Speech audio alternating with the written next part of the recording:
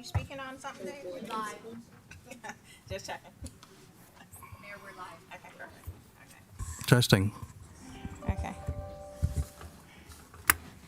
You guys ready? Oh, yeah. Yep. Everybody's ready? Okay. Where's my cute little one? Regular commission meeting, 7:00 p.m., May 8th, 2024. Pledge of allegiance, please.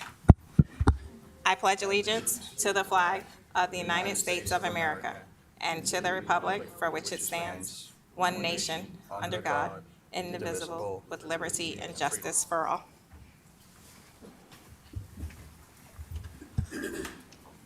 Roll call, please. Commissioner Jacobs, Here. Acting Clerk Commissioner Kashem, Yes.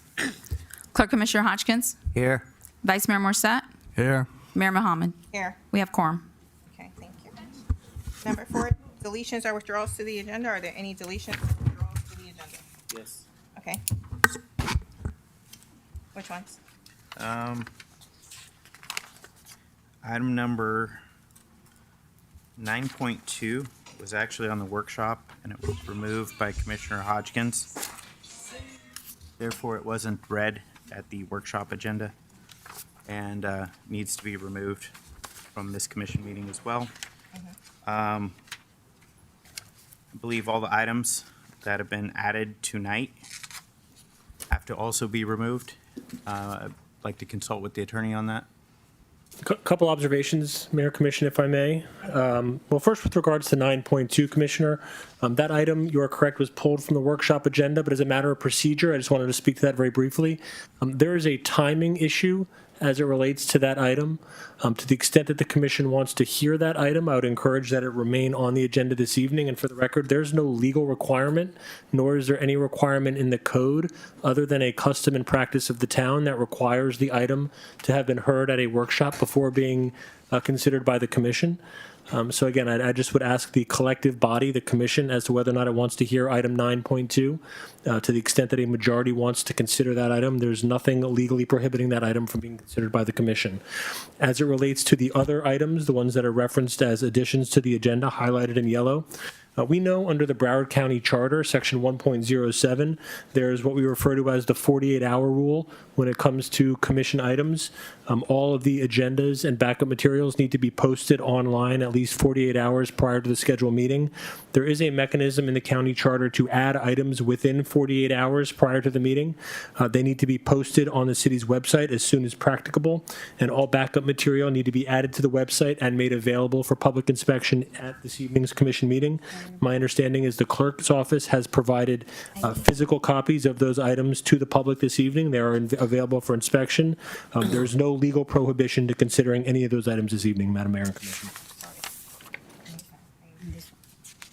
And vote. I'm gonna pass in.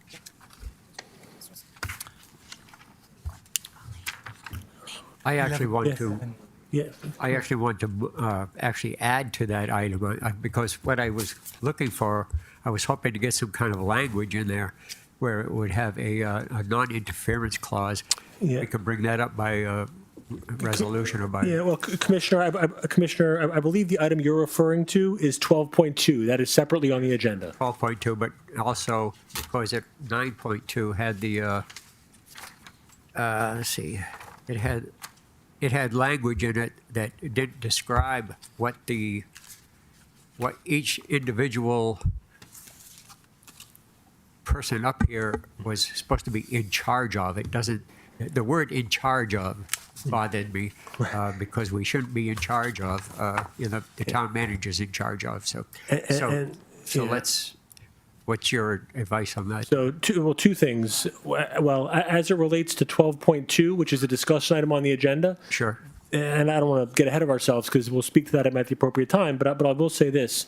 Under Florida law, this commission gets to interpret its charter. Your charter, as it reads today, currently says that members of the commission are in charge of various departments of the town. There is no definition for what that means. What does it mean to be in charge of a department?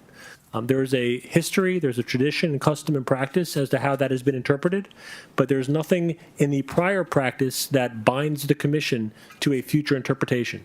So if this commission wants to reinterpret what it means for commissioners to be in charge of varying departments by ordinance or by resolution, this commission can make that interpretation. If I'm directed this evening, I will bring back that ordinance for your consideration. So, but I will need clarity from the commission as to what you all envision it means to be in charge of the various city departments, town Right. departments. I would like to see, like almost every town in Florida has the town manager or some similar head of the department that everybody goes to him and he goes to us, and that's kind of works for almost every town that I've read about. And Commissioner, what you're referring to is item 9.2, which would require a charter amendment to the extent the commission wanted to consider that item. Again, only because we have a timing consideration as it relates to getting items to the supervisor of elections. If the commission wants to consider that discussion, consider that issue, I would encourage that the commission keep that item on tonight's agenda and have the discussion at the appropriate time. Also, Madam Mayor, 11.7, I'd like to pull that item.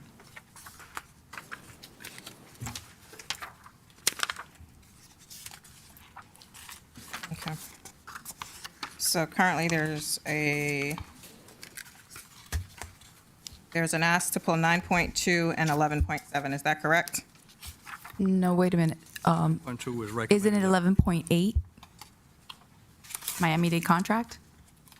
That's 11.8. Oh, it's the version I have. Okay, 11.8. I have 11.7 also. I have 11.7 here in my Okay, so is it the Otis elevator or the Miami-Dade contract? Miami-Dade contracts. Okay. All right, so currently, there's an ask for 9.2 and 11.8. Is that correct? Yes. Okay. Now, I'm going to ask, because I was under the assumption that there was going to be a special to go over 9.2, but that did not happen. Is there a consensus that there needs to be a special to go over it, since we have a meeting coming up next week? I believe we should. For the meeting? Yeah.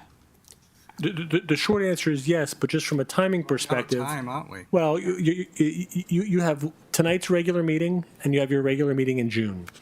To the extent that this item is on tonight's agenda for first reading, and we would need 2 readings of the ordinance.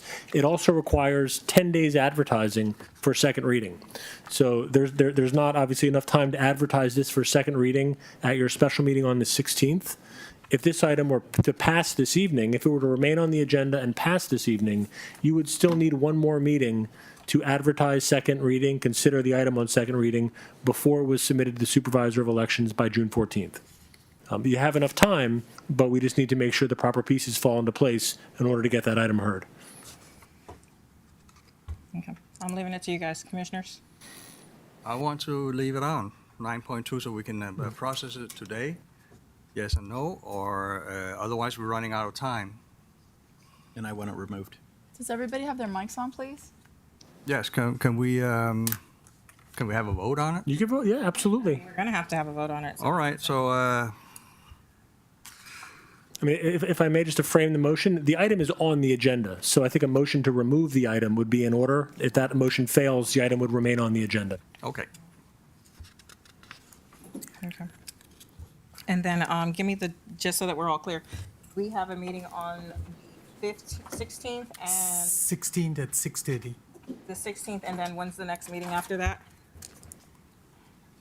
Because there's a, Your next rate, On the 22nd, and then a meeting on June 12th. 12th. okay. A vote meeting on June. And again, my understanding is that the deadline for the supervisor of elections is the first day of qualifying, which would be June 10th. So we would need at least one more meeting to consider second reading of that item to the extent that it passed this evening. Okay. All right, so, and you said you need 10 days in between. For advertising purposes for second reading, yes, Mayor. So if we did it on the 16th as the first reading, Well, you could have first reading this evening. but I know for me, I didn't go back over it because I was under the assumption after that last meeting that you guys were going to have a special. So if we do the 16th and the 22nd no, Be the 16th, and it would. 26th. Yeah. It would have to be the 26th. Or we'd have to do it before the 12th. You would need to, it would need to be before the 10th. You need second reading no later than the first week of June. You could do a reading tonight on a vote if it passes, and then you can do an edit before the second reading or a change. And then at the second reading, you can adapt changes to it, vote it up or vote it down. So it's got two opportunities to vote up and vote down. But you're not really going to get tonight. That's what I'm just thinking. Because the 22nd, we're not here. Nobody's here. So we don't have the meeting on the 22nd. We just have the meeting on the 16th and then the 12th. My understanding is that there is going to be a quorum issue on the 22nd. So to the extent that that meeting is canceled, then you would need to either reset your workshop, which is scheduled for that date, Okay. but that would be separate and apart from needing a special meeting for second reading. All right. Commissioner Jacobs, would you be okay with going over this one tonight? And then if you need to vote it up or vote it down, it'll occur on the, We'll be voting it up or down tonight as well. That would be first reading tonight, then you Reading. Okay. have a second opportunity at a later meeting. so are you okay with hearing it tonight? Sure. Okay.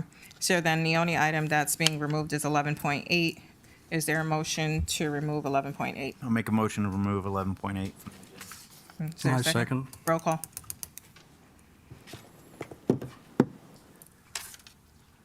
Motion made by Commissioner Jacobs, seconded by Vice Mayor Morset. Acting Clerk Commissioner Krishem. Yes. Clerk Commissioner Hodgkins. Yes. Vice Mayor Morset. Yes. Mayor Mohammed. Yes. Commissioner Jacobs. Yes. Okay. Motion passes. All right, thanks. 5.1 presentations. Legislative update, Senator.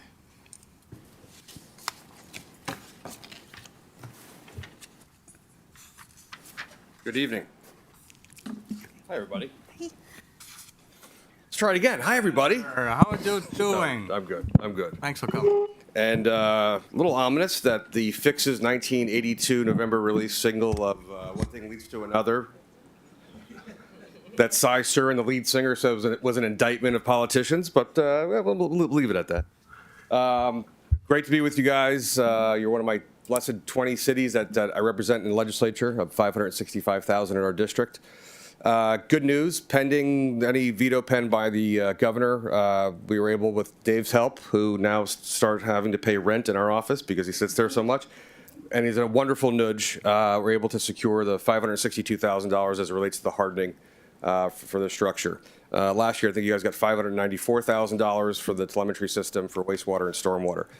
Just to give you kind of an idea, because every city's like, could we get more and should we do more? On a per person basis, based on your population, that's about $90 to $95 per resident. That would be the functional equivalent of 411 municipalities receiving over $2 billion. And really about $400 million in special projects for legislators went out the door. So on a per capita basis, 2 years in a row, 2 for 2 is a rather a good sign. And I think those who are familiar with the process, I'm seeing nods and smiles.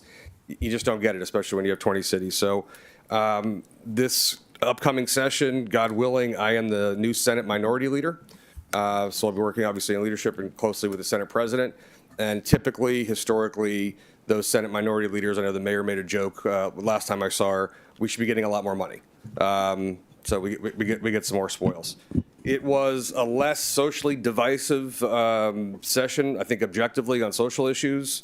We tried realizing that a national campaign of ideas and concepts was not rolling out well and popular nationally. We looked a little more introspectively, and my colleagues across the aisle no longer felt sort of under the thumb of one other particular branch of government, and were able to focus really on Florida issues. Going forward, we should see a huge increase in dollars and resources spent on infrastructure.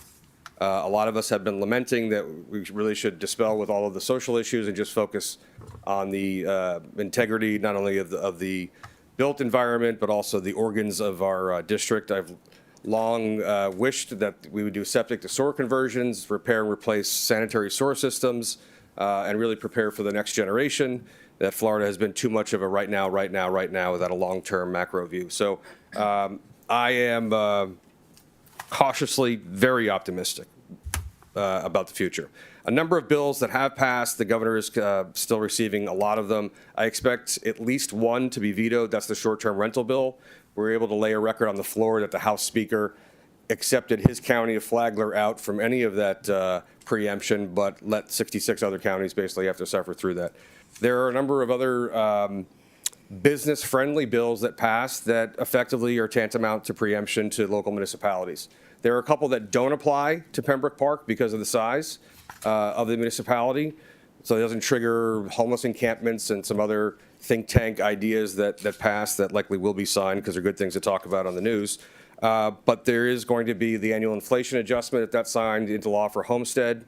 Arguably, the first 25,000 went into effect in 1978. I think there was a subsequent one a few years later, so it's probably high time to do that. But you should be penciling and budgeting those things in for the future.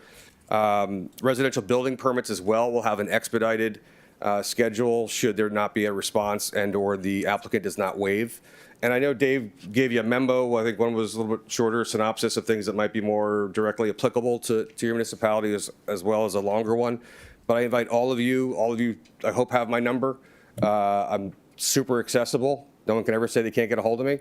But if there's an individual bill, if there's a section of an individual bill, if there's an issue arising within a municipality that you're wondering what the statutory intent was, ask me. I was there.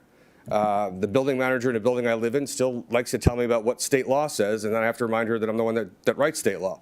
So it's a civics lesson sometimes. But please reach out, and then reach out for things that are hyper-local or even larger. I know Marlene and I have known each other for a long time, and we have not been shy to engage on any number of issues, whether they're with purview of our office or being able to distribute it out. I am blessed, I must say, with wonderful staff, so I want to make an introduction because there's a few that you might not know. First is Olivia Kalari, who's right there, who I'm losing in a couple months because I made the mistake of writing her a recommendation for law school. So now that she's perfect, she's leaving. But Olivia's mother is also a commissioner in Hollywood, Tracy Clary. And right behind her is Joanne, our newest addition to the crew. Joanne spent 35 years as a 911 operator here in Broward County, so we thank her for her service. And Terry, where's Terry? Terry's raising her hand. Terry's from our Tallahassee office and has been in the process for a long time. Also spent 23 years as a police officer in the city of North Miami and was a police sergeant.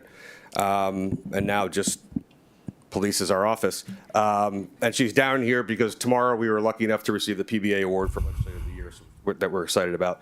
And my chief of staff, old chief of staff, but my boss, Maggie, who some of you have met in years past, but now she is the chief of staff for the entire Democratic caucus. So she's over all of the Democratic senators in Tallahassee. She's kind of a big shot. But we were homicide trial partners together as prosecutors at the state attorney's office in Miami-Dade.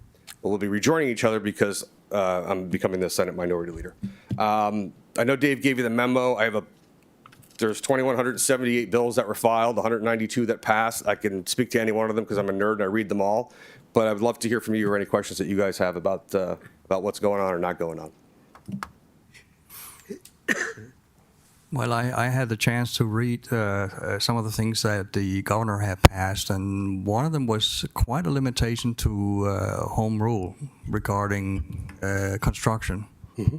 Did I understand that correctly? Sure, and there's a couple facets of it. One as it relates to as an extension or a new permutation of the Live Local Act, which allows for affordable housing development and a lot of exceptions. Not entirely applicable to this municipality because you don't have a built environment that has multi-story that you have to worry about from a density perspective. But again, if there is a number of bills that speak to the expediting of permits. There was another attempt this year. It's tough for me to say because you guys are seeing what passes and then what trickles down. But at the start of session, things were a lot worse. And we killed a lot of bad bills and a lot of bad parts and sort of watered and diluted down. It's as cliche as you see on TV and in the movies. You'll have a company that goes to a politician that sits on a committee and cuts them a check for $50,000 and says, this is really important to us. And they carry a bill that favors one particular company or one particular industry to get what they want. And it happens each and every day. You, fortunately or unfortunately, are stuck with a state senator who doesn't do that. So I'm often very, very vocal, rejecting more news interviews than I do, but the idea continues to be to bend over backwards for industries and individuals to be able to do what they want. I'll give you a perfect example. Last year, we moved the construction defect statute of limitations that you can go ahead and have an action against a developer or builder from 10 years back to 7. It was contemplated to move it all the way to 2. My argument was I live in a condominium in Sunny Isles, and I didn't take possession until 2.5 years after the CO was issued. So my clock would have run out if I did, and acting in good faith if I discovered some sort of defect. The one thing that you guys do need to be concerned about, though, are going to be the expediting of building permits and also the ability of private actions from citizens to be able to hold up anything that you're trying to do, even if you're acting in the best of faith. And then continued ethos and the zeitgeist and the culture up in Tallahassee is about the highest and best use for your property, really even to the exclusion and to the disruption and annoyance of others. So those are things that we have to continue to work on. Next session, I expect and anticipate rolling back a lot of some aggressive positions that were taken and things that were signed into law because they have been polled, they have been placed in application, and they have been shown not really to be amenable to anybody on either side of a political spectrum or geography. Anything else? No. So, Okay. I do want to ask for your support because we're going to be trying to do some septic to sewer projects. We designed an entertainment district right along I-95, and it still needs to be converted over. And so we're going to need all the support we can. How many units are we? We're talking about the whole street, literally Yep. from Pembroke Road all the way to Hollandale Beach Boulevard. There's about 36 parcels About 36. from Pembroke Road to Hollandale. Okay. That's what I've consistently been asking for 6 years now. It's not vogue, it's not new, it's not sexy to talk about. Most of my colleagues realize they have 4 or 8 years to serve and that's it. So they don't want to talk about things that are expensive. No one wants to talk about poop. But it's important and it's for the vitality and integrity of a community and for the future. So the Senate President is well aware. I got him to go from 0 to $100 million to $500 million in septic to sewer conversion resources for the state, and that was in one session. So I would expect over the next couple of years, you're going to see several $1 billion trickle down to 411 municipalities as it relates to septic to sewer conversion. The city of Hollywood still has 15,044 septic tanks. Oh, wow. We were talking about it in the car with Olivia. She's like, I know, but she says, my mom said it would cost hundreds of millions of dollars. I said, yeah, let's do the math. $36,000 a house, 15,044. You're talking about $540 million. Wow, sticker shock crazy number, but it's de minimis compared to what the overall assessed value of those properties are, right? So we're talking about $36,000 sometimes on $850,000 homes. And the decision is 5 years from now when the water table is so high and it's pulling poop back into the aquifer that you're pulling out of your faucet, I mean, is that really what you want to live through? So my short answer is no, because I have kids that want to stay here. Okay.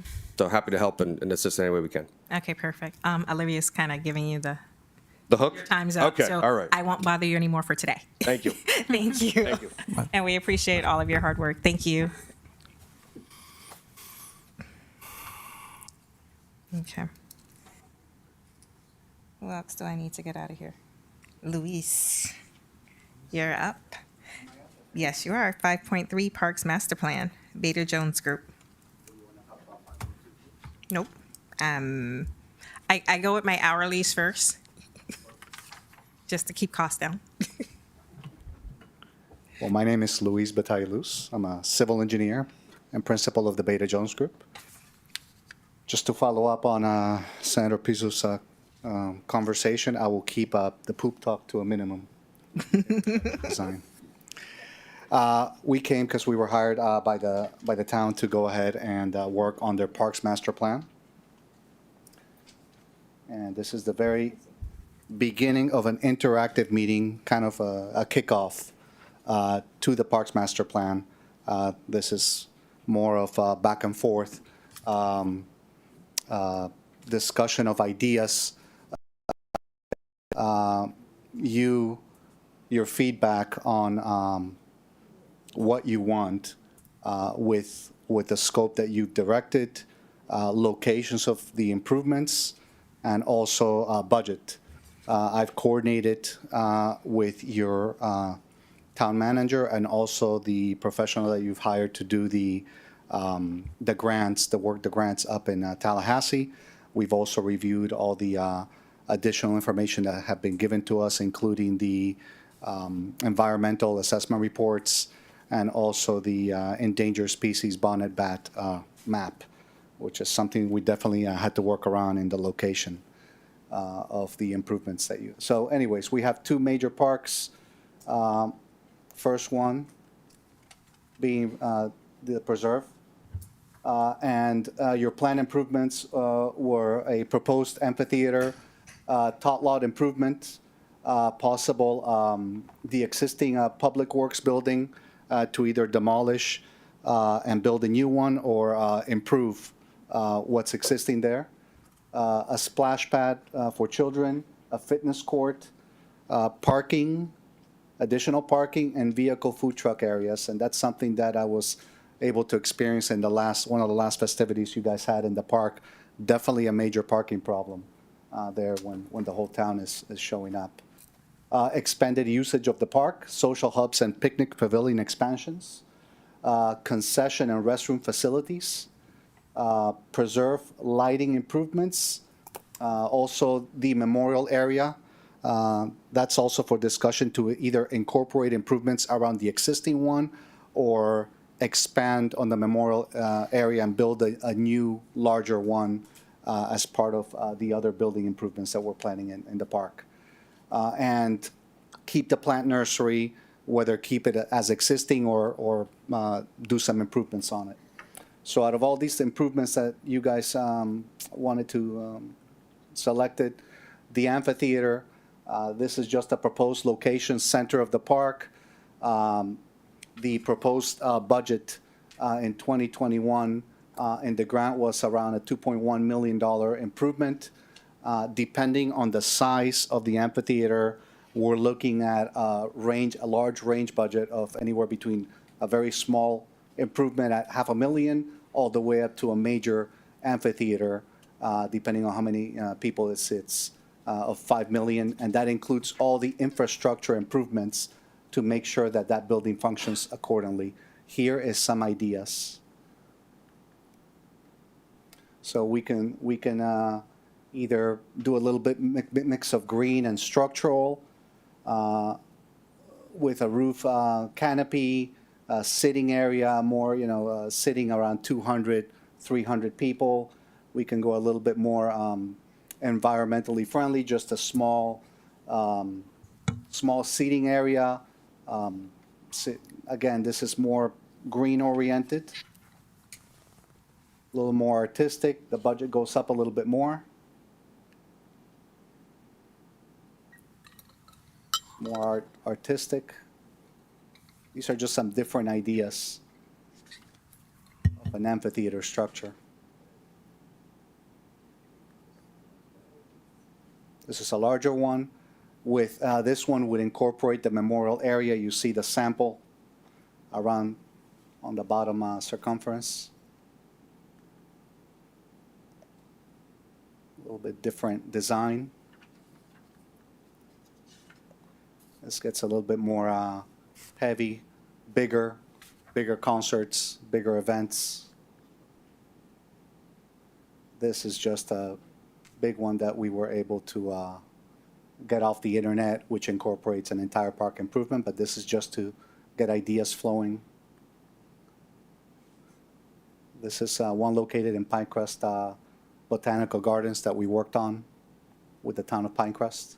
Is it enclosed, or is it just a roof? It's a roof and just coquina made walls, but it's open on the back and in the front. This is one at Zoo Miami that we were able to work on as well. Sits a larger number of people. It sits about 750 people. And this is just a stock photo, very large amount, but it incorporates more of a grassy type slope seating area. Less structural, just a lot of more dirt moving, but it does sit a lot of people. This is the band shell in Miami Beach. This is more of an artistic structure. We're actually working on some improvements there right now. It has removable seating areas, and it also has, this is an aerial of it. Yes, and those seats can be removed, and people can basically walk and dance in a concert.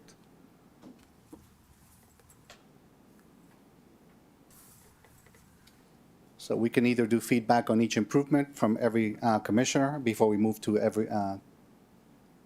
to the next one. Well, size-wise, we need to look at, we're a small town and we need to be able to afford maintenance and construction, and also maybe have a multi-purpose so it doesn't just get used once a year, but for multiple purposes.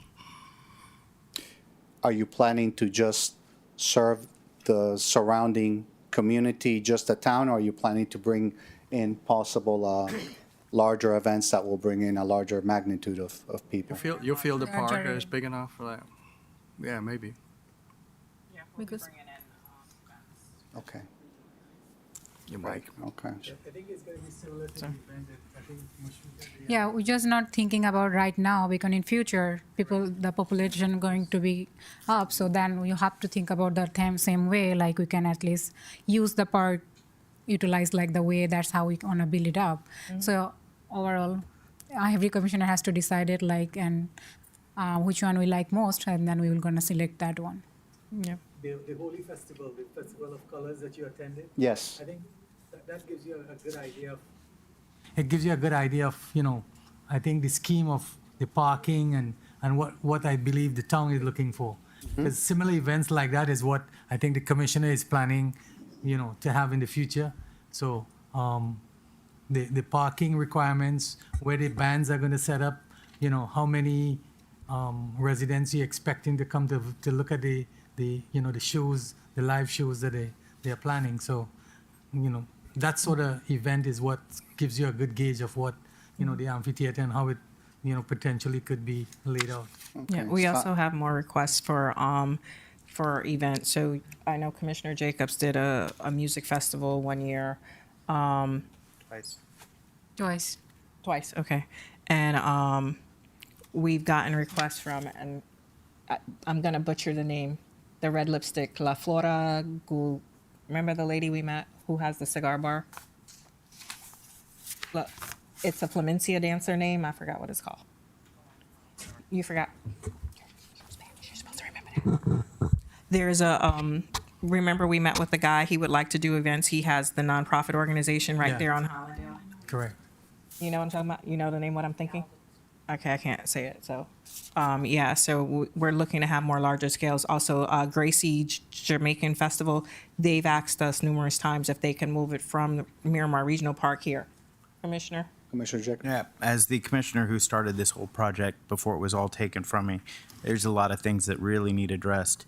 One is the facility over there at the park, the community center, whatever you want to call it. We had a town planner do a search on, because we kept being told it was a historical property. We could not find anything that it's registered on the National Historical List of buildings whatsoever. But in the documentation for the preserve itself, from the town being able to have that preserve, apparently that house, it says Hoffman House is protected. So, and it has to be maintained. So I don't know if that is the actual house, because we've not been able to confirm that. So that's something that records are going to be tracked down on. The other four commissioners, when you mentioned food trucks up here, I'm the only one in this town who owns a food truck, and they passed an ordinance that makes this not a great place for food trucks. No one wants to come here with a food truck. I'm the only one with the legally licensed one here in the town. So I doubt anyone's going to come here with a food truck. Grants, when it comes to grants, there were a great deal of grants that went in for the garden there. That garden has to be maintained. That actually was funneled. A lot of money went through, questionable money went through with the commissioner who was running that garden at the time on the funds that went through it with the grants that were there. But that garden has to be maintained under the grants that were received, which nothing's been done with it since I stepped away from it last November. So I think we're going to have to pay money back to the state for that I'm sure pretty soon they're going to be coming looking for that. So there's a lot of other issues going on in that park besides just coming up with this plan and putting it together. I don't know if the environmental study guy ever got paid for his, but he was waiting for a check for a long time as well on the for the environmental study to go forward with grants. So we couldn't do anything without that environmental study being done. So I don't even know where we're at with that. Okay, well, it's a 410-page report and it was given to me, so we're still looking through it. Correct. You got the final copy. Yes, sir. So we would definitely like to interact with all the commissioners, maybe in I don't can know schedule. how it works, yeah, in a schedule or back and forth to get these ideas flowing and make sure we represent and deliver what you guys want Okay. and what the town wants. I know you have community input. Daniel would like to ask a question, or so I'm gonna have him come down. Go to the mic. Yep. State your name. My name is John Daniel Lazar. I live at right there. I have a question. As a matter of fact, I have a little concern. You provide some beautiful architecture building. For me, I call it the sun. Can you give me more somewhere where we're not gonna be burned? Something more based on what I know about the park, something that is more tangible, something that I can say, okay, that could be placed here. Can you, I guess, yes, because you gave me about 10 buildings, only 2 of them that I could say, okay, I think they can be here. But the rest of them, I call them flying to the sun. And the more we're gonna get there, we're gonna get burned, budget-wise.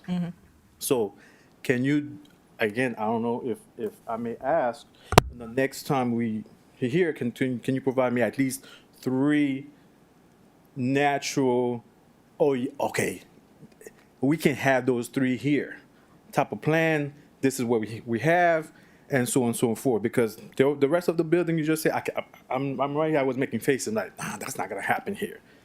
I just want to know if that can happen. Absolutely. No, it has to be something that I can see. All right, this can be here. But the Well, rest of them, So you're We're gonna looking- have community input on yeah. this. I know that Commissioner Kishim has a Parks Committee that will be having these discussions with as well going forward. So Yeah. we can 'Cause- definitely invite you to come out for that. Yeah, because I do not want anybody to give me any hope. I want you to show me this will happen, and I will vote behind it. I will stand behind it, but you got to give me something that will benefit, I can see for my kids to enjoy. The rest of them you just showed here, I don't see it. Okay. Thank you. I think we'll be having when are we having our first board meeting for the Parks Committee? In the near future, in the next month? Okay, so Daniel, in the next month, you'll be meeting with because I heard you are on the committee for the parks. So then, yes, the Parks Committee will be also putting their input in as to how this park is going to be reshaped. Okay. Luis? Thank you for your input. Yeah, we definitely, the ideas we bring are just to generate this type of conversation, and we will mold this to exactly what the town wants. So definitely appreciate that. Okay. So after the amphitheater, we have the tot slot.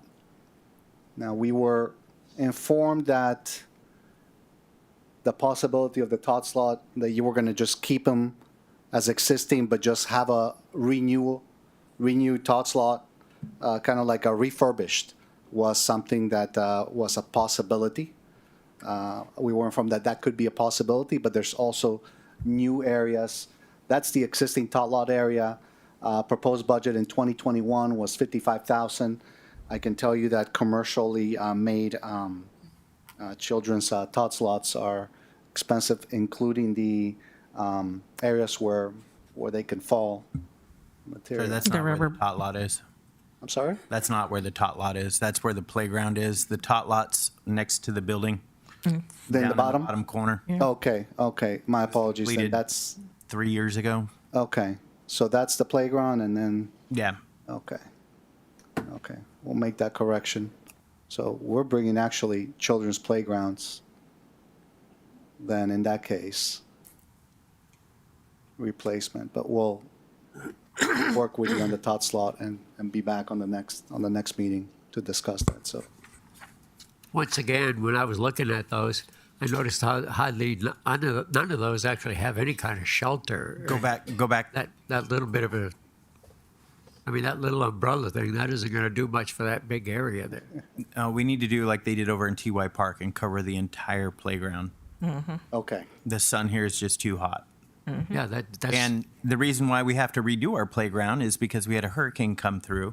The cover that was protecting the playground got destroyed because it wasn't taken down. The insurance money was misused somewhere else and not replaced the awning that went back over the playground. So all the playground equipment got destroyed. So my kids can't play on the playground because all the plastic is just destroyed. It's super hot. It's not even fun to play on. So we can't even use our own town park. well, canopies, we'll definitely incorporate that into a lot of the improvements that we're bringing in. The intention was to move the playground over by the tot lot, seeing how most adults have children of multiple age groups. So you don't have kids on one side of the park and the other. That slide right there particularly Yeah, shows the tot lot and then the where we're going to put the playground right next to it. So that way, you got kids playing in two areas. You can keep an eye on them versus spread across the park where that's completely unsafe. Plus close to bathrooms and stuff. understood, so, and we'll discuss that at the tot slot, we'll keep it in the same location, and we'll present you with different ideas. We'll bring in the roofing. The next one was the Public Works building improvements. The historical, we'll take a look at that, because that's a big surprise, that's something that we definitely Yeah. need to It's in the address. documents. I believe it's called the Hoffman House. And you'll have to do a record search on that building itself and look for titles of that building to find out if it was owned by the Hoffmans, apparently. Okay. So, I mean, that would be my assumption. But in part of the agreement of getting the park and that property for the town, and this is long before my time, that it states in there that the Hoffman House was to be maintained. Yeah, We'll take a closer look, and if it's historical, we'll follow the historical rules. And But it's also- not actually historical. That's the thing. It's just, it says in our documents, for the town documents, that it has to be maintained. So we don't know where the Hoffman House is, if that's even it. That's the big question right now. What is it? And if the commission, regardless of who, if this is not the Hoffman House, does the commission want to keep that building as is if they have the choice, or? No. No, that building needs gutted, overhauled, replaced. It's in. Disrepair. Yeah, it's in really non-function. bad shape. Yeah. Okay. Yeah. Okay, so we mixed in the Public Works building improvements. I wanted to talk about possibly having a two-story building replacing, with one story being the Public Works building itself, the offices, and then the first floor or the second floor being more of a fitness area, or unless you meant a fitness court, like a more outside area. That's another problem with it being an active or a passive park. It can't have any sports in the park. It could only have fitness equipment. So that's why it's got the fitness equipment around the park. You can't put in, basketball courts or anything else. There's that, or the skate park that I wanted to put in there. I'm gonna do a point of clarification. So because it was purchased with the Florida Trust money, it's a passive park. You can, however, have active stuff in a building. So that's why we were looking to put indoor basketball courts in the community center building so that they can have some place to do active sports. But outside areas cannot have any active anything other than fitness or jogging. It's a passive park. Your fitness court, the way it's named, do you want to leave it open inside a building, but open with no fitness equipment to kind of be used for whatever a lot of parks, again, like TY and many others in the area, have like one central area with equipment in it that's covered. Okay. So again, it's protected from the environment and the sun, so the equipment doesn't get destroyed. But it does have a cover over the top of it. So again, we need that for anything here, and we need covers. So when it comes to the splash pad, the same exact thing. It can't just be out in the open there. I took pictures of at least 20 different splash pads around Broward, Miami-Dade, and Palm Beach County, and found the ones that were most active, that were most used, always had the sail covers or something over the top to, again, protect the kids from the sun. Okay. And the parents, they got to sit there with their kids while they're running around in the water. So these were just some ideas of two-story buildings that could have a double use as public works office, additional offices, and that fitness court space. Just different types of looks, different sizes. We calculated 5,000 square feet office, 5,000 square foot court, and that's where we came up with a budget of up to $4 million. That's $350 a square foot, plus another $500,000 of infrastructure improvements to bring everything up to the building to make sure it works.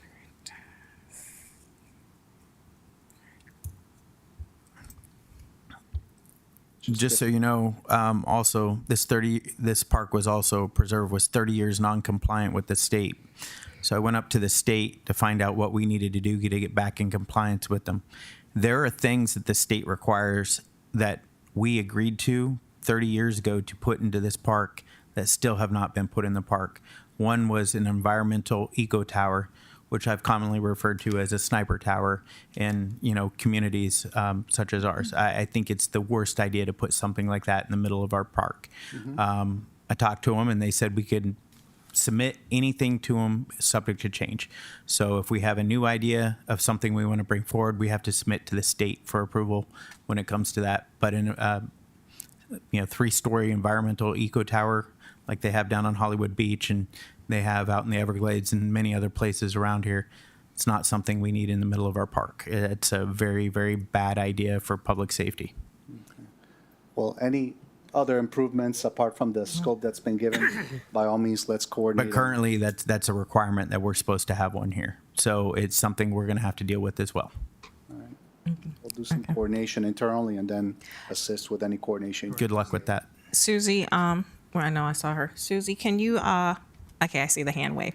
Susie, can you coordinate with Louis to schedule some one-on-one meetings with the commissioners so that they can relay their concerns and what they'd like to see, so that we'd have an idea, so that Louis can come back to us with. And I was, just so you know, I was working with the grant writer that we have for that, and she has, I believe I probably still have it in my email too, the requirements, the state requirements that we were supposed to have here for the preserve, so you can get it from either one of us.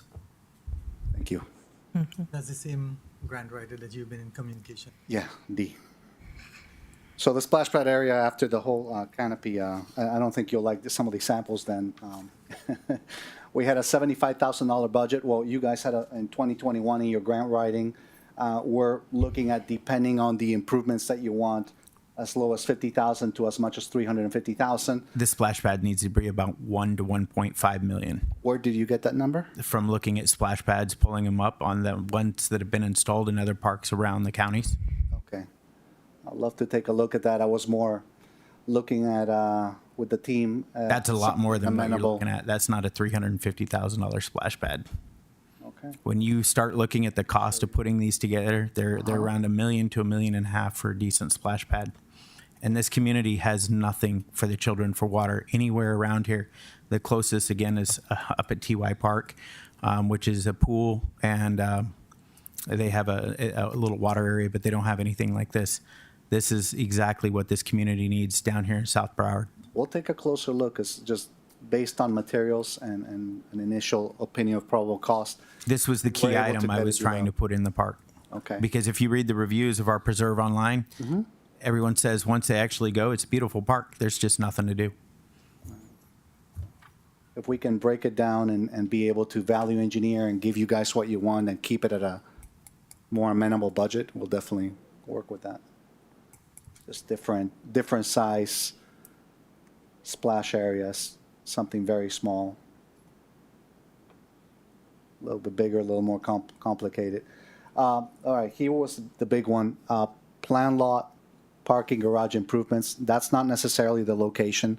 The way it read on the grant is you guys wanted to design some overflow parking, maybe just gravel parking, where you can have some excess cars in those times that you have those bigger festivals.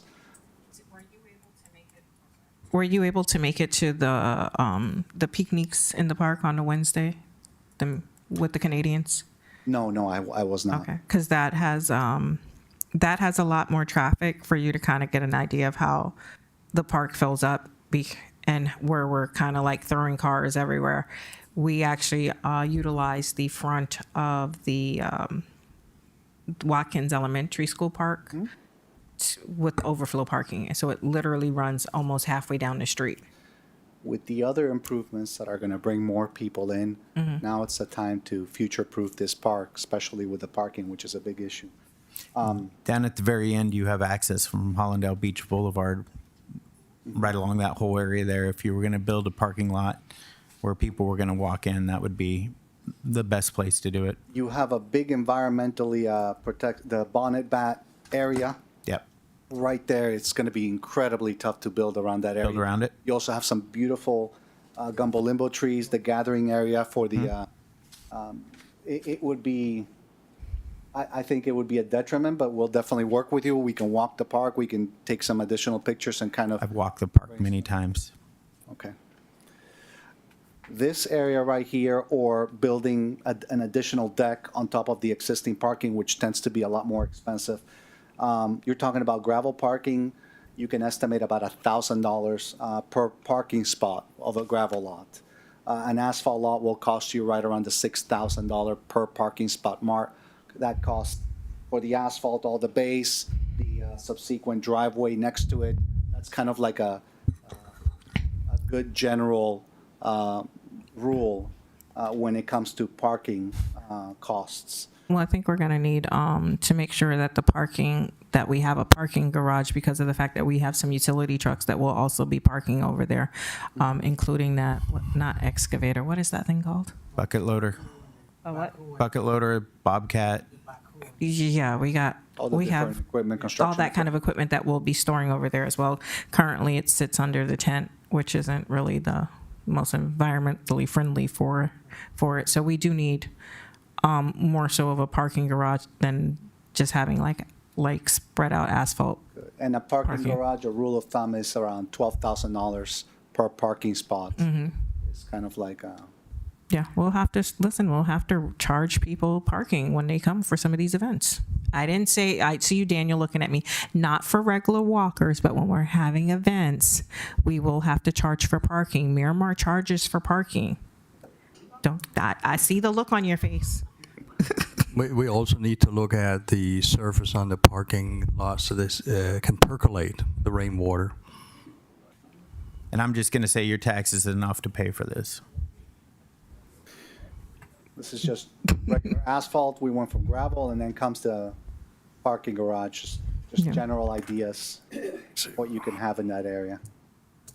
This is the food truck area that I was pointing to on that south side. It'd be perfect just to have a semicircle of food trucks. I think you mentioned Not with the ordinance we have here in this town. it makes It's it not tougher. different from many of our neighboring towns. One of Louis, that go ahead, The sorry. town attorney had mentioned is that everything is in your power to be able to change. So you guys can discuss if you want it. Just ideas there. Okay, expanded usage. This is the area that's full of gumbo limbos, very, very green area. It also happens to be based on the report that we were given, where your protected species bonnet-back tends to nest.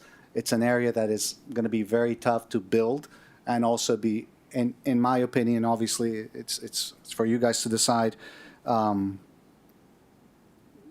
think it would be detrimental if you start demolishing, getting rid of a lot of trees there. But I don't think we can anyways with this protected species unless there's a way around. There's a big clear area right out in the middle of that.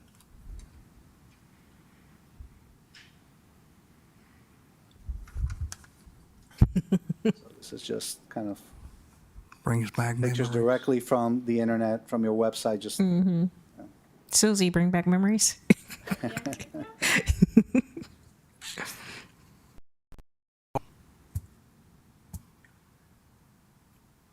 And the picnic pavilions, based on the grant that you guys had, you wanted to refurbish the existing ones and bring in 4 additional ones.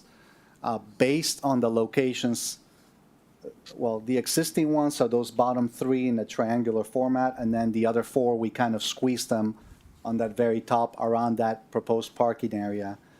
Because it's, I mean, we can work and discuss where else you want them, but that's basically where you had a lot of open area. And each one, they can rent and have their own privacy if they're all rented at the same time. Estimated budget cost in 2021 was 150,000. We're looking at 250 to 500,000 of improvements to do the 4 and then refurbish the other 3 just based on initial cost estimates that we're looking at. This is the picture we found online with one of the existing ones. Yeah, we need to also make sure those floors are leveled because when the Canadians are dancing, they've been complaining a lot about what were they saying, Speaker, about the floors? I forgot. Yeah, it's not equal. It's like this. So they want it to be equal. They were saying the floor was on a major slope. Something was wrong with the floor. They were, Cracking also. yeah, it's a lot of cracks. But they were having, I mean, because they're older folks that they're dancing with their walkers and stuff too, and it was a little trip hazard problematic. Do you know what type And of it music? also needs to be expanded, they said. I remember that. It would, because there's a lot of them and they play their little music under it and do the little line dances. And it wasn't enough space. Okay. Yeah. It is very well attended. The concessions and bathroom building, we thought this would be the perfect location. You guys have, we can shift around the parking, or once the building garage is built. If you have the entire park closed and you start charging for entrances in those major events like you said you would, then this would be the perfect place to put a concession stand and the bathrooms right next to each other, closest to the parking. We looked at, depending on how much you want to spend and the size of each building. Your original budget was 285,000 based on square footage, price per square foot in construction for this type of building, plus infrastructure, 250,000 to as much as 750,000 for both. Here's just a few samples. Different park entrance, but they're walking right through a possible, just get an idea of either bathrooms or a concession stand before, you know, for them to pay for the tickets and go inside. Just ideas, just a general picture of a concession stand. If you guys want something more outrageous, bigger, more artistic, we'll work with you on that. This is just a general area where there's bathrooms and concession all in one building. Just a general building. That's a little different twist to it. There's another one. It all depends on your budget and architecture you want into it. Other than that, you had just other projects that can be highlighted in examples, just preserve lighting improvements, incorporate the memorial area. We talked about that possibly in a different way. The memorial area, do we have to use that same one, or can it be rebuilt as a new memorial area? We can move it. I mean, I would like to. Okay. You can level it. Level it, move it, okay. We're gonna move it. It shows history, but yeah, we definitely like. My viewpoint is that everything can kind of be moved because, like, even with the circle, the walking trail, that walking trail isn't around the perimeter per se, so it's kind of like in the middle, and it kind of limits you on where you can put stuff. So, I mean, for me, I think a complete redesign would be in order, and just like start with a blank page versus having to work in between that weird circle that looks like a cherry. Yeah. And then trying to stick something here when you have a big giant square to utilize the full square. but make sure that make sure that there's a section for the community garden, make sure that there's a section for the tot lot, make sure there's a section for the community building / public works / EEOC, whatever else that building is going to be used for, and make sure that that building's also accessible so that if we rent out the building in the evening time for like baby showers or wedding parties or whatever, that we don't have to keep the entire park open Okay. for the use of that building. Okay. Or night classes or whatever that would be occurring. Like, we want you to just start like with a clean slate. So the plant nursery cannot be moved. It has to stay as is. It has to stay right there. Why does it have to stay? No, you can move it. I would move it over to the corner. I would move it closer to Hollandale if it was, like my personal opinion is move it where the orchard trees were. On Hollandale side, closer to Seneca. That way they can also come out and utilize it, the retirees who are in the nursing home. And I'm just going to say, I think you need to look into the grants and the restrictions that are on the grants with it. We'll take a closer look. Thank you.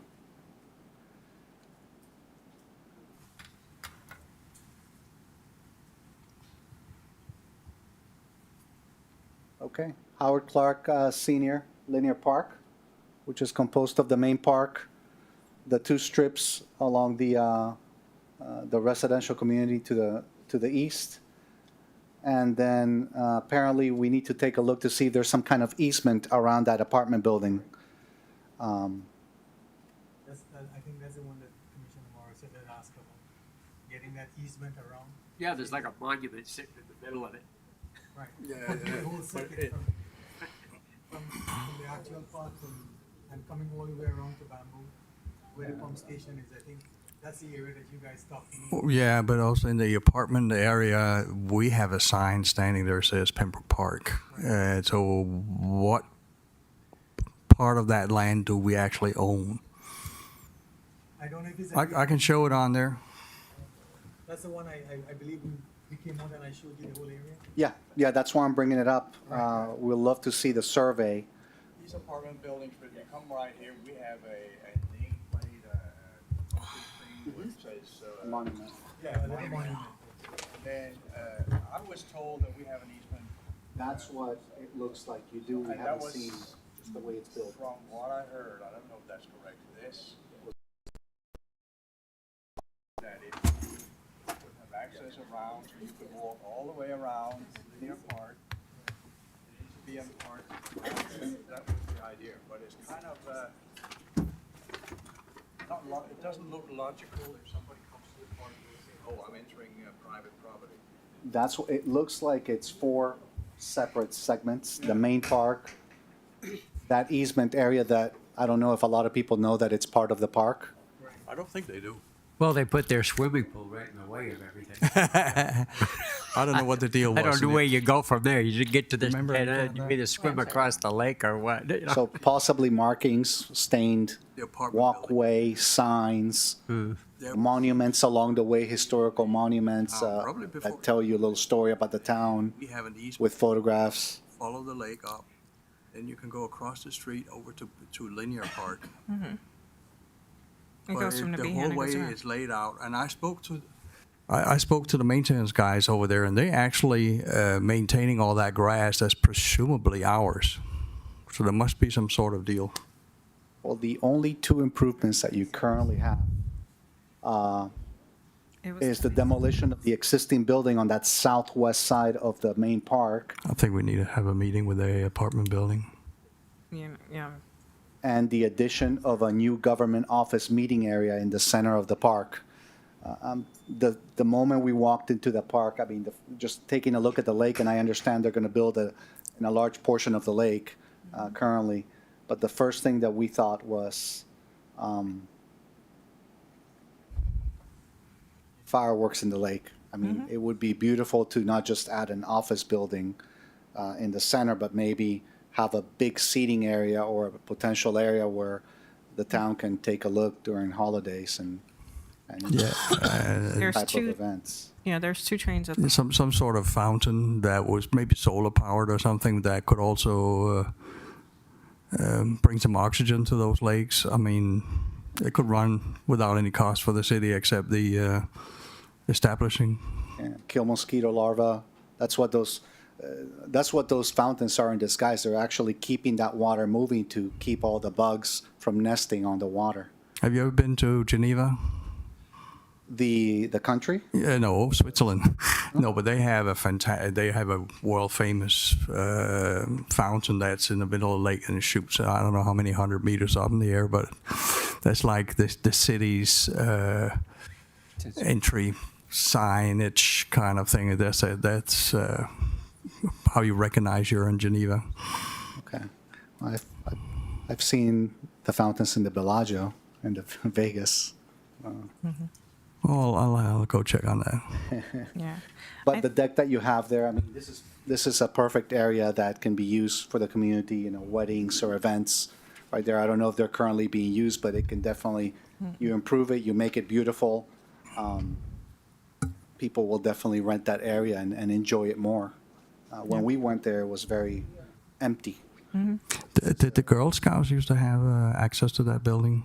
Commissioner Jacobs, What? weren't the Girl Scouts using that building, or were they just using the park? They're using the restrooms over there, but someone changed the lock so they can't access it anymore. Oh. Yeah. They were using those restrooms? Little girls, and they have to be outside because of the Girl Scouts' new requirements thanks to COVID. I would like to see that park fast-tracked because of the fact that the Girl Scouts are using it, and also Woodson had discussed potentially coming up with some funding source if we were looking at doing an after-school program for single moms for the kids. So I would like to see something fast-tracked because that building really needs to be demolished. But I think that this should have been more so of a special workshop just to discuss all of this. Yeah, I mean, we've been talking about the charrette for 8 months now, and then also to make sure that we have the input from the Parks Committee. And where are we at with the Parks Committee? Because I know we have the applications. Have they been approved? Have they been background checked? Where are we at with that process? Who's handling that? Who's doing the background check? Who does the background check? Susie's handling it. Susie, are you handling the background? Oh, she stepped out. Oh, she's gone. I mean, I didn't know Susie did the background checks. I mean, I know, but I mean, but have they done it? Have they run the background check so that we can approve the people so that they can start meeting? I haven't seen any applications at all. I have seen no information. All right. Okay, let's wait for Susie on that one. Yeah, because I mean, this is definitely, I mean, this needs, I mean, it's more like right now we're being talked to about stuff, but there hasn't been input from the Parks Committee and the commissioners to have individual conversations to say, hey, look, this is where we are and this is what we'd like to see. But like the Parks Committee was formed specifically for kind of designing what they'd like to see in the parks. And they've been ready, willing, and able. You have one parks member, or potential, let me clarify, one potential park member sitting right here. So, yeah, I think we need to kind of move along those lines because I think we're kind of being premature on this, and especially since we're still on page 1 of like a 5-page agenda. We're page 60 of 68 on the presentation. Mr. Mayor, I think just Okay. to refer to that building over there, I think one of the previous building officials thought it was unsafe.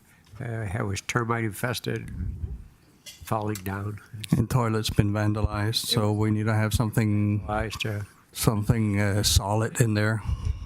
It was never deemed unsafe. It was never actually given the unsafe structure. But it's definitely, It's very heavily attacked by termites, so yeah. it's due for replacement. And probably we could get, Aline, didn't we talk about some pavilion or something over there so that the scouts, in case of it's bad weather, can go indoors? Or There's pavilions over there. There's tiki. no, there's no. Well, happened there's to the tiki? pavilions, but there's no. Tiki, whatever you call it. Covered pavilion, but the other, there's no other structure. And it's not big enough for a larger group of people. Okay. Well, what we'll do is we'll schedule a charrette, as you like to say. Yeah, and to have the community's input as well, but we really need to move forward on that Parks Committee. So if we could get those background checks done and have that for the 15th so that they can start meeting because they're ready, willing, and able. And then we'd be better prepared for this discussion. Okay. Perfect. Okay. That was the whole point of the presentation, was just to kind of get ideas flowing. One of the things that we saw being right next to a driving range, and on that west corner, you guys have kind of like a little creek grass area for drainage relief. I just thought maybe, a little putt-putt area would be something, maybe not, but just kind of develop some ideas. This meeting was more interactive to get that process going. And as you mentioned, let's get the community involved. Let's get those committees involved. We have a set scope of improvements, but if those improvements need to change or need to be adjusted, let's know now so that we can produce a master plan that is going to be worked on and developed. Okay. I think the cost of everything that you provided is it's going to be a pretty big budget. So I think one of the things that we should look at is to sort of phase it in. And when we meet at the committee level, these are some of the things that we could look at. If we could come in with some phase-in improvements, so every year or every other year we could get some things, built. I think that's the only way we could get the whole master plan done properly. And I think that's a great idea. Okay. Okay, perfect. All right. Thank you very much. Thank you for having me. Look forward to hearing more from you in a meeting. Definitely. Thank you. I'm sorry, Mayor, you said something about the 15th of May? 16th, I'm saying. 16th of May? Yeah, your meeting is on the 16th. I can't participate. On the 16th? Oh, I'm in Vegas for the climate conference. Okay. What, I thought you said the 16th was the day you had. That's for the special, but that's for the two items we will have that night. You're adding more to that special? Yeah. Okay. I thought the 16th was going to be the 22nd meeting too, No. because the 22nd meeting, no one's here. What? Moving the workshop? You can if you want for the agenda. Yeah. I know. That's why I was kind of putting it out there, because I thought that's what we were doing. We were going to have the special for the two items, and then we were going to do the regular workshop for the 16th, because we won't have anything on the 22nd. Okay, so I need to bring something to your attention. Okay. The 16th would be next Thursday, which means that the agenda must be, the 48 hours would be on the 14th, which is a Tuesday, which means that I need to have all items in by tomorrow When are you leaving? for the workshop. The 14th. And that's Is it 2? I thought. not giving me enough You time. don't know my birthday that night. Mother's Day. It's my birthday. Is Yeah. The week Might have been after 10 is, years ago. Tuesday? She wants everything by Tuesday? I forget how often. yeah, you in the Washington, right? Yeah, the two of us are in Washington. And then the week after that is the Sister Cities in Texas. Oh, Are you coming to that as well? I didn't even know about it. Well, I put it on the agenda last year, so. Last year? Last year. I expect y'all to keep up with my stuff.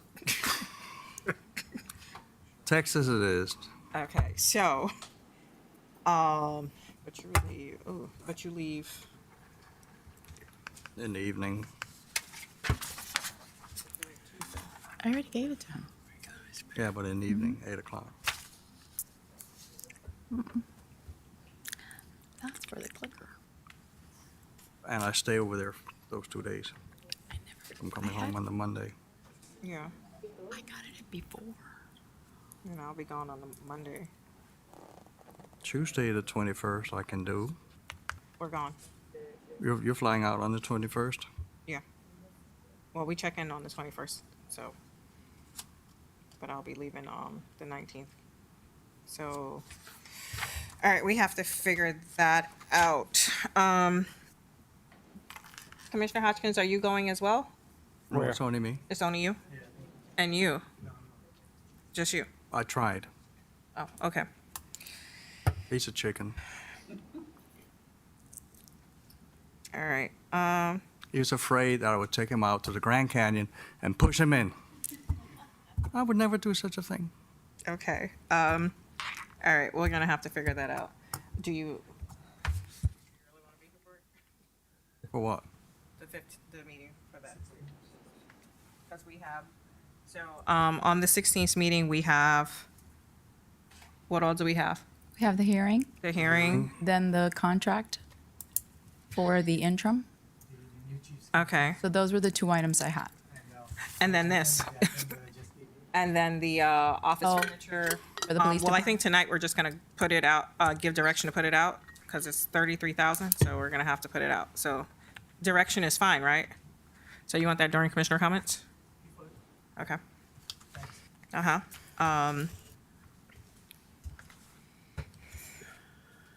Okay. All right, it's gonna be a moving list as we go through the meeting, Marlon. Okay. But Okay. go for if you have quorum on the 16th, go for the 16th. Okay. And the deadline, again, is Tuesday, right, for all your items to be before you post? No, I have to post by next Tuesday, which Okay, means so- everything has to be in tomorrow. Okay. Actually, it would have been today because it's the 6 days business-wise. So you're already in trouble.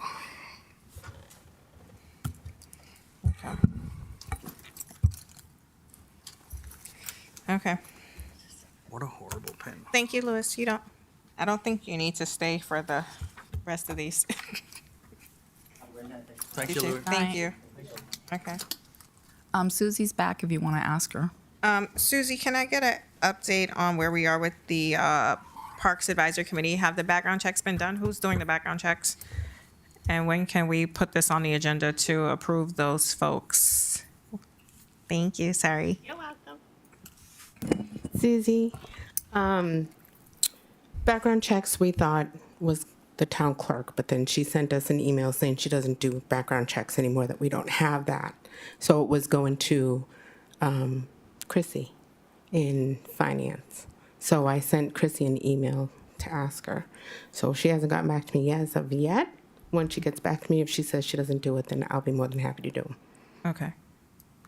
But we already have like 4 members. Okay. So, Be including the gentleman? Yep. Okay. okay, so if Christian is unavailable to do that, does Gearing do them? Who? I met with them today, I'll find out, but I know it goes through finance Gearing, and, Christian. yeah. The young lady you met with today from HR, the outside HR consulting company? Okay.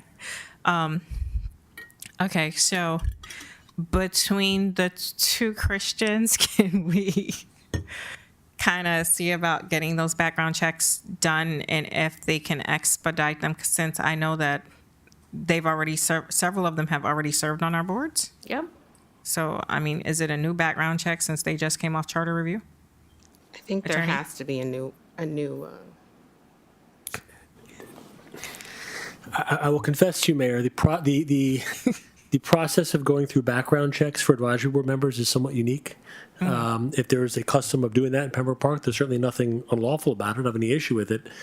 If you had a member go through a background check once in the past, if a period of time has lapsed, I would encourage you to have a new background check without knowing what might have transpired within any period of time. If it has been a period of years, I think a new background check would be in order. The planning, I mean, the charter review, when was that, last year? Oh. Oh, okay. Okay, so can you work with the two Christians Sure. to see if we can get this background checks expedited? Yep. Question. Huh? Is it the same people from the charter review, the same individuals? Because they're already sitting on the planning and zoning board. No. No. They're different from who's sitting there now? For the charter? What do you? The charter was Cunningham, Lucy Weber, Gary Schrader, Paulette Walker, and and Bianca. Those were from the charter.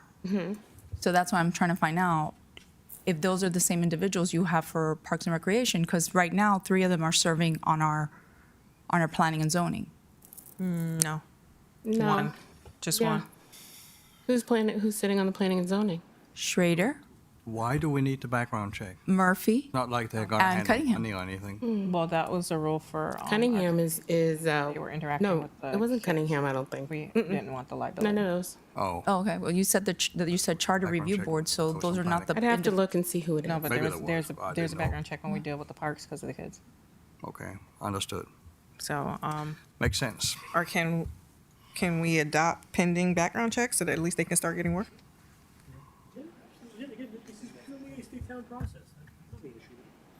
Okay. Because, I mean, I would like for them to start meeting ASAP because, I mean, time's ticking and those grants are closing. Unfortunately, we can't adopt them tonight, could we? Keep trying. All right, so put that for the 16th, adopting them pending background checks. Okay. Okay, thank you. And, Susie, I guess you'll provide me the list and all the applications? Yep. You have the, When I had sent you the email asking you if you were doing background checks, you didn't seem interested. So you want me to send them to you? Susie, honestly, Okay. I don't have those applications at all. So if you could kindly just forward them to me, I would really appreciate it. Sure. ladies here. I was just wondering if there was anything on. Yeah, no, it's a good Maybe question. we get to the selection process. I was just Want to sit there the and rot. process, not, Is there not something? anything else. Oh, next. Do you need Yeah, I'm 9.1 Just not right doing now? them anymore. Do you want 9.1? Just saying, Because they took it away. Not that I'm not doing it. well, I'm just saying we should do the selection process and then have the Yeah, background there check it done is. on who we Yeah, select. that's It's a viable Okay. candidate, okay. rather than do them all. Listen, I told you, I try to get my hourlies out. Okay. Okay, so we'll get that done. All right, I'm gonna move around just a little bit. I'm sorry. 9.1 FDOT ordinance number 2024-006. You want? Mayor, Go ahead. Mayor, thank you. Mayor Commissioner, for the record, item 9.1 is ordinance 2024-006, an ordinance to the town of Pembroke Park, Florida, amending chapter 28 of the town's code of ordinances entitled zoning, amending article 5 entitled non-conforming uses to create section 28-347 entitled non-conforming uses created by governmental acquisitions of private property, providing for definitions, providing for adoption of policy and procedure concerning non-conformities created by governmental acquisition private property, inclusive of variance mechanism to cure nonconformities, providing the town manager or town manager's designee to take necessary steps to enforce applicable building and safety codes on properties that are subject to a pending governmental acquisition, providing for conflicts, providing for severability, providing for inclusions in the code, providing for an effective date. Thank you for Mayor and Commission. Hi. Good evening. Leslie Wetherill, Florida Department of Transportation. We're here tonight to hear the first reading of this ordinance. I've come to you before previously and presented this item at previous workshops. I'm happy to answer any questions that anyone might have. Does anyone have any questions? Nope. No, it's crystal clear. Okay, then I'll open it to the public. Anyone from the public wish to speak? Then I close it and bring it back before the commission. Well, yeah, well, definitely. Is there any further discussion? If not, I'll entertain a motion. No. All right, I entertain a motion to, I can make a motion to approve ordinance number 2024/006. 2024-006. Is there a second? I second it. Okay, roll call. Motion made by Clerk Commissioner Hodgkins, seconded by Acting Clerk Commissioner Kasham. Hoskin, Morse. Morissette made Sorry, the Vice motion. Mayor Morissette. My apologies. Worries, Sorry, I had him next to me talking. justifying. Vice Mayor Morissette, seconded by Acting Clerk Commissioner Kasham. Clerk Commissioner Hodgkins, Yes. Vice Mayor Morissette, Yes. Mayor Mohammed, Yes. Commissioner Jacobs? Yes. Acting Clerk Commissioner Kasham? Yes. Motion passes. Thank you. I look forward to seeing you for the final reading next month. Okay, thank you. A good one. Okay. Do we have a date for what is it, June 12th? June 12th, Madam Mayor, thank you. Okay. So second reading will be June 12th. Okay. Mike, I'm gonna get you out of here too, as soon as I figure out where you are on the agenda. Yeah. Item 8.1, 8.2. Okay. Bye, Dave. Okay. Madam Mayor, if I may, for the record, it's just, Mayor and Commissioner, for the record, item 8.1 and 8.2 are both quasi-judicial items. So there's a little bit of a different texture as it relates to the process and procedure for the consideration of those items. Item 8.1 is Resolution 2024-006. It's a resolution of the Town Commission of the Town of Pembroke Park, Florida, approving sign variance application number 24SV01 and granting 3 sign variances for the property located at 1730 Southwest 30th Avenue in Pembroke Park, Florida, providing for conflicts, providing for severability, and providing for an effective date. Just for the record, Mayor and Commission, because this is a quasi-judicial process, you'll hear a presentation from the consultant, you'll hear from the applicant. Item will be open for public comment. I would just ask, Mayor, if we could swear in any individuals looking to speak on the item to preserve the quasi-judicial record.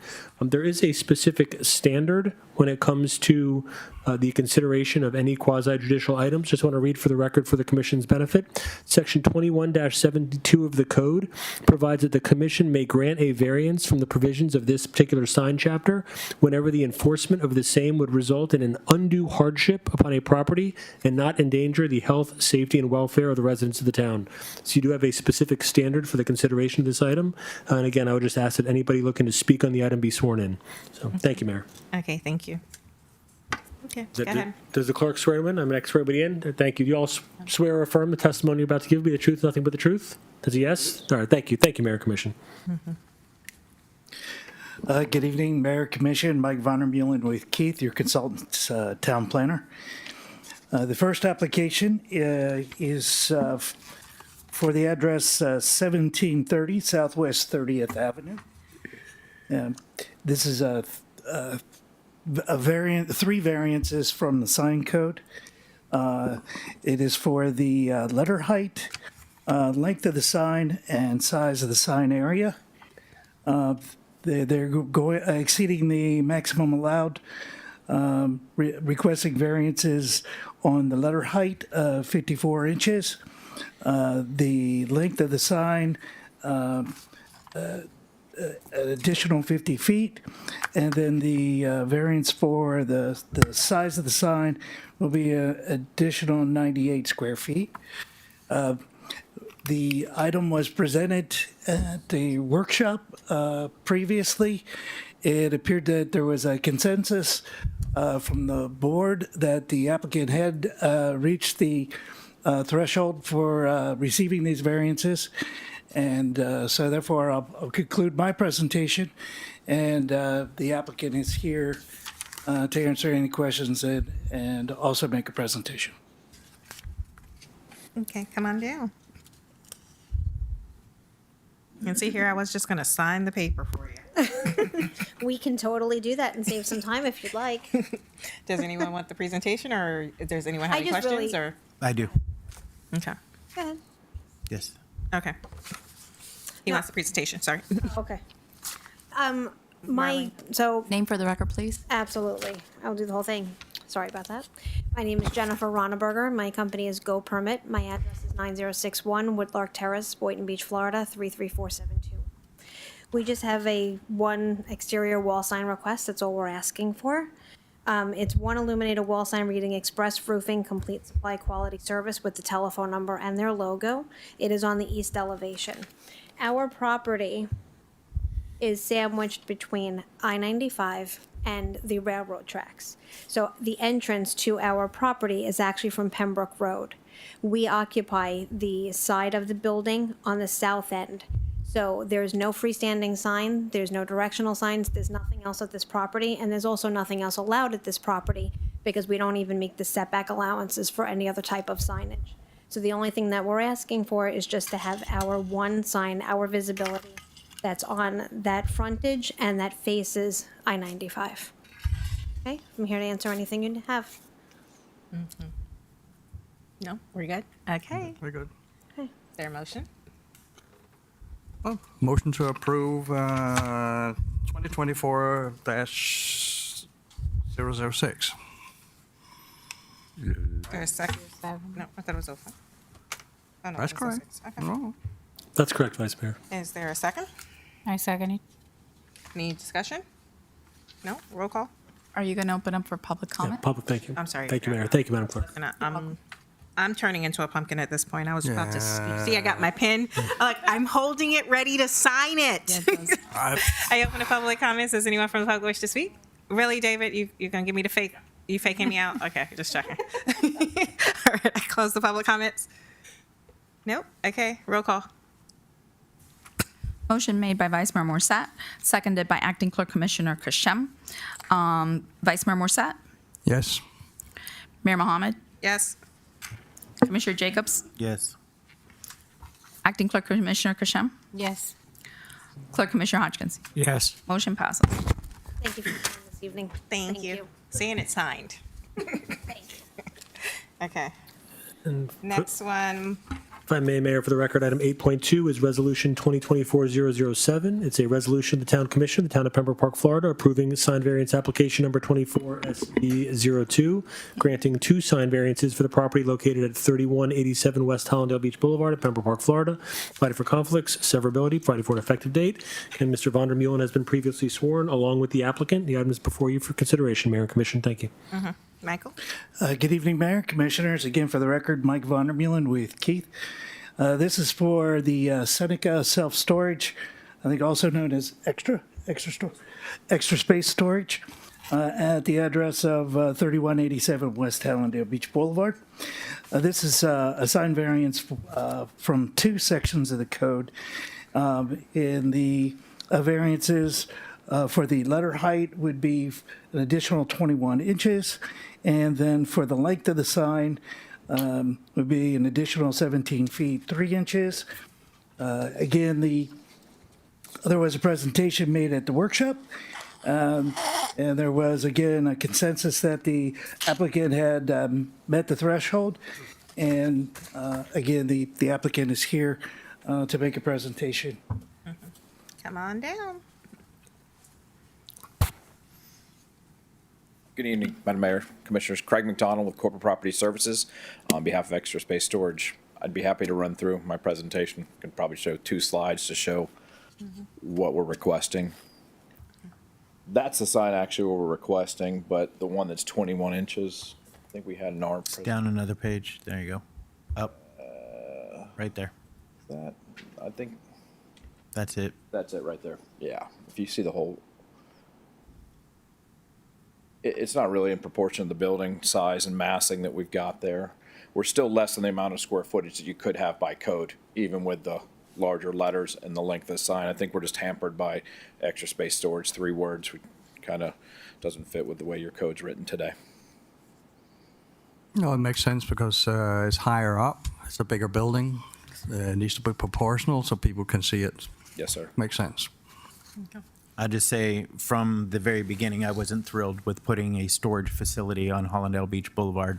Storage facilities don't add to a community. So the only way to actually get the Wawa in and the hospital in was to let you guys have the storage facility in there.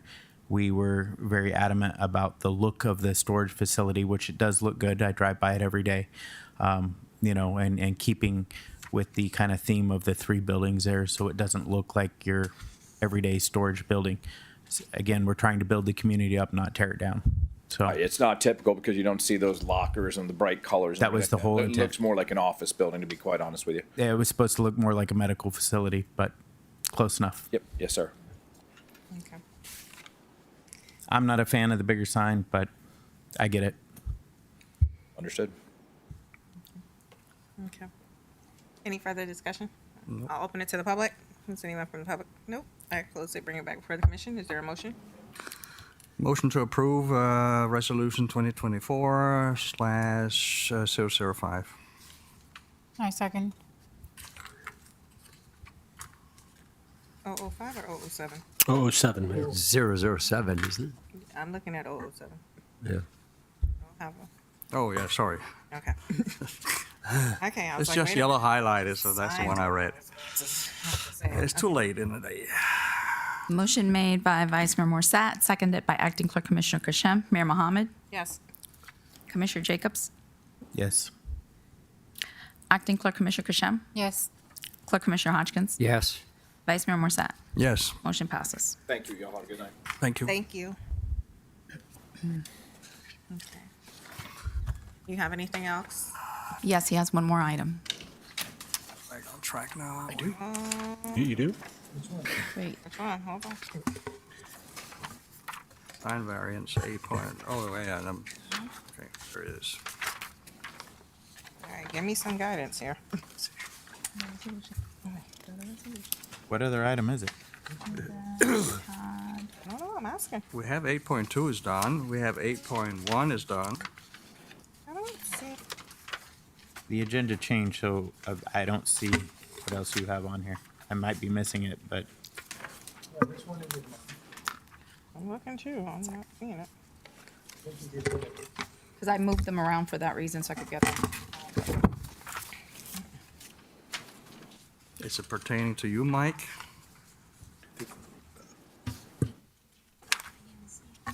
I only see two on the agenda listed I under think you. it was, no, it was about, you're right. It was, you're done. Okay. My apologies. I'm sorry.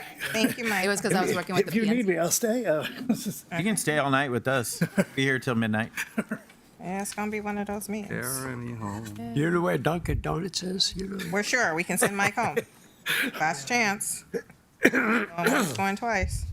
All right, perfect. All right, thank you, Mike.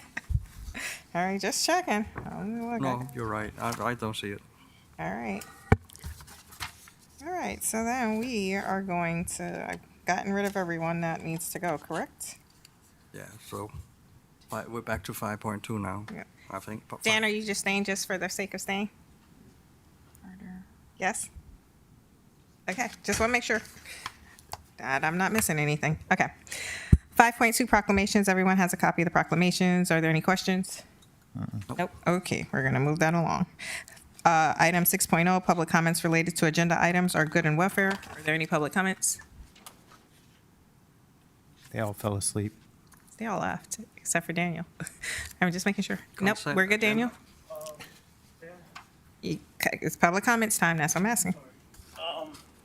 Forgive me, I didn't write my name, and I had to make sure my daughters got their homework done and stuff like that, because testing tomorrow and stuff. Okay.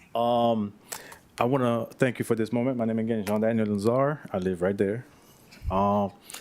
And I want to salute you guys. Today, I feel comfortable being here. I don't know what is happening. I need you to continue doing what you're doing. And I want to thank you all for doing what you're doing right now. Everybody is on point. They are taking care of business.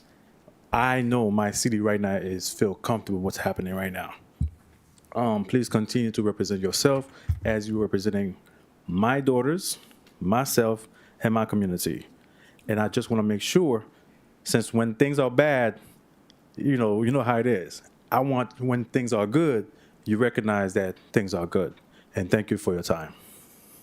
Thank you. Thank you, Daniel. Okay. Consent agenda. I got a question on the consent agenda on Yeah. 7.6. Okay. Not sure how a fence hit someone's car. It broke. The guy went to open the gate, and the gate fell apart and fell on his car. The employee showed up to work before 7. It's a rolling gate at the front. The gate was opened. People were lining park. He normally pull the gate, he park his vehicle, then he pulls the gate back and lock it. In the process of pulling the gate back to lock it is when the gate fell. The gate fell apart and it fell on the back of his vehicle and broke. It actually went to our insurance agent and he denied the claim. That's why I brought it up to the commission. That's why it's on the consent, at the last meeting I brought it up. That's exactly what happened. There was a police officer there. There was also a police report on it, together with the employee's statement when it happened. Okay. Okay. Is there anything anyone wants removed off the consent agenda? If not, I'll entertain a motion to adopt the consent agenda as is. I'll make a motion to adopt the consent agenda. I'll second. Okay. Roll call. Motion made by Commissioner Jacobs, seconded by Clerk Commissioner Hodgkins. Commissioner Jacobs? Yes. Acting Clerk Commissioner Kasham? Yes. Clerk Commissioner Hodgkins? Yes. Vice Mayor Morissette? Yes. Mayor Mohammed? Yes. Motion passes. 8.3 Amnesty Program, Attorney Horowitz. Thank you, Madam Mayor. Commission for the record, Resolution 2024-005, a resolution of the Town Commission of the Town of Pembroke Park, Florida, providing for the extension of the amnesty program guidelines for property owners who perform work without permits to facilitate bringing property into compliance through January 31st of 2026, providing for conflicts, providing for severability, providing for an effective date. You heard a presentation from your senior code officer at the commission workshop. This item is consistent with the direction of the commission at that time to extend the program in its entirety through January 31st of 2026. Question for you. Is this only for residential, or does it also include our businesses? I would actually defer to our code officer as it relates to the residential. substance. I believe that's right. It's residential, and it was already in place for 2 years, which was plenty of time for everyone to get on board the program, utilize the program, and come into compliance. Have a dollar? I still stand by what I stated before. This is just putting a Band-Aid on a problem, another Band-Aid on it. It doesn't need to be extended any farther than what it was. All right, let's, I would, public comments? yeah, I would like to see this cover our businesses too, because there seems to be a lot of issues with those businesses along Hollandale Beach Boulevard. Where the fund's going to come from? We're using ARPA funds for it now. There was an There was an allocation from ARPA, wasn't there? prior allocation from ARPA. I believe there's, if I'm not It's a set amount. Yeah, there was a set amount, and there's a remainder. I'm not sure if it's 16,000 or 28. I know it's one of those numbers when I was looking at it. Is she here? This was Just put in in the back. place for the people who couldn't, Yeah. who were struggling, trying to make a determination on if they were going to put gas in their car or food on their plate for the week. Yeah, I think Jocelyn could give us a better. Chief Code Compliance Officer Jocelyn Ramirez. So 40,000 was allocated from the ARPA fund, but there's $28,000 $28,000. remaining.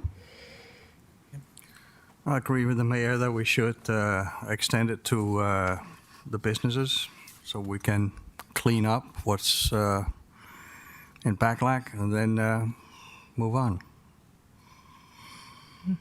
I know you weren't ready for that, huh? I'm sorry. No, I'm not ready for that either.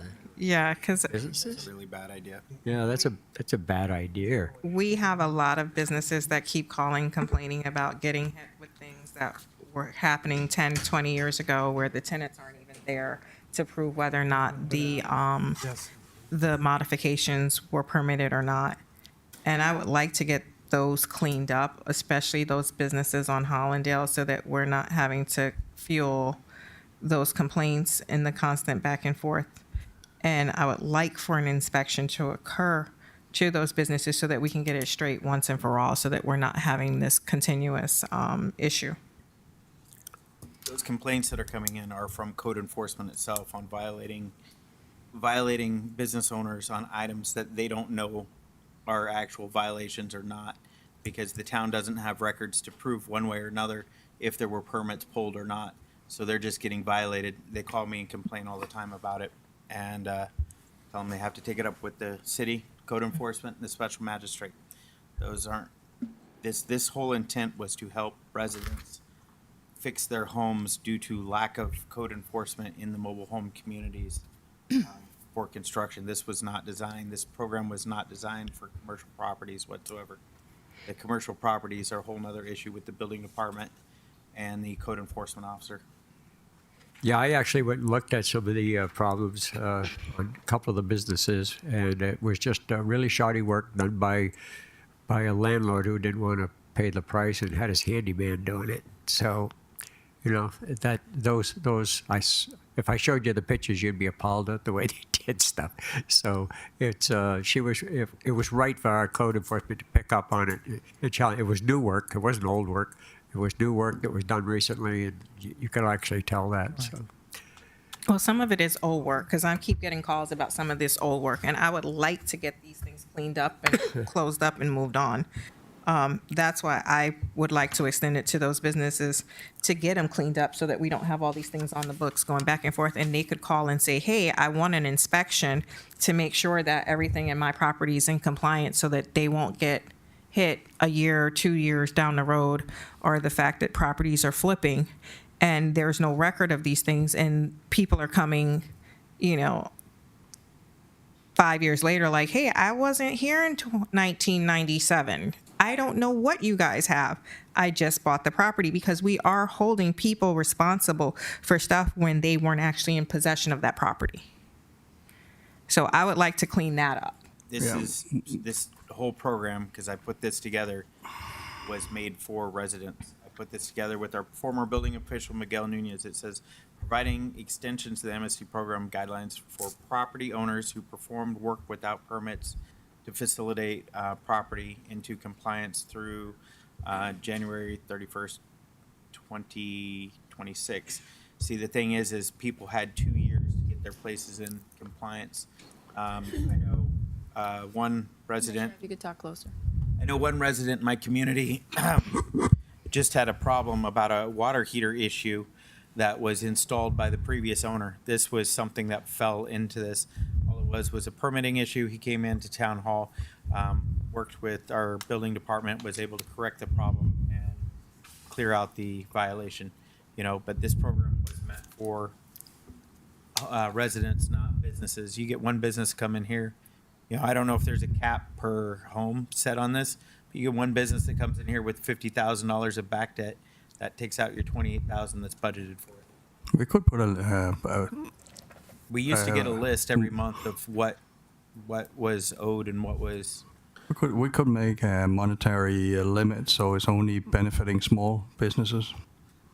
Madam Mayor, if I may, I think what Commissioner Jacobs is saying is actually separating the programs might make sense a little, because the businesses along Harlandale, there's some are smaller, some are larger, and I understand the point in trying to help. I've been to several of those locations that you have called me on. I looked at them, but I also went to some of the locations where the sewer work was being done by people who he picked up off the street, and not by a professional doing the work, connecting to one of the sanitary systems along to the other. So I think if you separate the program and you put a limit, as to sort of restrict it, I think we might have better control in, rather than having the both programs under, one source of funding, separating it, having one for the businesses and having one for the residential might be easier to handle and easier for code enforcement to actually enforce. I do agree with Commissioner Jacobs in having it well, I know he doesn't like to have it for the residential, but having it separate, for the commercial, but keeping it separate. If you want to have it for businesses as well. The initial program was set up for residents. It should stay that way. Just a suggestion. If you start getting businesses involved, I mean, these people, you could have a millionaire committee and say, oh, I got bad plumbing over here, and we're not going to do that. Well, we shouldn't even get into that or even think about it. Yeah, and This is for residents. Let's take care of our residents and This was move forward. specifically designed for our residents here in this town. Well, Well, I know I originally wrote the resolution and all the paperwork for it. Before I left, it was the last thing that I did. But when I left, I know you guys made a lot of modifications to it and completely changed the way the program was written. I wrote the program based on Pembroke Pines and 2 other cities, where I merged the documentation together from those 3 cities to put it together so that we could get everything situated, because there's been a lot of violations that have been on Church of Christ. There's been a lot of violations that have been occurring for 4400 Hollandale, and the constant issues that are coming back and forth to my attention.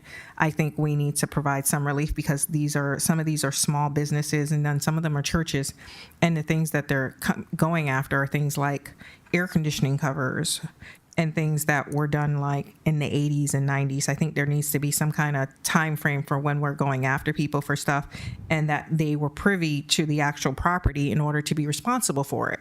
It's kind of like weird to say, hey, I just bought a house. Oh my gosh, now I'm getting hit for something that happened before I was born. Yeah, we need a line in the sand, and that will help with this.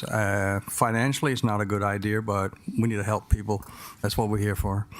And again, on the commercial structures, you have health and safety issues, and if there's any, like, But we want to bring them up to compliance. I mean, Changing- that's the whole thing about it is, hey, we want to bring them up to compliance without breaking the bank so that they can get up to compliance. Like, I'd like to just waive like the permitting fees.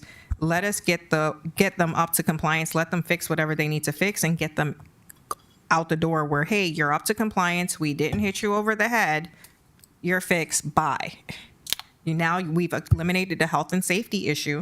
They're in compliance and we can move on, and we bettered and improved the town.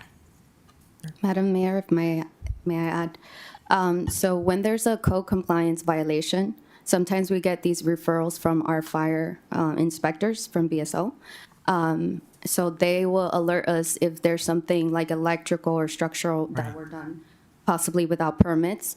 Then we go ahead and check with the building department. We check with our building official, or chief of electrical, or chief of mechanical. So we go through investigation before we cite somebody. We do not want to put any more stress on our business owners. I know running a business is stressful enough. But at the same time, they are for-profit businesses. The property owner has a lot of tenants. They're making a profits on those tenants, and those tenants are the ones modifying and doing the work, unfortunately. And so, I mean, I know that the Small Business Administration also has grants that can help businesses, you know, with whatever circumstances they need. So there's other avenues that they can, you know, get some funds to help with their business. Yeah, the thing I saw was that a realtor, say, owns a block of businesses. He has in his contract with the tenant that you can't do any repairs without you telling us, and blah, blah, blah. Has all this great legal, but the tenants do, you know, they're going there, do whatever they want to do, you know.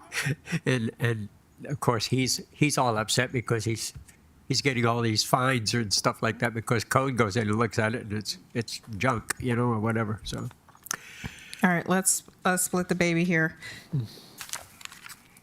I would like to see the modification. I know that the modification is not available today for me to even bring up. It's just something I would like to see, so I'd like to address that at a later time, the modification to include or to create a program for the businesses. Right now, you have on the floor the amnesty program as is presented. Is there a motion to extend this through January 31st, 2026?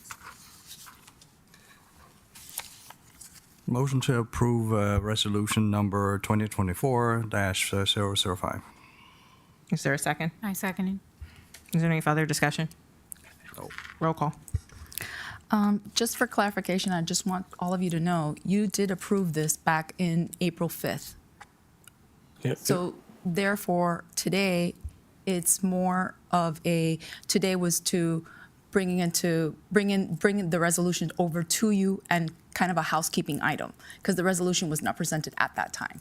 So that's what I wanted to make you aware of. Okay. And I would Motion also made offer, by- well, you could certainly vote on it. That would be in order. The program was created by resolution. It was subsequently or previously extended by resolution. To the extent the commission wants to extend it again, a resolution would be appropriate. You're essentially ratifying the prior action taken by the commission. Okay. Thank you. Okay. Motion made by Vice Mayor Morsat, seconded by Acting Clerk Commissioner Kashem. Acting Clerk Commissioner Kashem. Yes. Clerk Commissioner Hodgkins. yes. Vice Mayor Morsat. Yes. Mayor Mohammed. Yes. Commissioner Jacobs. No.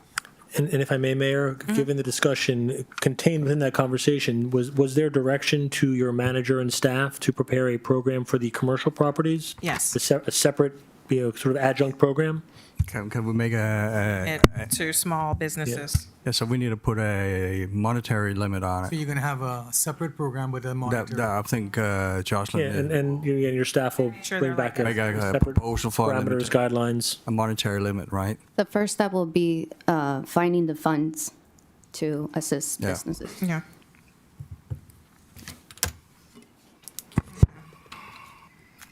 What's the next one? Need to take No, oh, you need a break? We'll take a 5-minute recess. 500 cups of coffee.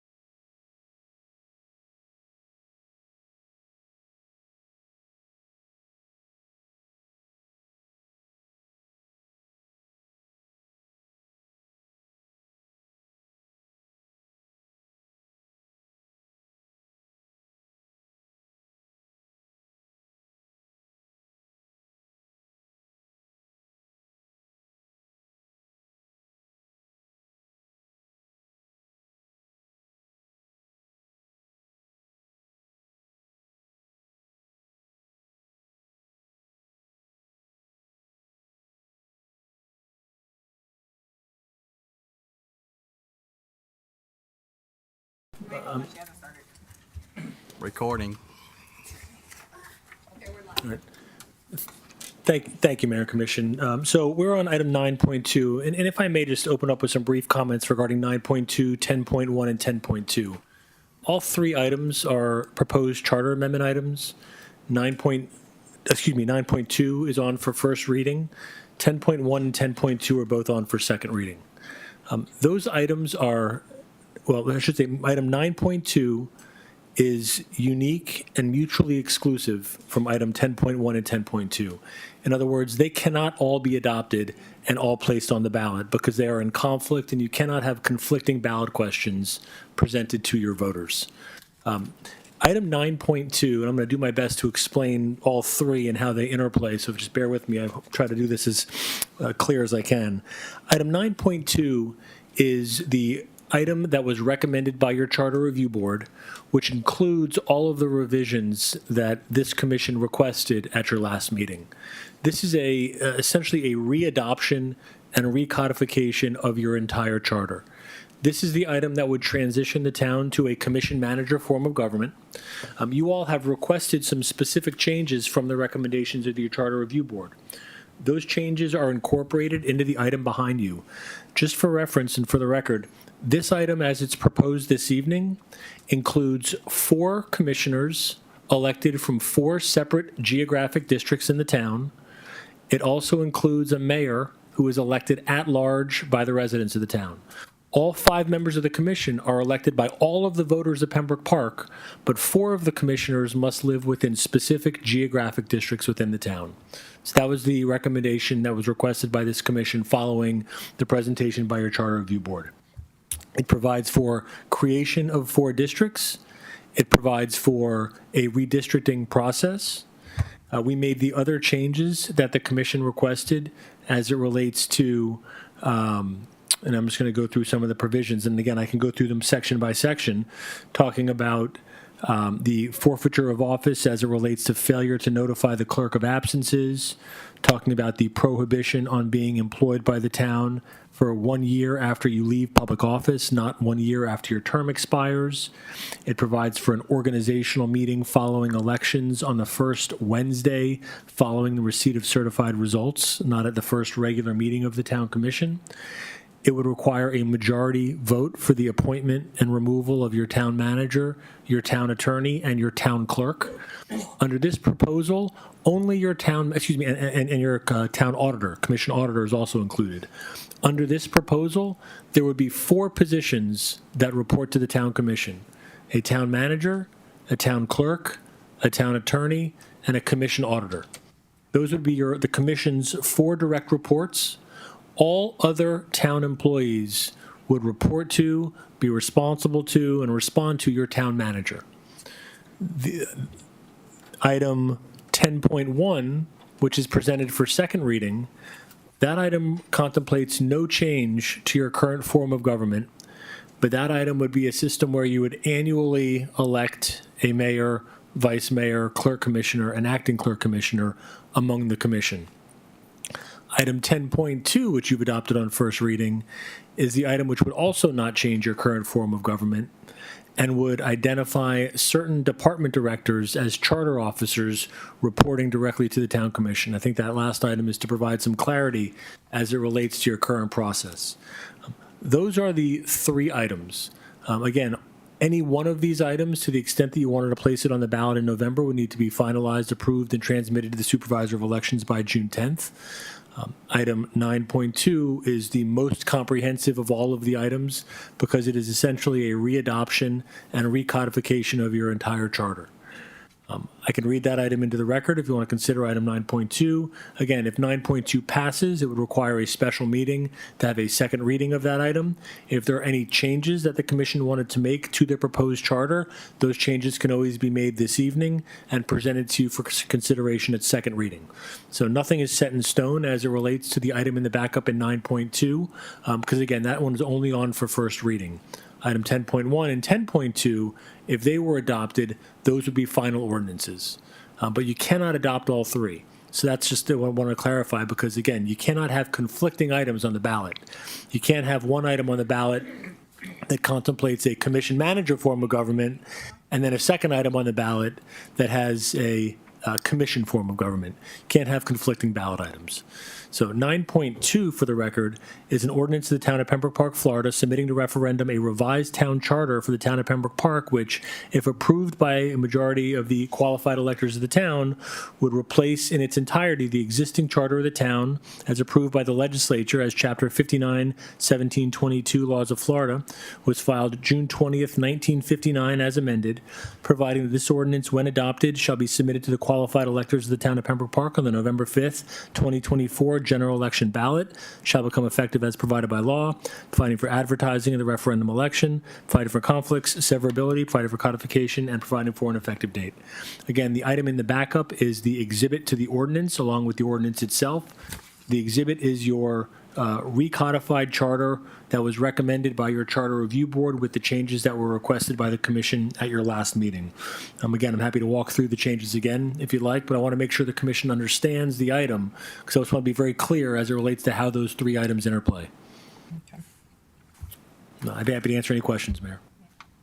I'm gonna start. Okay, go ahead, Commissioner Jacobs. I was gonna start down another, but no, Start go with, ahead. no, go ahead. Start. I don't know. Start with you. What? Do you have Have any anything? comments? Questions? Comments. The only comments I have on it is that I would like to see, unfortunately, it's not in there, but I would like to see. Thank you. I would have liked to see something in there that actually had something to do with the positions in town as far as the commission is concerned, that where we are not, the definition of that in charge of, that really bothers me that it says it that way. Oh, well, if I may, Clerk Commissioner, this item would eliminate that issue entirely because under this item as proposed, you have a city manager, town manager that oversaw and ran every department in the town, ran the entire operations of the town. The commission would be responsible for the policy of the town, for the direction of the town, for all of the approvals from a procurement perspective above certain financial thresholds.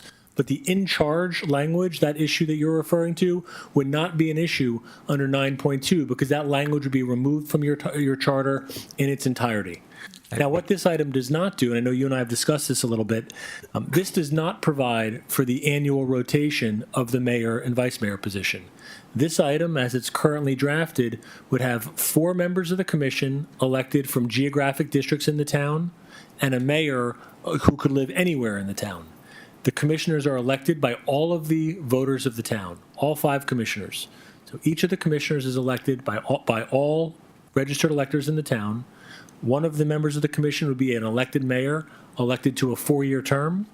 The other 4 commissioners would be required to reside within a specific geographic district within the town. So you would still have districts. Everybody would run town-wide. You would have a mayor that could reside anywhere in the town. This also provides for staggered terms. Remember we talked about staggered terms at the last commission workshop?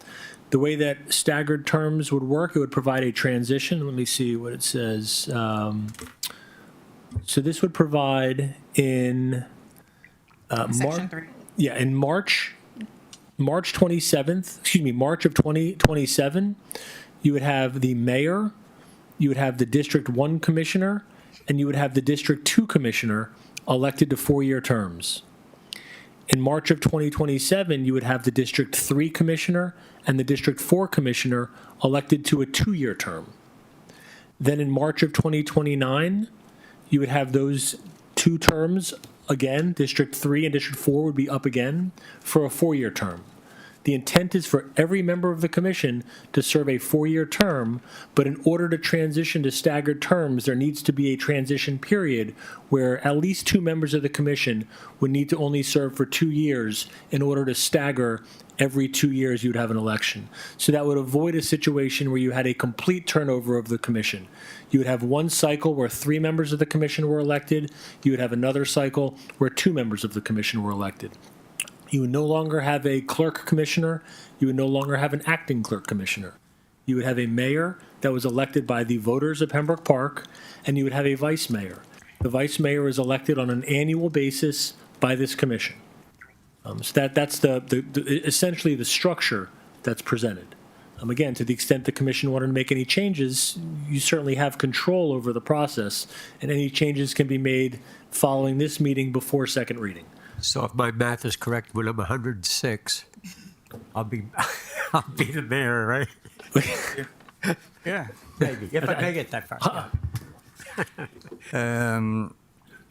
So 9.2, if that was on the ballot, would be presented as yes or no to this new type of government. Correct. And no would just say, well, we keep the old government as is. If this item were on the ballot and fail, then you would continue with your current charter as drafted. Okay, so it's just going to be a yes. This would be a yes or no. That's right. Okay. So, and if we continue with our current charter, we'd be able to adopt 10.1 to 10.2. Is that correct? Well, if the answer is yes, but because if you put 9.2 on the ballot, you cannot put 10.1 and 10.2 on the ballot, because those items are in conflict with each other. Now, what you could do, item 10.1 has the annual rotation of the mayor, the vice mayor, the clerk commissioner, and the acting clerk commissioner.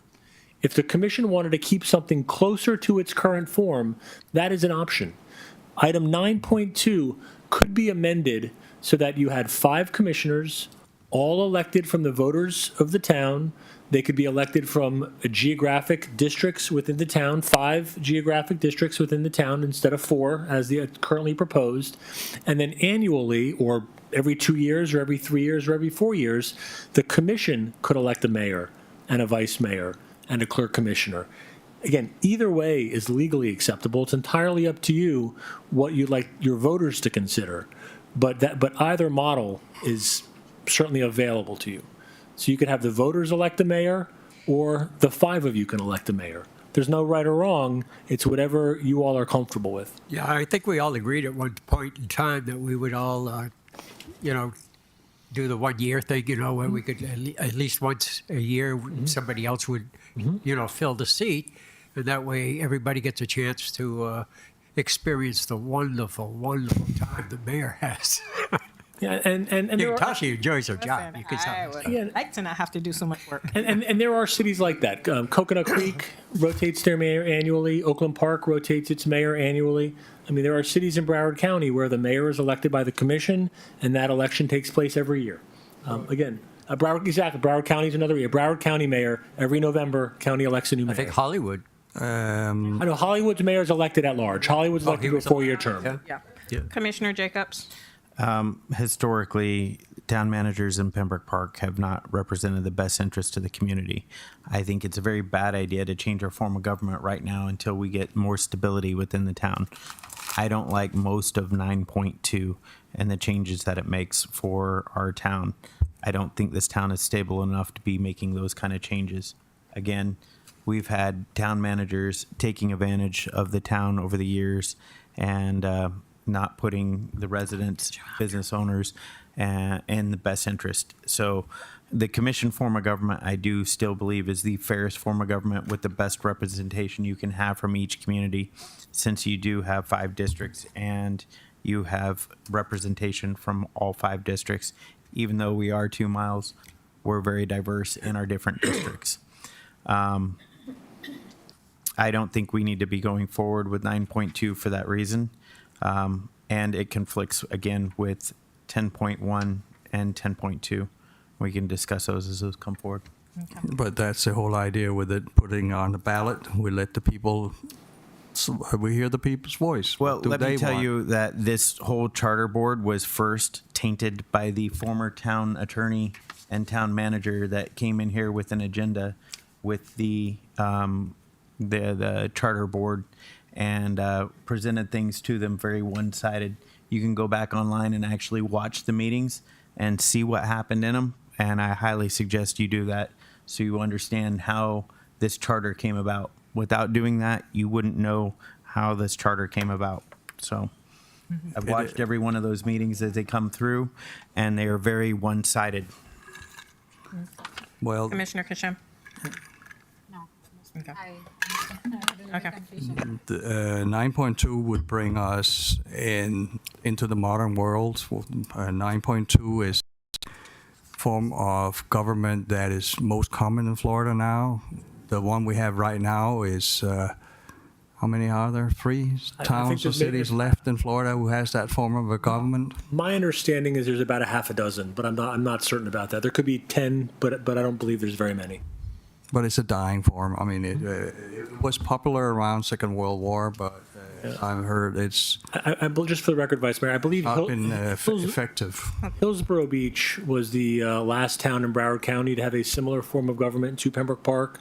I believe they transitioned to a manager form of government about 12 years ago. Well, getting back to the point, if we adopt 9.2, we won't be able to adopt 10.1 and 10.2. So. That's correct. But however, if the commission likes the model in 10.1, 10.1 and 9.2 can be harmonized. Those two items, in other words, if the commission wanted to continue where the 5 of you elect a mayor on an annual basis, there's no issue with that. You can have a commission manager form of government where the commission annually elects a mayor. And 9.2 can be amended between first and second reading to incorporate that change.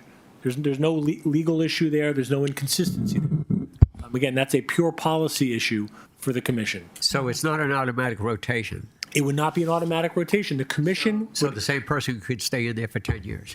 Unless this commission unless the commission put in the charter that you could not have a mayor serving successive one-year terms. You all could get to control that. That's a policy issue.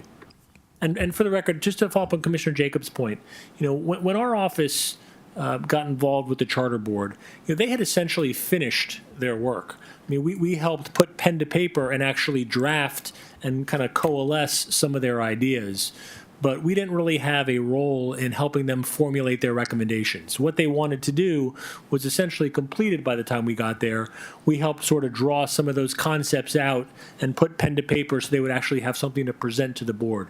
Me, my office, we don't have a dog in the fight. Again, this is entirely up to the 5 of you and what your collective vision is for the town. Okay, you have a comment from the community, Daniel? Because I know you've been raising your hand for a minute, and I can't get control of the dais here to get you up here. Daniel. Use the microphone, Daniel. Thank you again. My name is Daniel Lazar. I live right there. What is the address? Right. 5216 Southwest 32nd. Okay, thank you. Okay. This is the second time Commissioner Jacob and we are agreed with each other. And I like the environment, right? I'm gonna play some lottery after we leave here. But all right, let me understand this clearly. We barely were able to get our head together to make anything happen. But somebody wants to have a musical chair for the mayorship.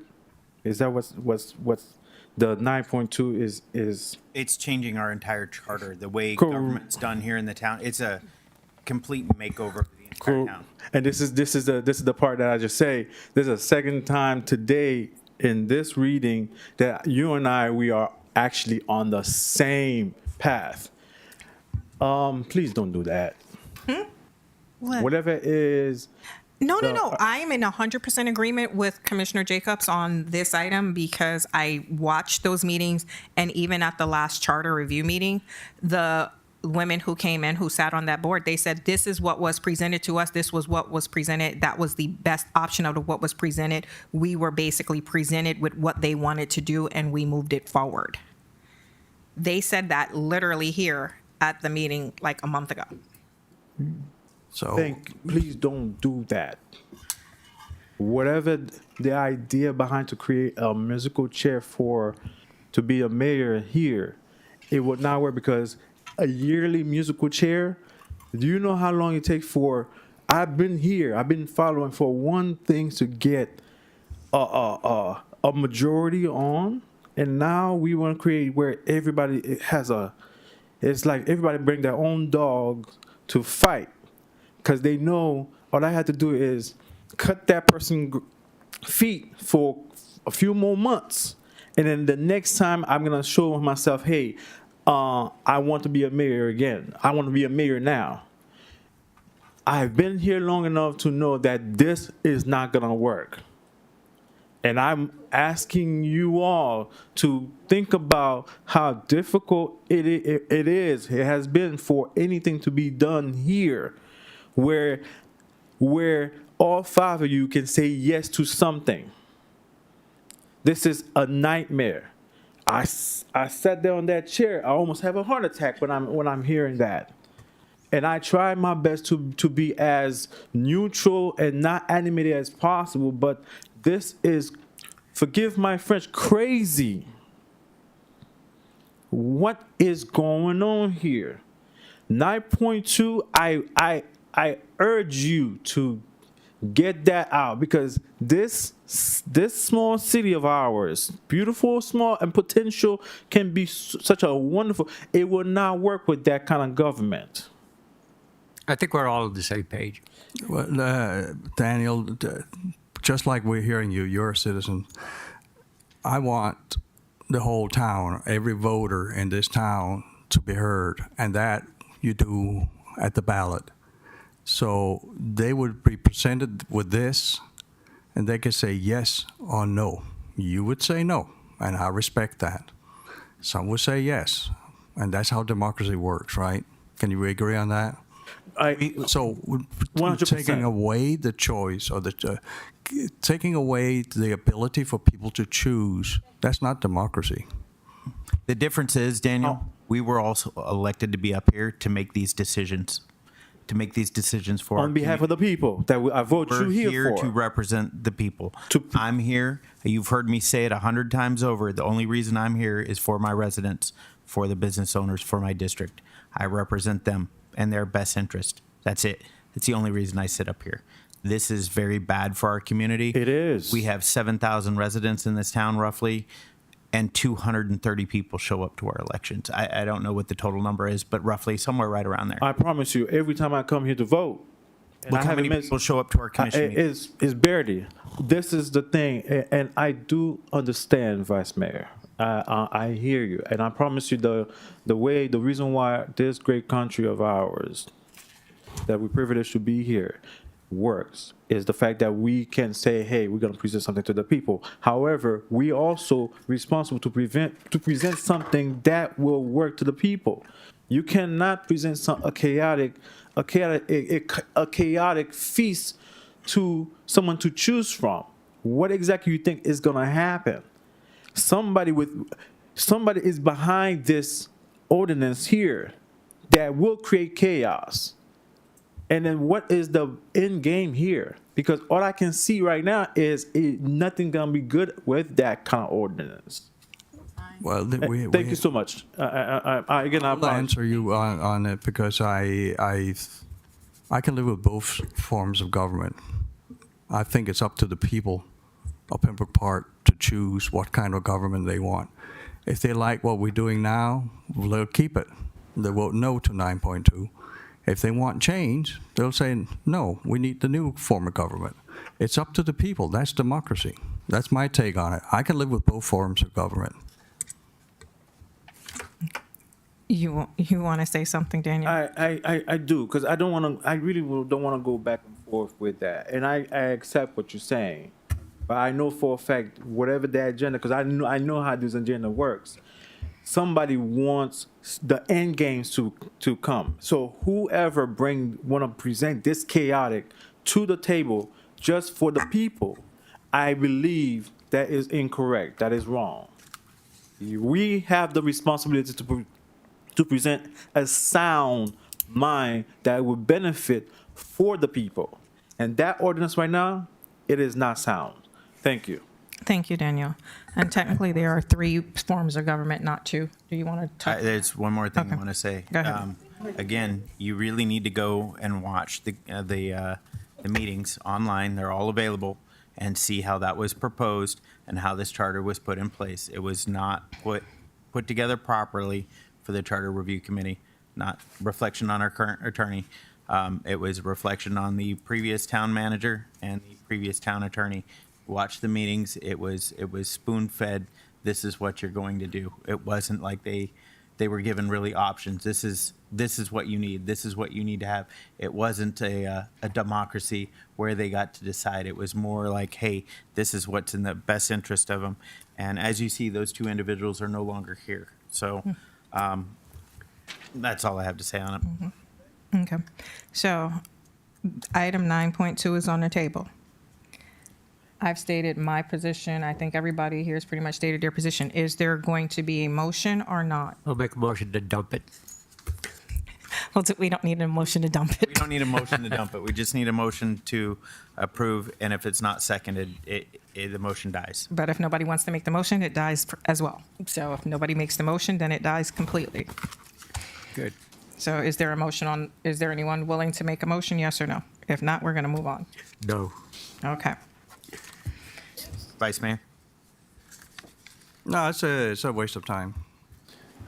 So, Mayor, may I, for item 10.1? Okay, so for the record, item 10.1 is ordinance 2024-002, an ordinance to the Town of Pembroke Park, Florida, submitting to referendum an amendment to the Charter of the Town of Pembroke Park at Section 9 entitled Town Commission, providing for the annual appointment and rotation of the Mayor Commissioner, Vice Mayor Commissioner, and Clerk Commissioner by the members of the Town Commission, providing that this ordinance, when adopted, shall be submitted to the qualified electors of the Town of Pembroke Park at the November 5th, 2024 general election ballot, and it shall become effective as provided by law, providing for the advertising of the referendum election, providing for conflicts, severability, providing for codification, and providing for an effective date.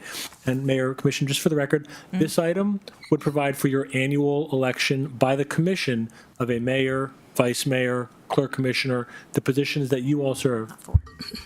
Mayor, vice mayor, clerk commissioner, acting clerk commissioner. That's not what that says.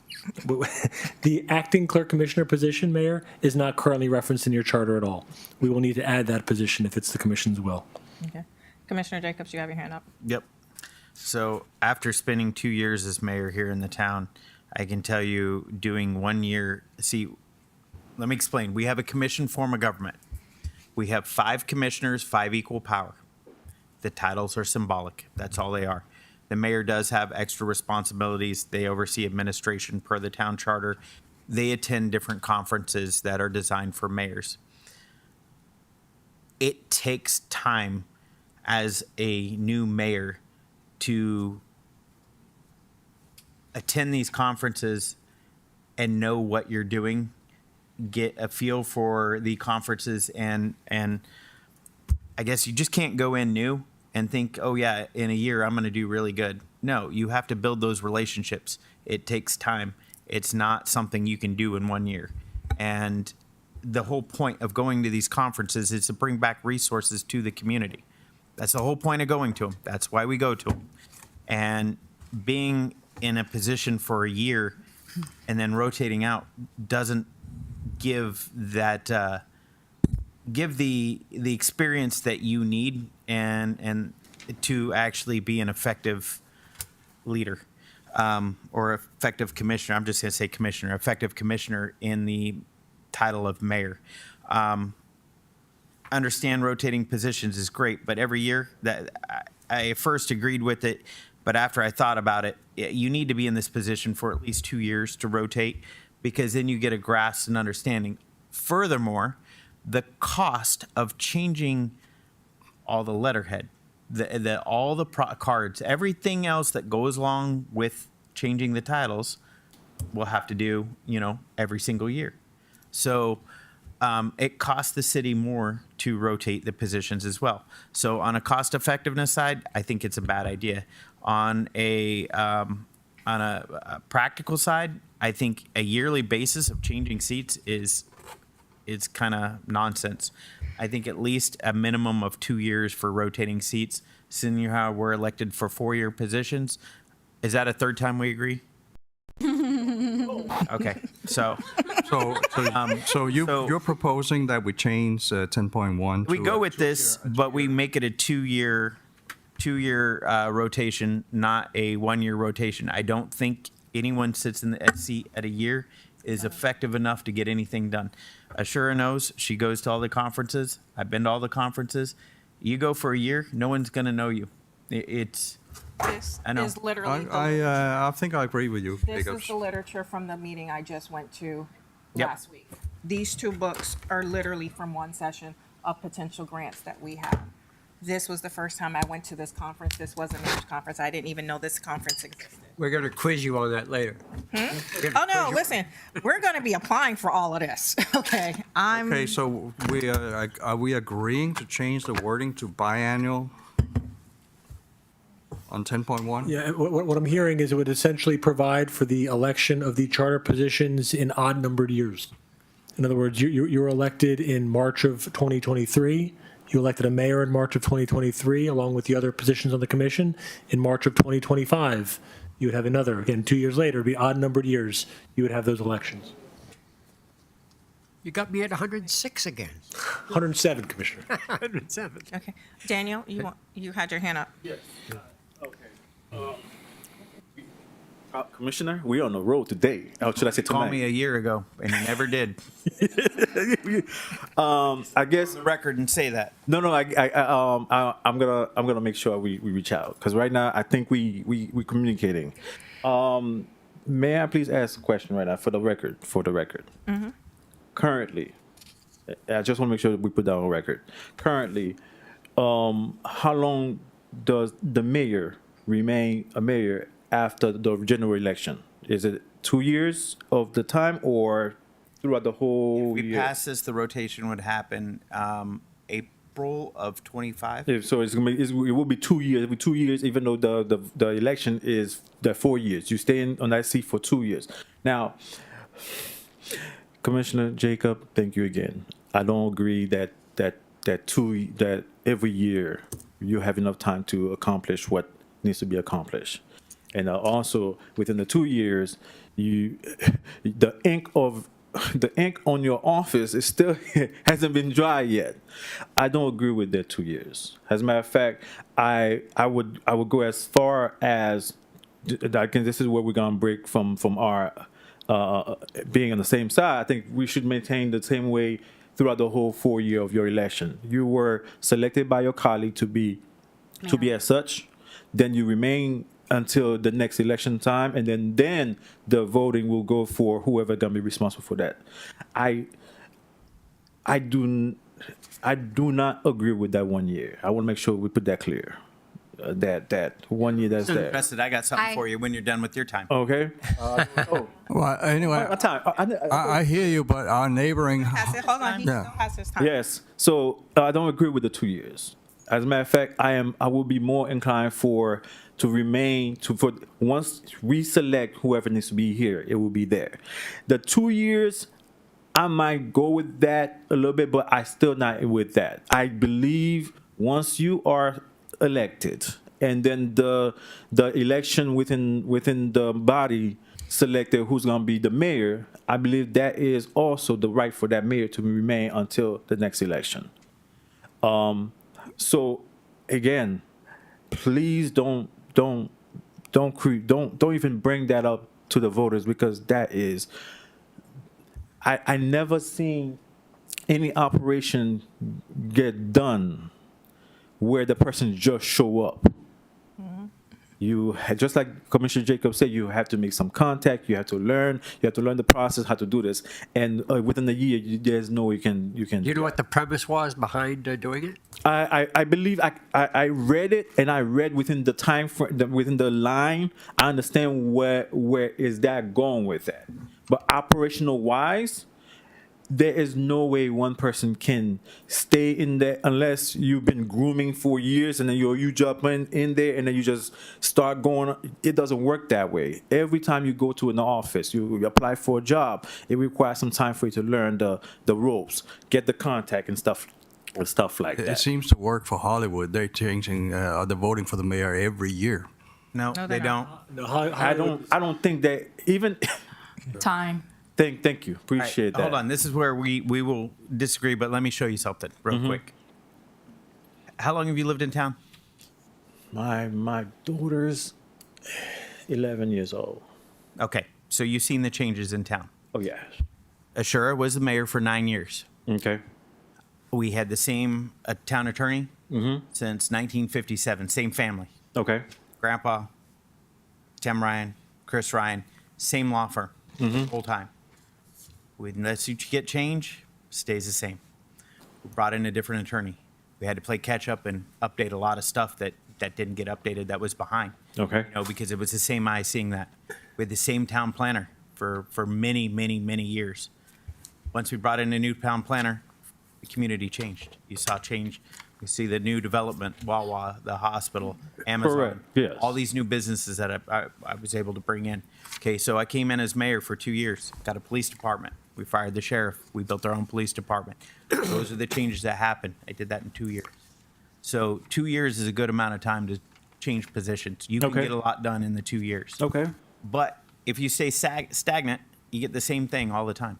So, you know, my 2 years went, and then we reverted back to Ashura as the mayor again, and we're back to the same thing again. We're back to having multiple meetings. We're having, you know, arguments. We went, Hutchins and myself and the former vice mayor went 2 years having a workshop and a meeting a month. Couple specials meeting, but that's all we did. We got through, we got progress. Meetings were an hour and a half long. Our workshops were sometimes 2, max of 3 hours. Now we're back to having longer meetings. We're back to having multiple meetings, you know, almost every week. You know, but this is what happened before. So under the different leadership, you see the different changes. I run companies. That's what I do. I build businesses. That's what I do. Uh-huh. I know how things function. You know, I get things done. That's my job. I fix a lot of broken things too. The city being one of them. You know, so that's where I think the 2-year rotation is good, because it changes the positions. Everyone has different responsibilities, but they're learning. These 3 are still learning on what's going on here. They don't have the historical knowledge that Ashura and I have of the town. I dug in deep into the history of the town, into the files, to really find out what was going on. That's why I know about the things in the park, you know, the weird twist in this town. They'll get it at some point, but every 2 years, it's good to, I think it's good to rotate. It's like changing your shoes or changing your drawers. You got to do it every once in a while, you know? No, Commissioner, let me just add that, and that's why I say I believe this is 4 years is just too long. No, I hear you. That's why I am inclined with the 2 years. However, I do understand the fortunate act here between you and our mayor here, right? You both you have the deep understanding. You've been here, you've been there already. So it is gonna be just like walking in the park for you. You see what I'm saying? And it just like let me go this a little bit. There's a lot of amendment that was the ordinance that has been created here that might be created for you when you were mayor, right? Now, when you are no longer the mayor, the ordinance that probably was in favor of your side now is going against you, right? That doesn't work in a commission form of government. We have 5 of us. Correct. 5 Now, vote for the same thing. What I'm trying to get with that statement is that we have whatever decision you make right now in reference to the 2 years, because I'm not gonna lie to you, I would love from the get-go, I would love for you and our mayor to work side by side. Unfortunately, things went south, and right now I am more willing to let that be in the past, because I don't want to repeat that, because it was ugly. It is still ugly. It's still a nightmare for me. You with me here? And I don't want us to go back, and if we still have some lingering things, I need you to resolve it on behalf of our city. Because I know from experience, if you two put your head together, we will have gold brick road in Pembroke Park. So let me go. So I want you to be very careful of whatever you're gonna do right now, and I say you vote for it, because it will come back at you. It will come back at you. And what I have observed, when things are not in our favor, we seem to forget that we voted for. I've been here long enough to see that and observe that. 2 years, I'm with you on that one. However, I believe it's still not enough for a body of government. I'm privileged that you were able to do it because you've been here, you see it, you've been there. But for 2 years, I how long you obtain a degree in my parents told me after 4 years in in any job, you have a master's already. You should be mastered at that job. That means it takes time to get to that level. But you have to put forth effort. That's the difference. Let me tell you something. Right now, the effort I'm getting right now, I love it. And I want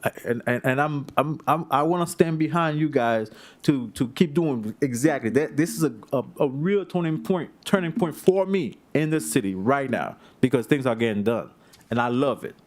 But what I need you to understand, be careful of what it is, because when you switch up to 2 years, it will come back. And now I'm gonna be dealing with the same thing where, when they reminding, may I use your name? When they remind you, hey, Commissioner Jacob, you voted for this in 2024, it will come back.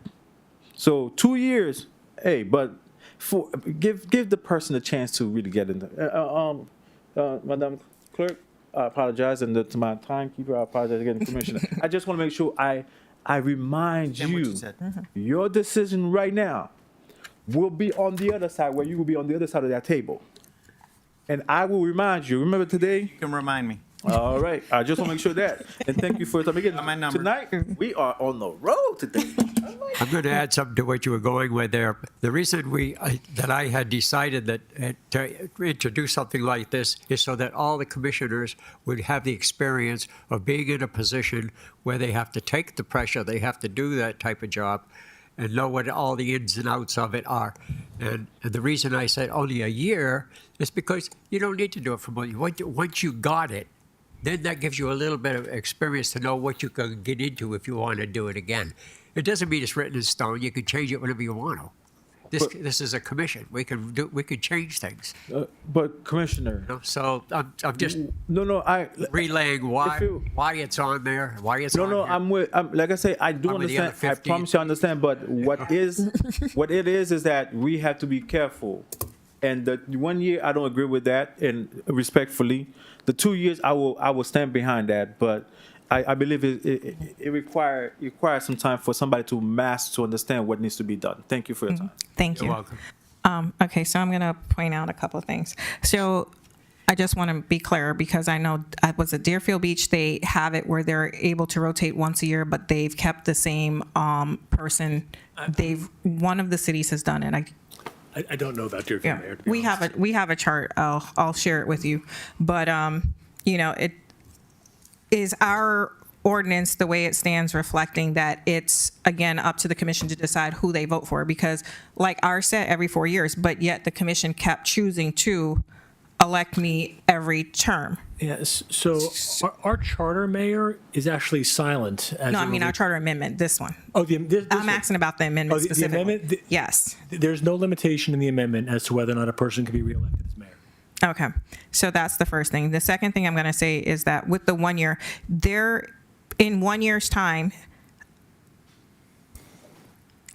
you guys have not learned enough. The reason that we have specials is to try to get you guys updated to what's going on. I try to do these learning sessions for you, which is why I brought in the engineers. I bring in these people so that you guys can get caught up with what's going on and learn, because this isn't taught in school.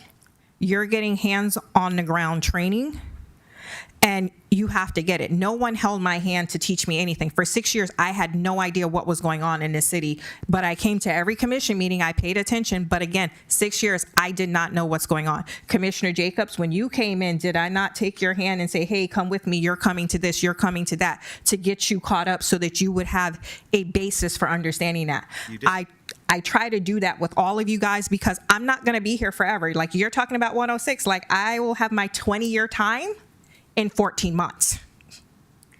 And I'm trying to make sure that, hey, the city is going to be able to progress and that you guys don't get taken advantage of, because unfortunately the city has been in a position where the city has been taken advantage of on numerous times by staff misleading people because of the fact that it's kind of hard with Sunshine that there's no a manager can tell one person one thing, a manager can tell somebody else something completely different. We had that situation in the past where literally everyone was getting different information, and we'd be sitting on the dais and we'd all be looking like, well, wait a minute, you told me this. Well, wait a minute, you told me that.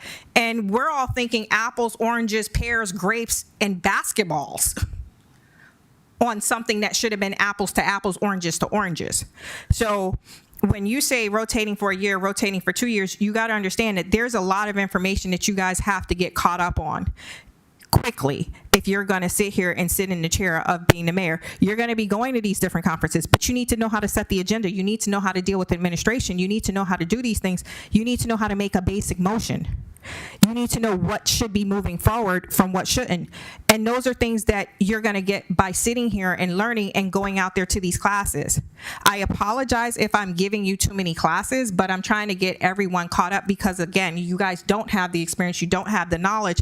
And in order for you guys to be informed, you got to get the information.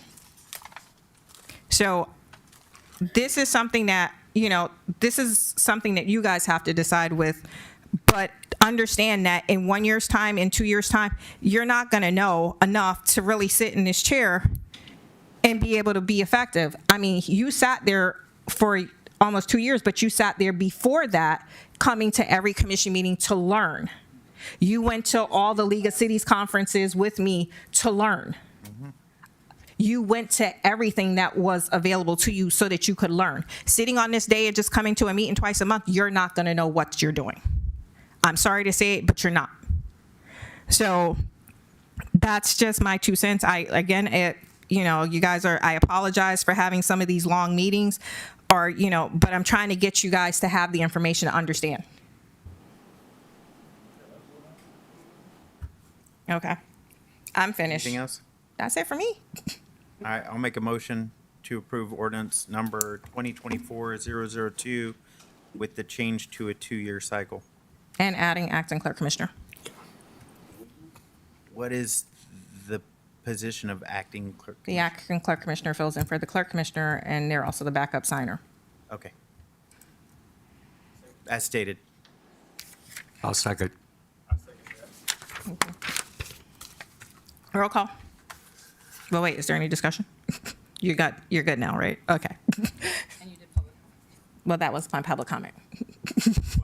Clarification. I see the look on you. No, I'm good. I got it. I can go ahead and say, is there any public comment on this? Is there any further public comment on this? Motion made by. No? Okay. Then we bring it back before the Motion made by Commissioner Jacobs, seconded by Clerk Commissioner Hodgkins. Clerk Commissioner Hodgkins. Yes. Vice Mayor Morset. Yes. Mayor Mohammed. Yes. Commissioner Jacobs. Yes. Acting Clerk Commissioner Kasham. Yes. Motion passes. And just for the record, Mayor, we will make those changes. This item will not come back before the commission. It's adopted on second and final reading. It will be transmitted by the clerk to the supervisor of elections for placement on the November ballot. Okay, thank you. 10.2, town charter positions.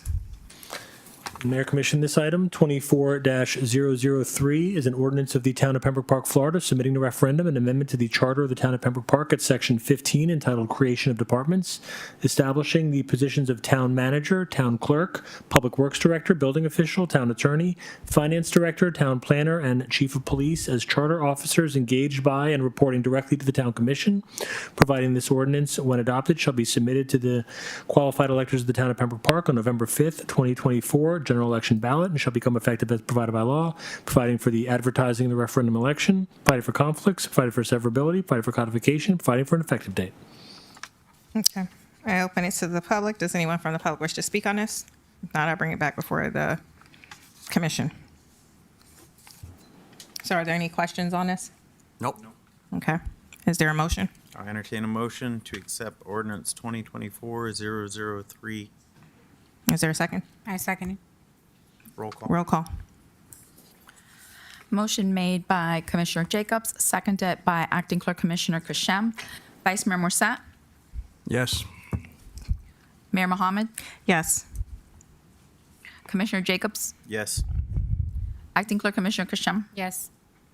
Clerk Commissioner Hodgkins. Yes.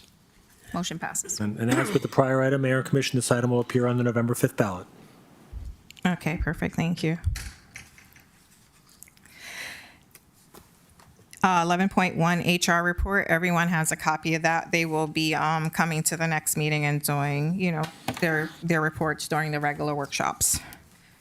Item 11.2, filling of previously advertised vacant positions. So at the I don't remember what work meeting it was, but basically the positions were supposed to be advertised for 15 days, which was the direction that was given by the commission. However, unfortunately, the positions were not closed on that 15th day of April, and no one seems to have been notified as to what happened or how come they were not closed. So the HR consulting team went through, ranked the positions, ranked the resumes, and presented a report that was sent to all the commissioners. I think it was on the 12th, if I'm not mistaken. So on Tuesday, I believe the 12th, the HR company had done their report. That report was sent to myself and the city manager, the acting city manager. The report wasn't disseminated to the commissioners originally, which was why I ended up sending the reports out to everyone, because of the fact that I was going to hopefully start filling those positions at this current meeting. But since we have received additional applications, we are now having to process those additional applications. HR will now have to do a new report to send out. And also for the, if folks want to do interviews, they can, because originally the selection was they had 2. Now I think we're up to 5 people for some of the positions. So if you guys want to do schedule interviews, you can get with Susie or with Kristen. I'm gonna butcher those. So two. you want to postpone 11.2 until such a time as we get a chance? No. You guys need to interview them, and we need to move this forward on I the 15th. guess I think I saw the report, but I had interviewed that person for the HR, so I don't need to interview. I'm okay with that. Okay. So are the other commissioners ready to go? I need some direction from you guys, because the resumes have been distributed to everyone. In 3 samples. Right? Anyway, my take on this is, yes, we need to fill these positions, but I would like our town manager to, we're looking for a town manager. And once we That's hire not this the town person. manager. These are for the other positions. These I are for know the that, assistant but- town manager, the building official But contract. once we have a town manager, that town manager should be involved in hiring these persons. You're going to be about 2-3 months out easily. Mm-hmm. Look, we've been looking for a town manager for almost a year now. Right. Yeah. At this point, we need to fill these positions. Our building official position has been vacant for over a year now. That's true, but I don't think we need to, at this point, see it's been that long. I think we could wait a little bit longer to get the rest of the resumes There were in, only 2 do the that- interviews correctly. Well, there were only 2 that for the building official. I saw that in one of them. Only 1 qualified. Exactly. So that makes the The decision. choice of one is not acceptable as far as I'm concerned. That's not a choice. I'm going to say this. These positions need to be filled. Did you look at the new resumes that came through because of the fact that it was open for up until last night? Mm-hmm. Are you guys aware that it was open up until yesterday? The opening? No, it was supposed to be closed after 2 weeks, I believe is what we said. It was supposed to have been closed, which was why the HR did their report on the 12th and sent it out so that we could have voted on it on that meeting that I missed. And unfortunately, it was not closed until yesterday when I found out that it was still open, which is why the HR company is now going back through all the resumes because of the fact that somehow or another, the ball got dropped on closing the advertisement. Who was responsible for that? I'm not sure who's responsible for but- following the direction of the commission when we said that we would be advertising for 15 days, and it did not stay posted for 15 days, but stayed posted for 30. Well, we have a brand new human resource company. They also need They will be going through Find the their resumes, ropes. and they will be giving us a report on Monday so that we can move this forward in hiring I the spoke vacant to her position. today, and she thought they would be postponing it, but To postpone when I spoke to her, she said she would have the report ready so we could vote on the 15th. was that today? Yes, that was today. Because I spoke to her this morning. Okay, so I spoke to her afterward. What time did I speak to her? Was it before or after 2? Because I spoke to her after 2. Okay. About an hour before. Okay. Well, I went through 21 of these resumes this morning, and for assisting town manager, not one of them had experience. That's not true. You had That's 5 not people with true. experience. And I actually forwarded, I forwarded Pat Odom's resume up to Renee Norlock because Pat Owens is a county administrator and has been for several years. These are the 5 applications that are actually qualified for the assistant city manager, and 2 of them are actually qualified for the city manager position. So, well, actually 3 of them are qualified for the city manager's position. And so you have 1, 2, 3, 4, 5. You have 5 candidates who actually meet our requirements and then some. And 2 of them are former veterans. So you have 2 former veteran candidates, and then you have 3 other folks, and all of them have city manager experience. So are you going to try to fill these seats without interviews, without anything? No, we can interview. I mean, I've already called around. I mean, I was actually planning on calling one of them today, but then I realized that I didn't need to rush today to get it done because of the fact that we weren't going to be taking a vote today. But we do need to move it forward. So I will be calling these 5 people this week so that I can be ready for the 16th, 15th, whatever day it is. 16th? Yeah, the 16th.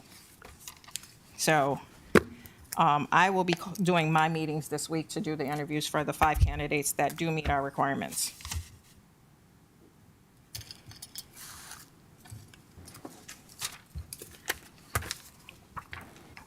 And When you screened those, how did you screen them? Would you say there was 5 that met our requirements? that have which city way? management experience, we have a job Yeah, I understand. thing. I actually did a spreadsheet with all 75 candidates where I went through. I found 2 for you for your new clerk out of the stack. Cool. I did find about 3 people for police. One's a forensic specialist, and I even found an AEP person in there for us. Yeah, Out of the 75 candidates. So I did a spreadsheet of 3 pages long. You have a copy of it upstairs or no, Susie? Yeah, Maybe you could share that. that's fine. Basically, I went through, saw their job, their background, their qualifications, even did a checklist for veterans. You have 5 veterans who applied for the different position. Well, for this position, even though 2 of them have city manager experience, the other 3 didn't, but they were veterans, and so I put a check mark for them so that we can consider them for something else. Sure. I can share the list with you, but we have the job description, and I went through our job description, which was what they To see how it matched up. see how they matched up. Okay. And I looked for how many people have city manager experience, how much city manager experience do they have? How much management experience, how much government experience do they have? Because I don't know what I'm gonna do with the realtors that applied, but we're not looking for a house. At least I know I'm not looking for a house. I don't know about the rest of the No, people. there were some interesting people. There were in one resume, I just really didn't understand. Misha was what- looking for a house, but she can't get out of her district. No, She voted against it. I don't thought know. they were sorted wrongly because there was a police Nope. officer looking for being town manager. And I think she must have been placed in the wrong bucket. Well, how about all the realtors, or how about all the retail people? Or marketing, or Yes, they were- psychologist. Oh, Well, we that's need, what we I need a said. shrink. We need a I shrink. said we had. That's what AEP is. We need the So shrink. yeah, that's why I said I found an AEP person for us. So yeah, and a couple of social workers, and actually I found 3 people for our parks department, and I found 1 public works person. That was an interesting. I mean, So there's a lot of good education out there, but the experience or what they are working at now had nothing to. Or many of them had nothing to do with government. no, well that's why I said you have Oh literally yeah, I haven't 5. got. I got. There's 60. I was sent 67 Oh no, I have resumes. 70, I have 70 something. We'll see. I have 74, I think. Okay. Oh, when you get my spreadsheet, Susie, can you type my spreadsheet so that they don't have to look at my chicken scratch? Okay. Susie, I'll get that list to you. Well, let's get to work thing. and work them through and Yes. see what we can do. And then also, I hope we have a choice of town manager. I only see one. Well, that's why I sent. Well, one of the guys, he sent me an email saying that he applied for both. And then one of the other candidates I thought would be a great candidate for the town manager's position. So I also forwarded it up to Renee. But like, we're not even scheduled to have a meeting to even discuss anything with Renee until sometime next month. So that's why I'm like, we have to move forward because things are just kind of slipping through the cracks. So with that, that's going to be on that February 16th. I'd like to move that forward. February, I mean, not February, sorry, the 16th of May. and I won't be Hey. there. Uh-oh. Well, you better call in. Okay. 11.3 promotional goods. I can do that. Can I attend a meeting by Zoom? The short answer, you will not count for a quorum, but you can participate and you can vote so long as there's a physical quorum present in the room. Short answer is yes. I'll try and set up. Okay. So yeah, I do hope that, oh, actually I'm sorry, before I go to 11.3, 11.2. So, this is something that I'm noticing that we're constantly giving direction on the dais. And I don't know where the ball dropped on the 15 days of advertising the position. But I think it would be imperative for us to either go back to having staff meetings. We used to have staff meetings on the Thursday or the Friday after the commission meetings where the staff would meet with the manager to get the directions that were given, or to have the staff members on Thursday when they come in to watch the videos of the meeting so that they can get the direction of what needs to be done. Because like I said, I don't know what keeps happening and where the ball keeps dropping on things, but I know that we're giving direction on this dais and it's just falling through the cracks all the time. Well, we are So missing maybe- a lot of people. So maybe just one person should be doing it like a town manager, like Well, what should be the process, right? go ahead. When I was mayor, every Friday, the town manager had a weekly staff. Yes, he did. We did too. Every Friday to cover everything for the week. And that's where he prepared his weekly address to the commission, the weekly report that you're submitting. But all you're submitting is whatever they email you instead of your notes from the actual management meeting. So I think it's imperative that we either have Follow up staff on it. meetings every Thursday or Friday, but the information that's occurring here needs to be distributed to the staff so that they can know what they're doing, so that they have direction. So All right, let's. do you want a motion to say, hey, you got to have a staff meeting, or are you just needing direction to say staff meetings once a Mayor? week on Fridays? We What do don't you need to want? vote on this. No, we shouldn't need to, but I mean, I don't know. If I could just say something, please. At every single one of these meetings the following day, I prepare a summary, and that has all the directives and everything that was stated at the meeting. And it has on the side of it everything, and it gets sent to all the commissioners and staff, It gets sent to all staff members? everybody. So then who dropped the ball on the fact that this advertisement was not closed? Human resource. And they're brand new. No, No, they don't have. No, they it didn't wasn't. have that time. Yeah. they weren't here for this. I was given a directive to post the positions, and the 15-day notice then was not part. I don't remember hearing it, but This is similar to the HR issue that we had where they only said we had 25 employees.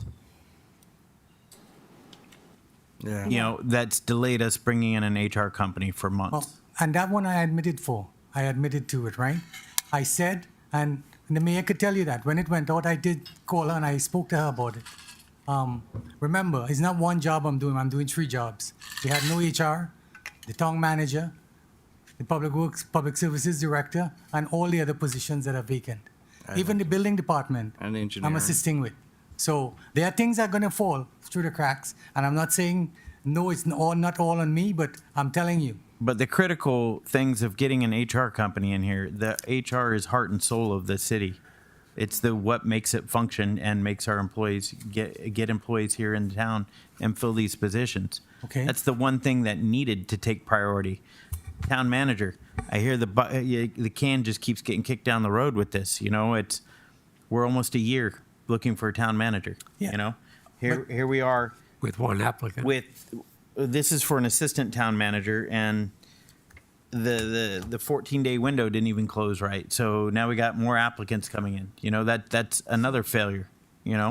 So these are major issues. These are major things that need addressed. If you want to fix the town as the manager, those are the things that you need, the tools and resources Okay, you need. well- HR was the number one priority, and look where we're at. That took almost a year. It was August last year when HR left. Here it is, May. And when was I given direction to go out for the company? You were doing 3 options, right? Last year.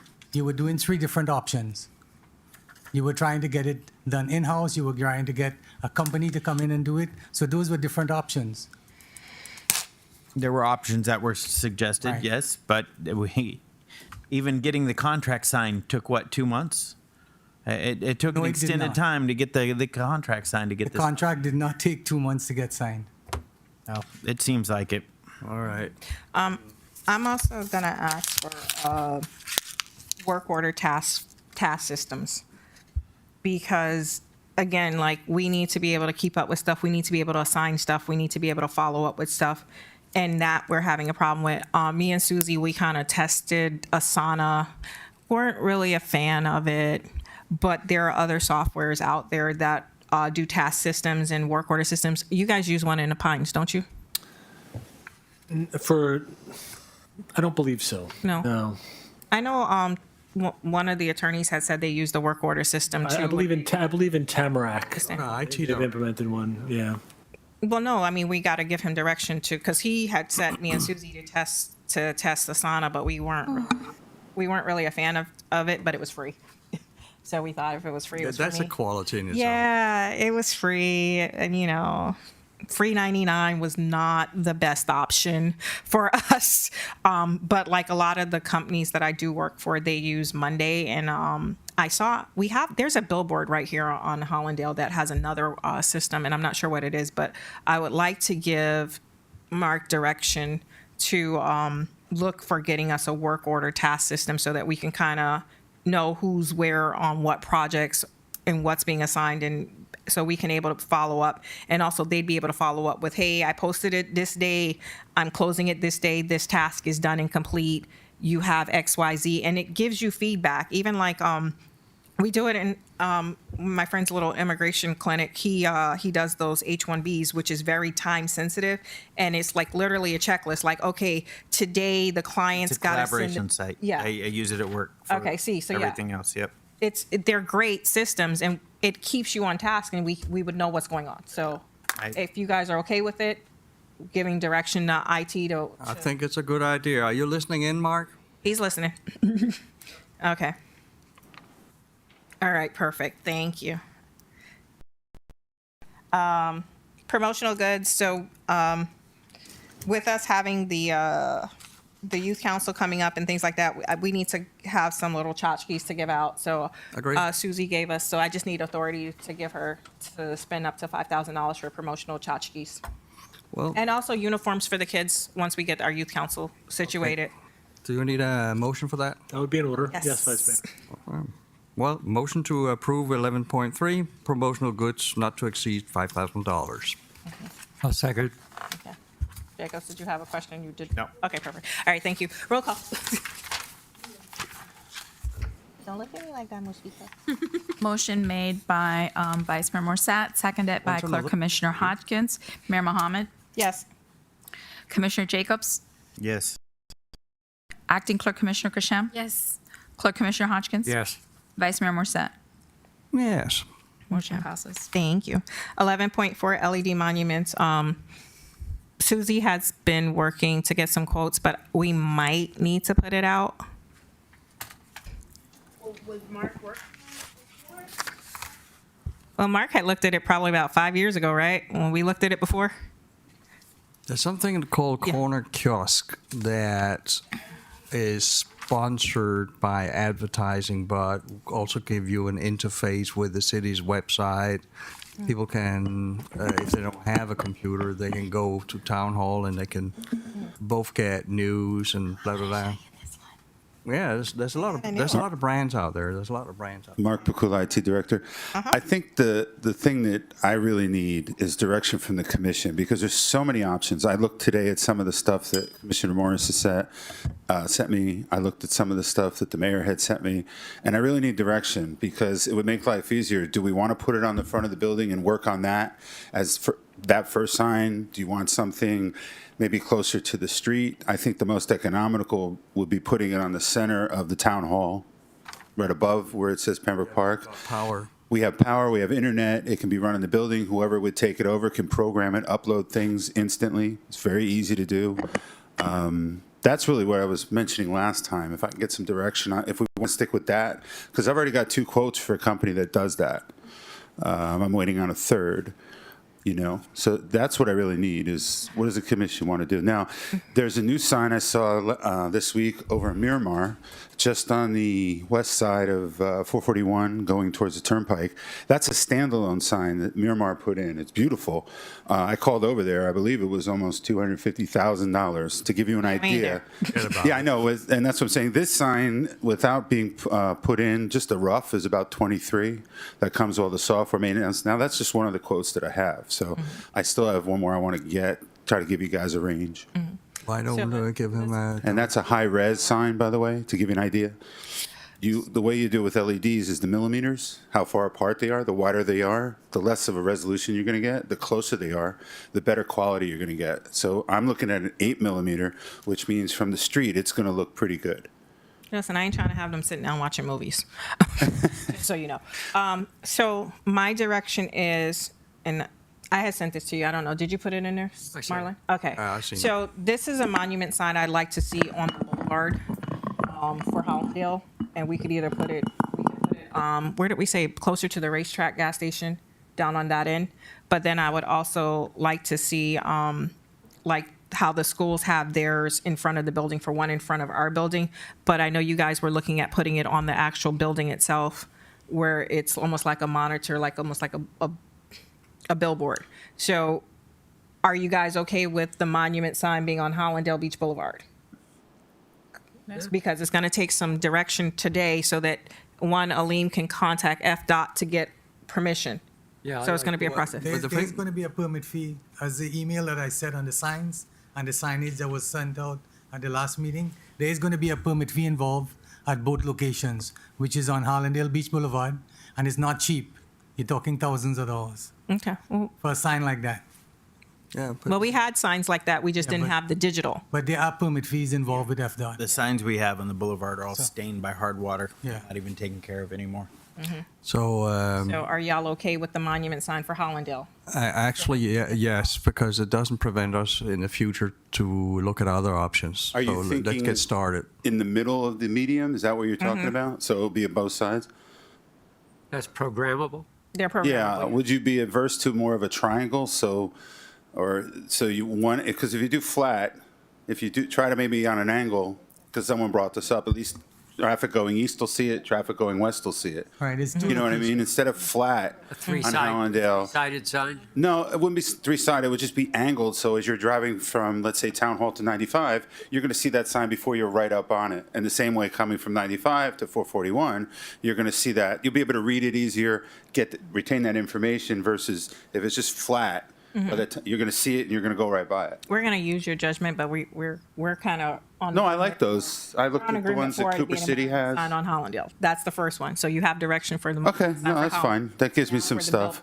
Yeah, the one on the building, I think your idea of just a big flat one, you can... You want it attached to the building, or you yeah, want because we already have, because it's more cost effective, we already have electricity, we have, so it's pretty easy to set it up, according to this gentleman. Yeah. Well, no, I mean, they came out. We had a company come out, and they said the same thing. They did, like, I like these because they're, like, right there in the parking lot. You can see it coming and going. But the company that came out said it would be cheaper if you just put, like, almost like a big TV up on the wall, and you can see it from... And we also have to advertise the police department. And then one of the things you can do, is let's say you're mounting something like this. This part could be a hard sign, like the town logo with maybe the police logo hardwired up here, not LED, and then everything else in here will be programmable. So you have a solid Town Pembroke Park logo. Next to it, you have the police logo. And then underneath you can put, and you also within the sign can actually put stills like bars. So let's say you want to have something where it's just running across, giving a message, and then a video below or a picture, you know, toy drive or, you know, Food things drive, like that. yeah. Yeah, there's a lot you can do with it. So Perfect. Okay, so you have your direction. we're going for the medium. The median, yes. Okay, and one And for the town. And the one for the Okay. town, are y'all all, which one are y'all? Y'all all want Well, the cost effective is the one on the What I wall. was thinking was proportionally, right in the middle of the building, from one side, you know how the building comes out in the middle?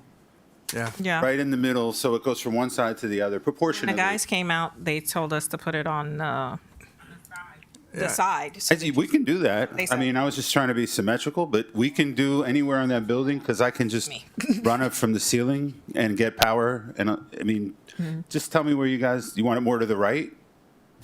Or do you want it Get us some facing? price. How about get us some prices? All right, one other thing, and I'm just going to throw that out. Or have it facing Hallandale Beach on the side of the building. Well, that's what the company, they had two companies come out and they said on Hollandale's side of the building. We can do But that. if we're advertising the police department, it should be over the Well, you get more exposure entrance. there. Yeah. the main entrance, right? That's where people would. We can put a still sign. We talked about just sort of a still. Yeah, I mean, you Fine. have Town of Pembroke Park. Keep in mind, if you put up anything on the west side or the north side of the building, if there's any development on that property, you're gonna have to move the sign within a few years. Well, you currently have Waldy in pre-development phase, and I think, what is he, 3 stories or 4 stories? I think he was up to like 6 stories originally when he started talking to us. So, Okay. so that's definitely gonna block your sign. And there's, you know, the one on Hollandale Beach, you're gonna have to go through the FDOT permitting, because there are side triangle issues with actually erecting the sign and permitting. So we'll get a price. I'll definitely Yeah. get a price from one of the consultants. Can that be rigged up, Mark? Can that be rigged up to solar somehow? Yeah. You could. I mean, you're They just use powering it. solar batteries or- You could. I mean, the easiest is just to wire it in off the second or third floor, whatever, however you want, how you want to go. But sure, if you had some sort of solar power up on top of the roof. Okay, so you have your direction on Thank what you. pricing we need? Yeah. I mean, like I said, we might end up having to do an RFP because you said like 200,000 or 25,000 or either or, but yeah. Yeah, like the one in Cooper City has in front of their town hall. The one at the parks in. And that was built a while ago. Miami Beach right there on 19th Avenue. That's just a red LED. That's a digital marquee. Yeah. Yeah, there's one You there may too. also want to look at North Florida. This is about the same Smaller size one. that The school Cooper board City use. has. Oh, it's the same one like the school board one, the little one? It's the same size, yeah. Yeah. So I'll start working on that. All right, Mark, since you're standing up I was there, going to say where are you at? 11. 11.10, no, 11.11 Grammarly. Yes, that's just software for the town and the police department for, it helps with spelling, it helps spell checking on Outlook, emails, things like that. I was getting licenses for the police and the entire town and commission if they want to use it. Okay, what's the cost? You need us to vote? Hold on, let me get my book. I'm looking to, payroll. Cause see what I have printed is not matching up, so I'm a little confused. There, it looks like it's $7,340.52 for the year. The cost is for 1 year, $7,340.52. Put your glasses on. No, this is 333, but guess what? 333 is not this. 7,003. Hey, my eyes, it's 2 330, cents. no, 333, not the same page. I had 11.9. I don't know if it Okay, got so changed. wait, you need the motion for 11.11 first. 11.11. Am I on the right agenda? Because you said 11.9. 11.9 is Shuts and Bowen. Did we have a price? No, 11.11 is Grammarly. That's Yeah. Okay, do we I have got a price mine. on I also that? got the wrong one. Yeah, he does. That's why I'm trying to find the page Yeah. for it. That's what I'm. It's a Grammarly. Okay, so, Oh, yeah, 11.11 now. They moved it, all right.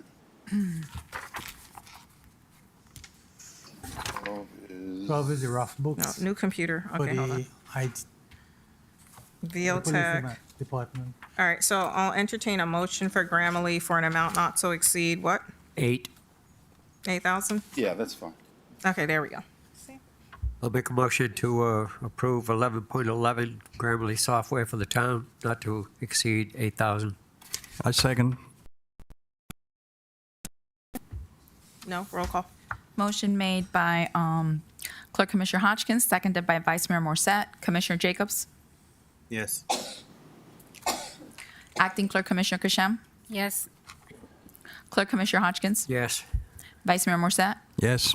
Mayor Mohammed. Yes. Motion passes. 11.12, rough book for police evidence for an amount not to exceed 4,400. Yeah.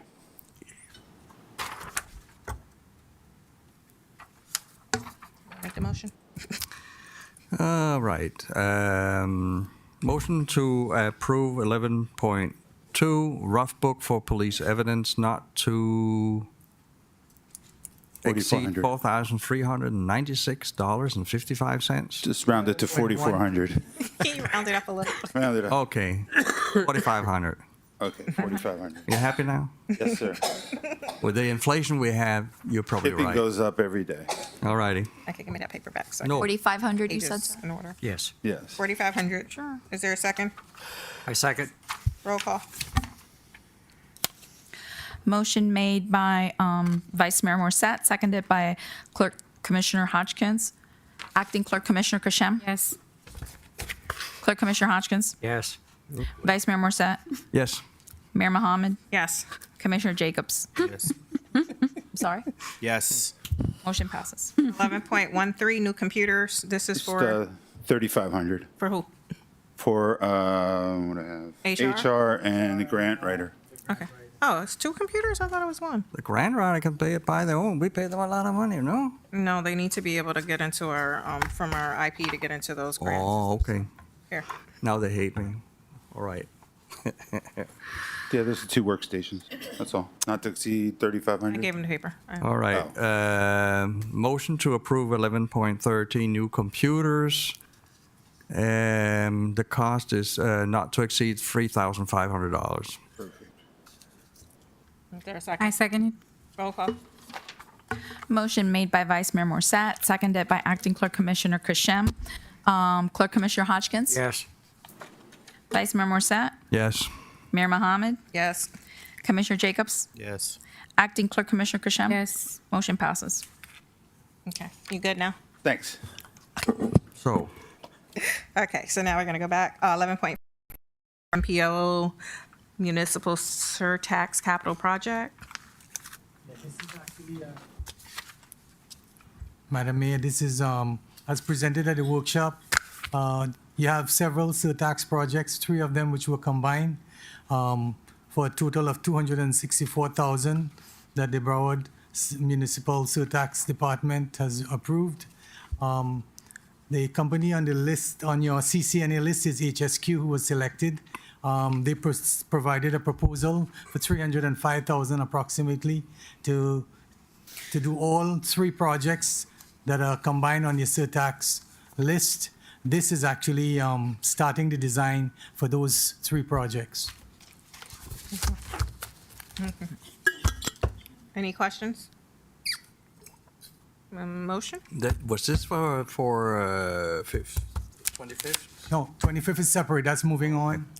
Broward County sent me an email today. This is on 25th Street.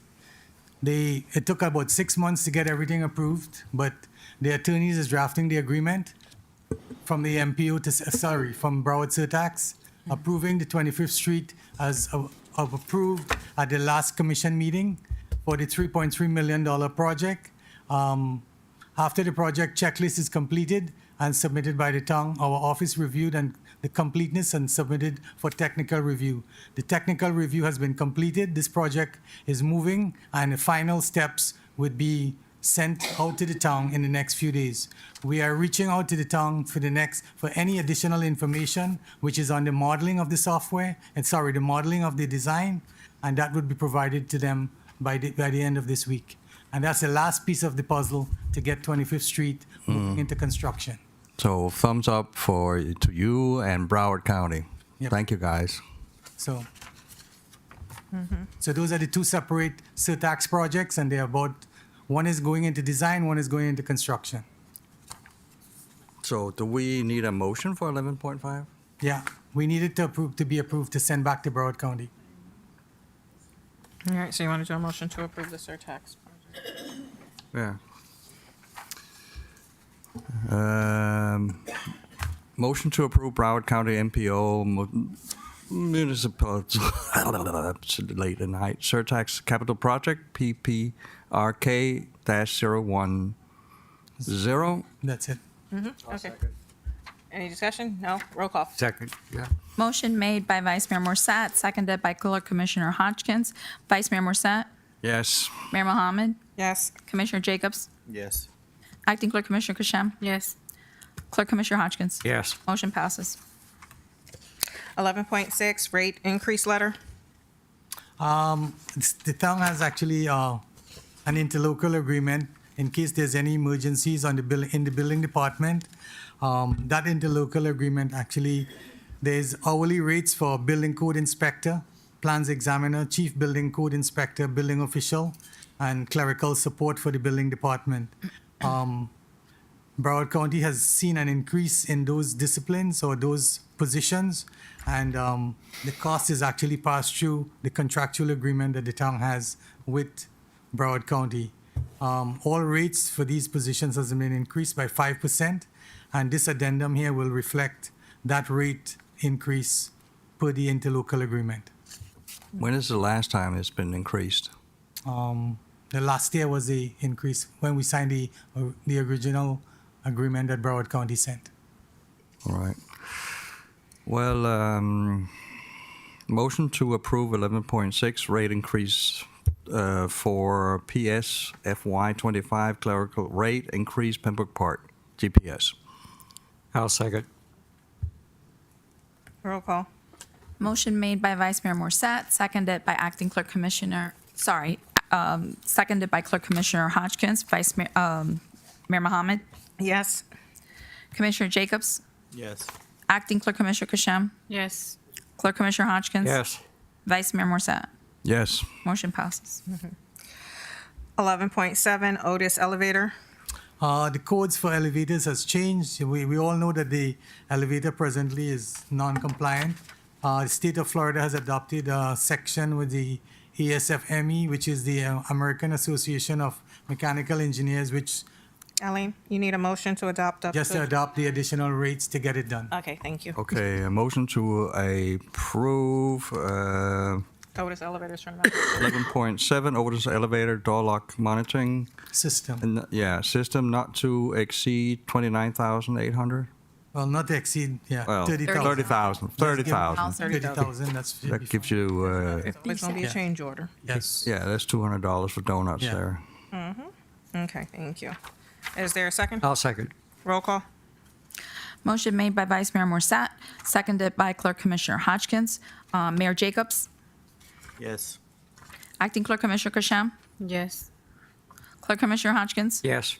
Vice Mayor Morset, Yes. Mayor Mohammed. Yes. Motion passes. Okay. 11.9. There was Jackson something with a 48-hour rule What? Sorry? for the invoices. What was that?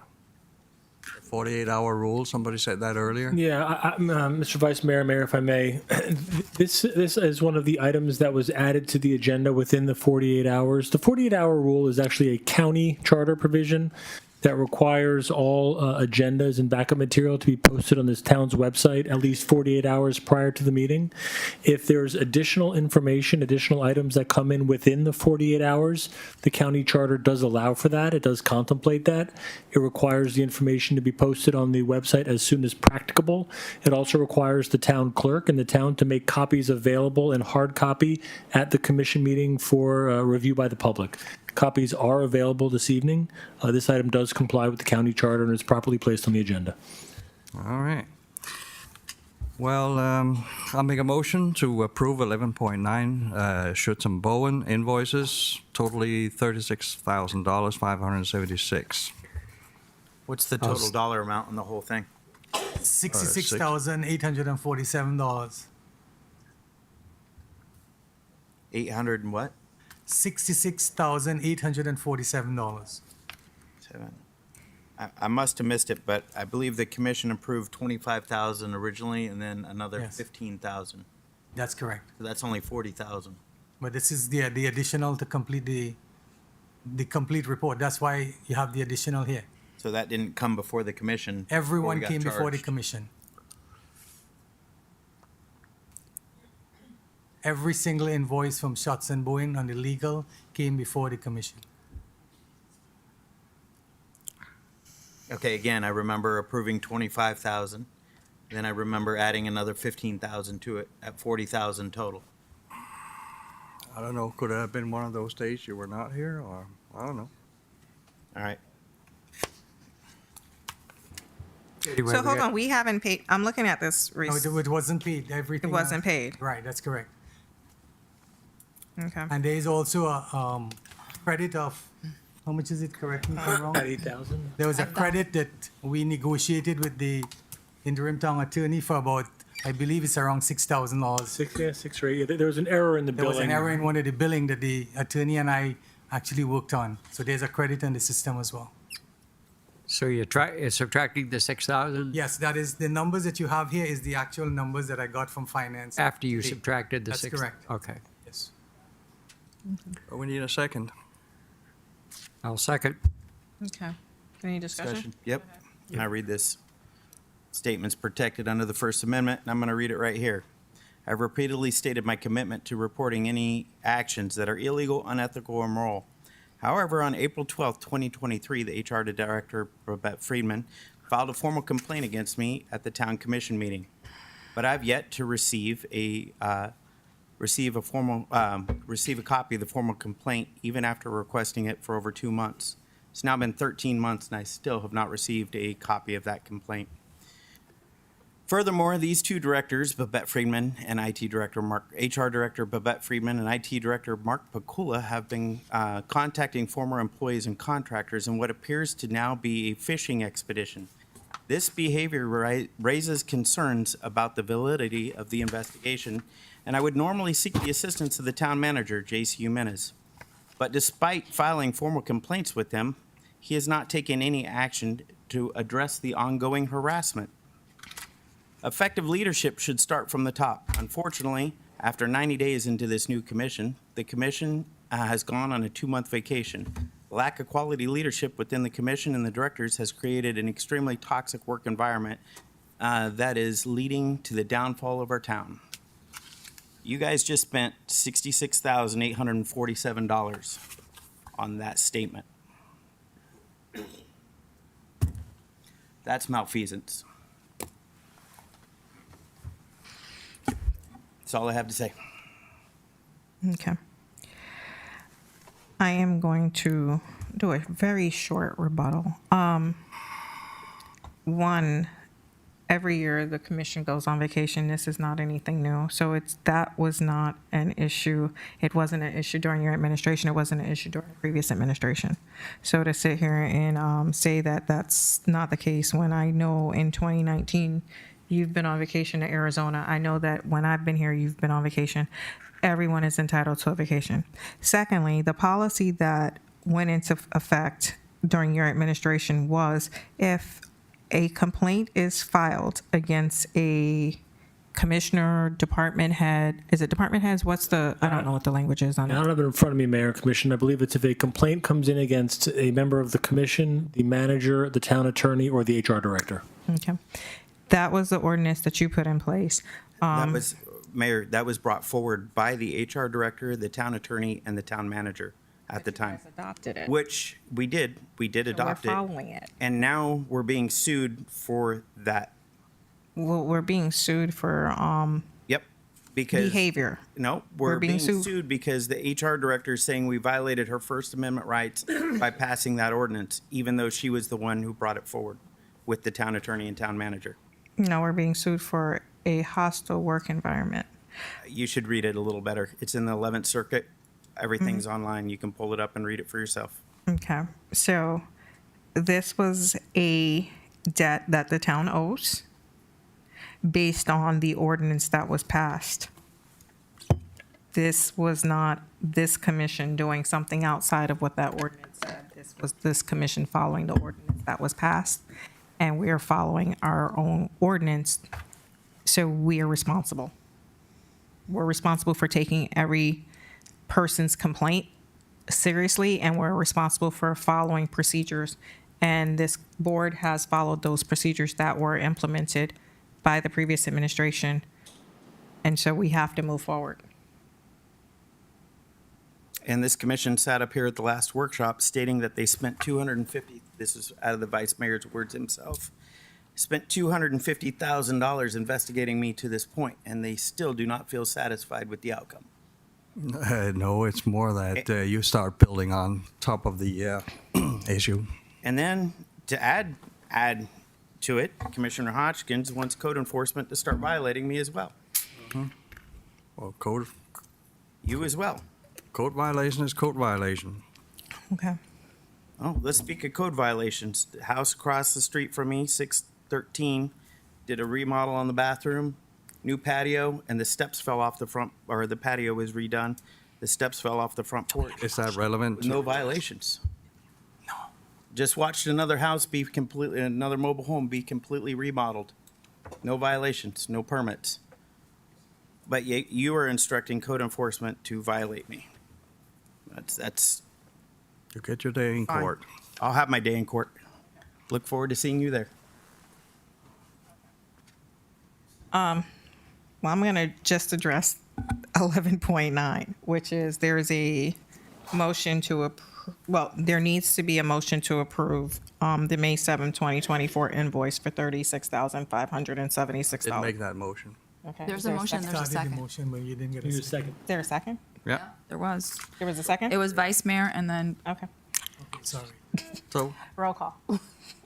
motion made by Vice Mayor Morset, seconded by Clerk Commissioner Hodgkins.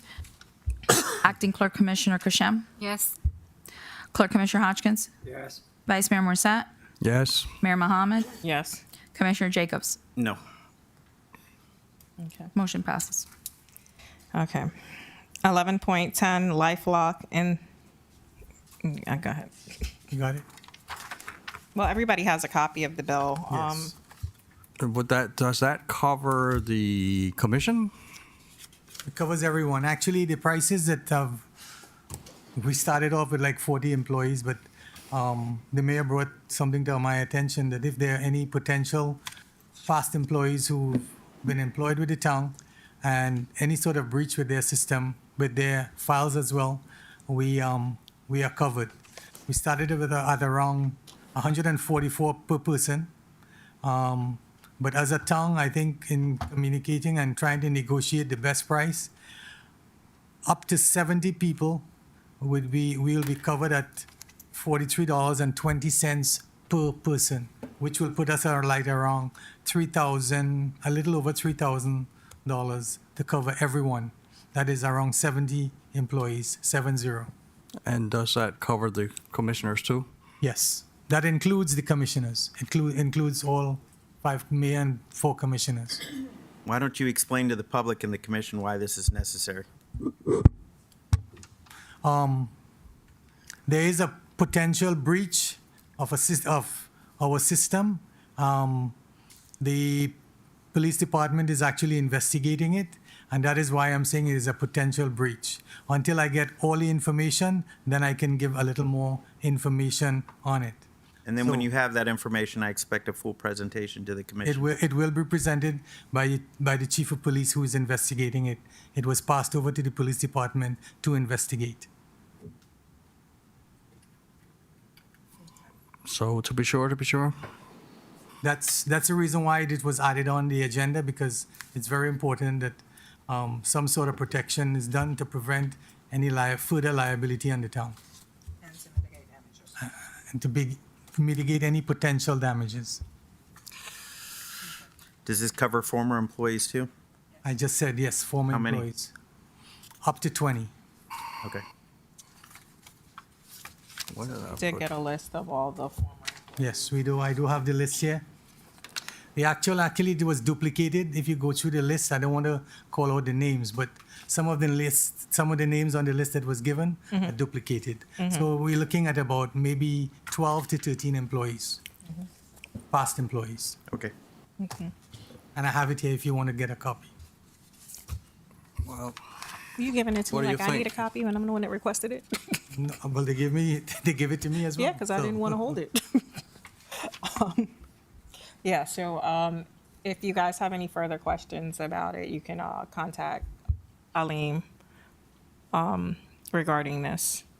But at this point, I think it's imperative that we just try to need to mitigate. do directions now. No, he needs authority to All I need is the authority to get it approved, and approve the contract with I will- LifeLock for an amount. I will not get to- the information sent out to start.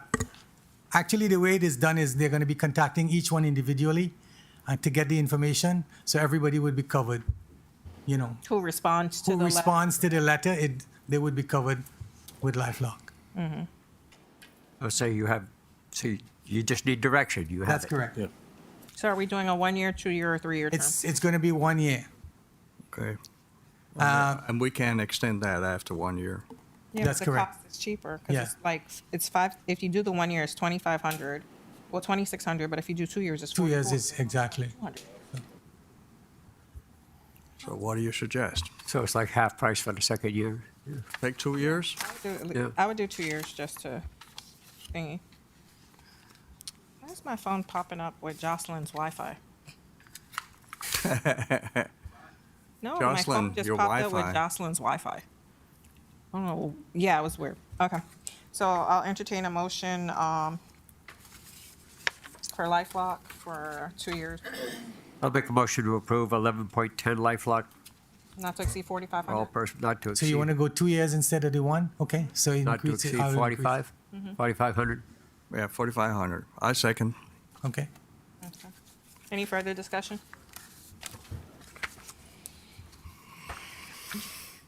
I have a question for you. I'm sorry. I'm going to end up with the discussion.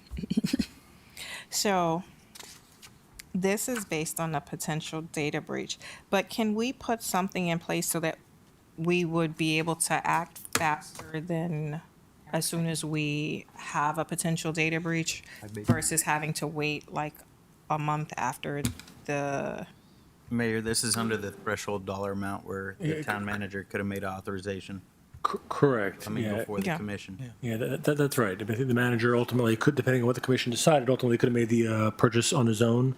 Alternatively, it could be considered an emergency purchase and brought back for ratification. Yeah, but I mean, I just want to make sure that, like, do we need a written policy that would basically say, like, if, you know, if we're aware of something like this, it's kind of like an automatic? Yeah, and That's what I'm asking for. yeah, that's an option. And again, I don't want to speak for the IT director. There also is a cybersecurity policy that's in the works. And to the extent there's a cyber breach or a breach of the system which would compromise anybody's data, there could be a policy in place which would automatically authorize the manager to take certain steps to provide, credit monitoring, credit, security, all those things. Notification. Notifications, and there's certain statutory requirements regarding notification as well. But I mean, that's for cyber breach, but this, It could be any. There could be a policy for any type of data create breach. some kind of policy for it so that, because a lot of damage can happen Sure. in They're being very aggressive. 14 days, yeah. Hackers. Okay. Discussion. Wait, 12.1, no? Yeah, I was turning my page. All right, 12.1 sunshine law requirements, so. Wait. I had a motion. Oh, sorry. And a second, and I didn't have. Well, that's because they were Then you kind started of like. discussion. Because they were kind of like, yeah, we didn't need it, the motion. Oh, Again, the amount is within the manager's spending authority. So I mean, you can have a motion. Either way, the manager has the authorization to make the purchase. I know, you had a motion and a second on the floor. Take a vote.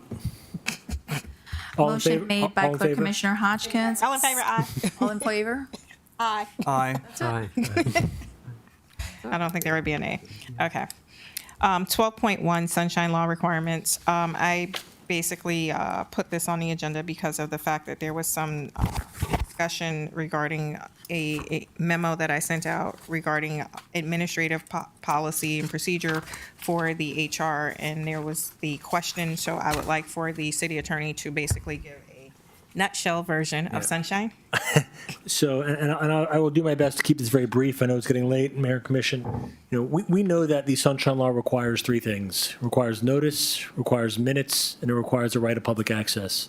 It applies to any two meetings between any members of the commission. And we know that any conversations about any matter that will foreseeably come before this commission for action needs to be limited to those settings where notice, minutes, and access is ensured.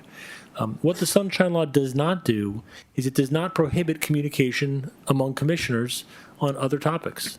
There's nothing to suggest that you all can't have conversations about the weather or about anything else going on with the exception of town business. And national politics. Politics and anything else going on in your personal lives, so long as it doesn't relate to town business and doesn't relate to anything that's going to foreseeably come before the commission for a vote. A couple other just quick points I wanted to make clear. The Sunshine Law also applies to third parties getting involved between have a conduit or an intermediary serve as a go-between between members of the commission. So that's not to say that the clerk or the manager or the town attorney cannot provide you all with information, but you all cannot use the clerk or town attorney or town manager as a conduit to relay information back and forth between yourself. The manager cannot poll the commission, cannot ask the mayor what she thinks about a particular item and indicate to her that the vice mayor may feel differently about a particular item. So the Sunshine Law really ensures that those conversations about matters that are going to become before you for a vote only take place in a noticed public setting where the public has an unfettered right of access. It applies to emails, but again, the one-way communication is not a violation of the Sunshine Law. If the mayor or if the vice mayor sends out an email to the commission with a news article or information regarding the agenda, that in and of itself does not trigger the requirements of the Sunshine Law. But the key is the other members of the commission cannot reply. It takes the reply, it takes the interactive communication to implicate the requirements of the Sunshine Law. There are multi-day conferences on the Sunshine Law put on annually by the Attorney General's office, by the Inspector General's office, by the Bar Association. This is the Sunshine Law in a 3-minute nutshell. There is hours upon hours of nuance that goes into the detail when it comes to these issues. If there are ever any questions, I would encourage you to contact the town attorney's office. We're always happy to talk through any specific issues, but we're also very sensitive to ensure that the Sunshine Law is complied with by the commission, by your professional staff, keeping in mind that it applies to you. It applies to the 5 of you. It does not apply to me. It doesn't apply to your town manager. It doesn't apply to your town clerk. But we can't be intermediaries between the 2 of you. And just one other quick anecdote, if I could. The North Broward Hospital District, it's the Broward Health System in the northern part of the county. About 4 or 5 years ago, there was an instance where not only were several members of their Board of Commissioners charged with Sunshine Law violations, the CEO and the attorney were charged not with Sunshine Law violations, but with conspiring to commit Sunshine Law violations. Because the Sunshine Law doesn't apply to me, but I theoretically could conspire with any one of you to violate the Sunshine Law. So there is a way that non-board members could also be implicated in a Sunshine Law charge. So it's kind of a cautionary tale, not only for the commission, but also for your employees who may have conversations with any number of you. Just to be mindful that relaying information about matters coming before you for a vote, is an issue. It's a problem under Florida law. Those conversations need to be limited to a setting where minutes are taken, notice is provided, and the public has an absolute and unequivocal right of access. Again, Mayor, if there are any specific questions, I'm happy to try to answer them. I've taken your 4-hour class. 4 hours just scratches the surface. Florida League just. Florida League, the Florida League does them. The Broward League does them. Sam was there. So. The mayor asked for a brief refresher. I'm always happy to offer it. Yeah, just because I sent out a memo basically giving an update of HR, letting everyone know that HR had came in and that they were, they were looking to meet with the commissioners and please schedule a meeting through Susie to meet with the commissioners. And there was a question about whether or not I had violated the Sunshine Law by sending out a memo basically saying that, No. make a phone call to Susie, schedule your meeting, discuss what issues you'd like to see HR address. And that was it. It was a one-way memo, and it also included the information that HR had presented in the previous email that was not distributed. So that's why I did it, was to get everybody on board so that everybody knew, hey, this is what's going on. I don't want to be the only person holding on to this information, to know that they're here, they're working, they're ready to meet with us, they're moving forward, they need direction from us in order to move forward. And so I just wanted to make sure and put it on the record so that there is no misunderstanding, because unfortunately, there seems to be a lot of misunderstandings or misgivings when I'm involved, and I don't know why, but I just wanted to clarify that, and I will go into it a little bit more during commissioner comments. Okay. 12.2, adoption of ordinance, Clerk Commissioner Hodgkins.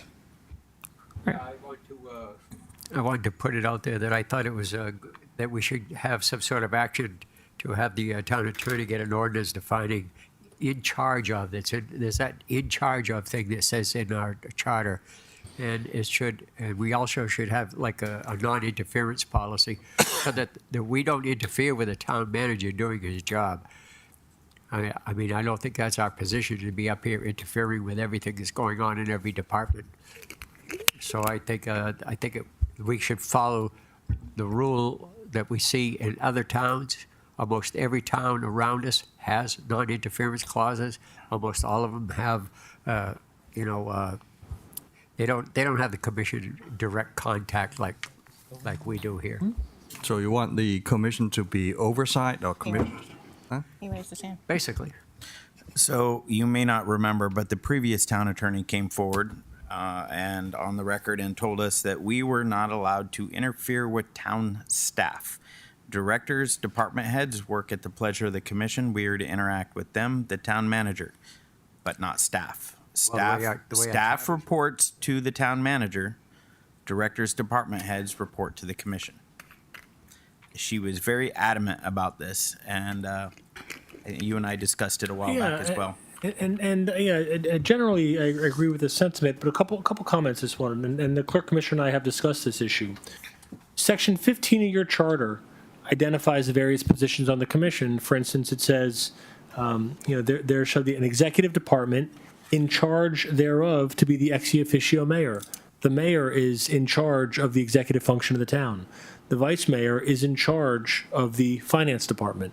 The clerk commissioner has separate duties as it relates to what they're in charge of under your charter. But the concept of in charge of is not defined.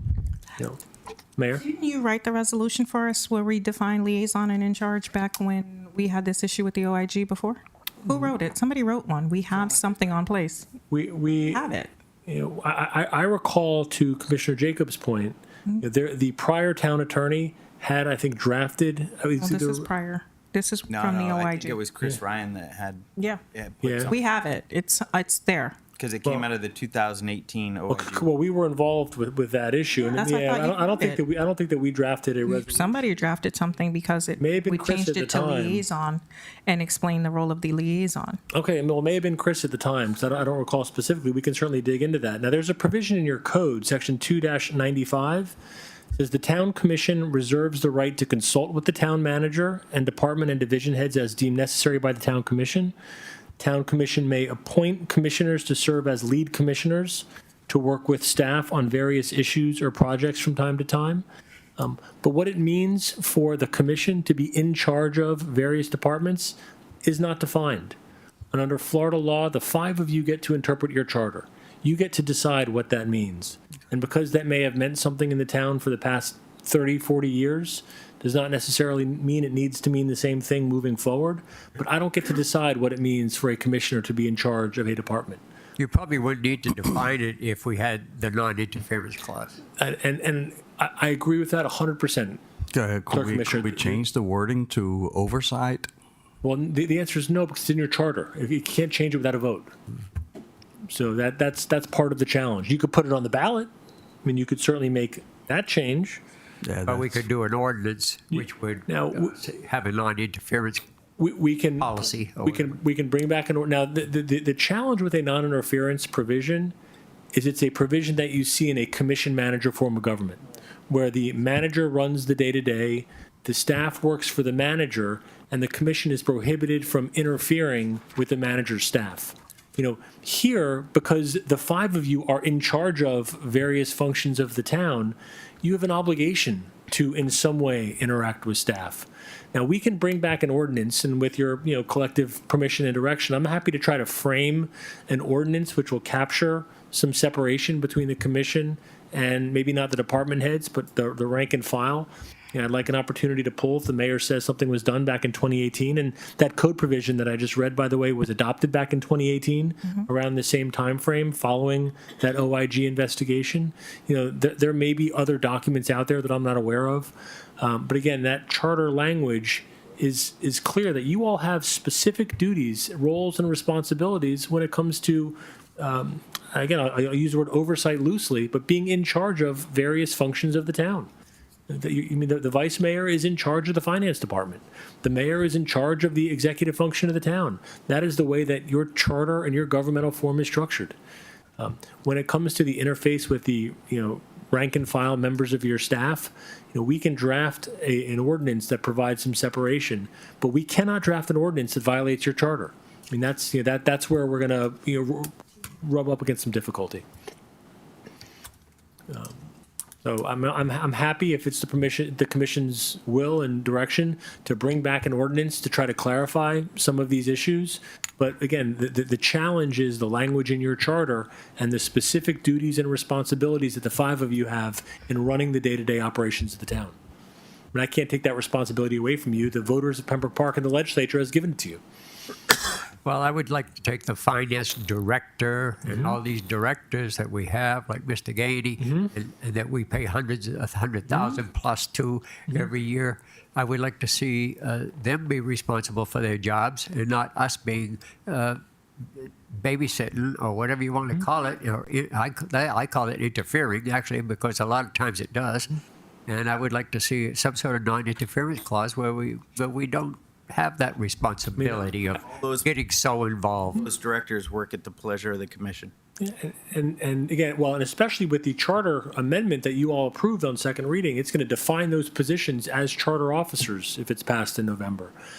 We can draft a non-interference provision, but I'm sensitive to drafting anything that's going to be perceived to violate your charter. Because again, the five of you have administrative responsibilities. I mean, you have a duty under your charter to run various functions of the town. You can delegate some of that authority to the manager, which I think your code does, but you can't have an ordinance that prohibits the commission from interfacing with your staff. I mean, the vice mayor cannot be prohibited from interfacing with the finance department because under the charter he has an affirmative responsibility and duty to do that. So we can try to provide some language to get you where you want to be, Commissioner. I understand where you're trying to go, but that's the challenge that we're struggling with. So I mean, we can bring something back if it's if it's the Commission's will. I don't have any problem trying to draft something, and we'll draft consistent with your current charter language. Again, you've got some language in your code that may help us with that process. I know your former town attorney had been looking at the issue. It sounds like your town attorney before that may also have been working on the issue. Again, this is not a new issue in Pembroke Park. We're more than happy to take a stab at it if it's the will of the commission. Yeah, I would like to see if we could come up with some kind of language that would kind of clarify it and maybe lessen the authoritative value of it. I don't know how else to put it, but that's in the nature of our. I understand that, Eric, but what we do. Just the same, I think people are over abusing it. So, can you give examples? Yeah. Are there any examples? Well, can I give examples? Examples of it. Examples of, say, all these complaints we have. Say we have somebody up here on code and you attack them on it. That's to me that's not the way it should be. That's not how you do it. If there's a problem with this department, they should go to the town manager. Even though we keep saying we're not a manager form of government, but we should have a chain of command. I guess I'm too military, but I like to see a chain of command where before the problem get to someone else before it gets to us. How about this? I recommended termination of the previous town attorney, which you did not vote for originally. No, and for the next 2 months preceding after that, I went through relentless attack after attack after attack. And with 7 complaints filed with the town manager, nothing was done. He let it continue and let it continue and let it continue until it got to the point even the town clerk was going at it with the town attorney. And the manager finally sent her home. We went through this. This was a disaster, And then you voted to finally remove her. But what was the point of filing the complaints if they aren't investigated? I filed multiple complaints, legitimate complaints that no one investigated around here. Y'all seem to make it that I'm the reason making this a hostile work environment. 2022, I spent the first half of the year in Las Vegas, the second half in Dallas. I was here very little. I was here for all the commission meetings, but I wasn't here on a day-to-day basis. 2023, since you guys came here, I've been to town hall twice outside the commission meetings to pick up paperwork and to file paperwork. And you guys are sitting here saying I'm making it a hostile work environment when I don't communicate with anyone except via email, and that's all recorded. Town manager has only met with me twice. He mean mugged me the other day at a restaurant that I was sitting there having lunch with my wife at. You know, it's the lack of disrespect and the culture that's sitting here in Pembroke Park that is what it is. But you guys are festering and keeping the toxicity going here in this town. It's not me. I haven't done anything. Not responsible for anything. You know those I'm hundreds just of here. thousands of dollars that we spent on You spent it on me. investigations? We Yep. spent it on you. And what'd they say? They said you were guilty of a hostile work, creating a Doesn't hostile say that. work. Well, then you haven't read the reports. Okay, I do want to, I think we should carry on. I do want to, Let's move on anyway. well, I have something to say on this issue, which I'm going to leave for commissioner comments. But I do want to just kind of clarify something because it's like we're skirting our responsibilities. We are the board. Our job is to oversee the departments. We set the policies. When people have issues, they go to their managers. But guess what? At the end of the day, if your manager's not getting it done, who do you go to? You go to your boss's boss. That's what we do. When people have issues and they're not getting the resolve that they need from their manager, they come to us. There's always some kind of oversight committee. There's some kind of ombudsman. There's something. We are that top line of defense. We are the ones who they come to when they cannot get resolve from their manager. We're not here to circumvent the manager, but we're here to deal with issues when the manager is failing to do its job and responsibility. That's what we do. And I'm not exactly sure why this keeps coming up and it becomes these weird little issues, and then you have staff members that are complaining, they don't know who to report to.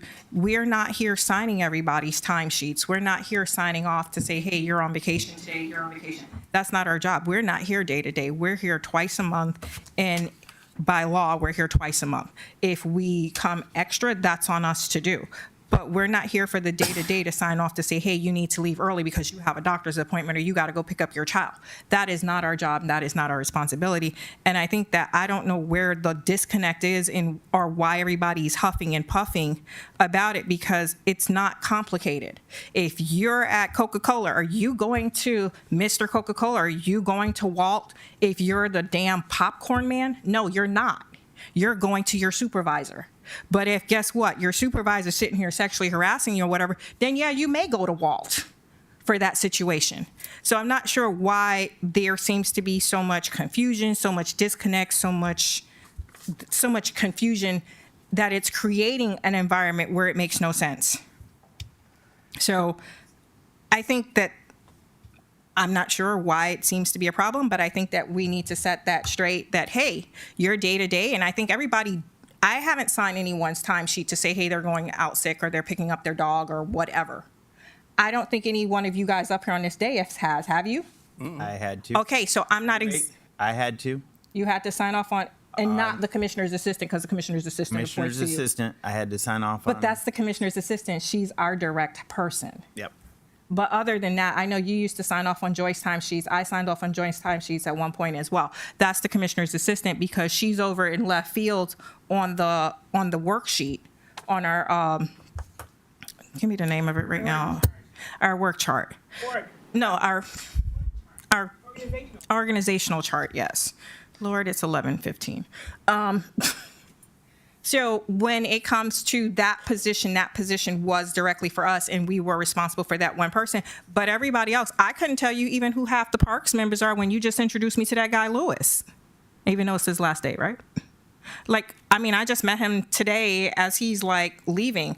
We're not responsible for the employees day to day. We're not responsible for doing their timesheets. We're not responsible for the day-to-day operations. We're not here for that. We're here to set the policies and procedures. We are the executive board. This is your supervisor. This is who you go to for supervision for your day-to-day operations. It's not us. Where the disconnect is, I'm not exactly sure, but y'all might need to take corporate law class or something to figure out board of directors or something, or understanding operations of how you work. I mean, you guys are grown people. This doesn't make sense that it's coming up and it's being such a petty item that we're constantly having this argument.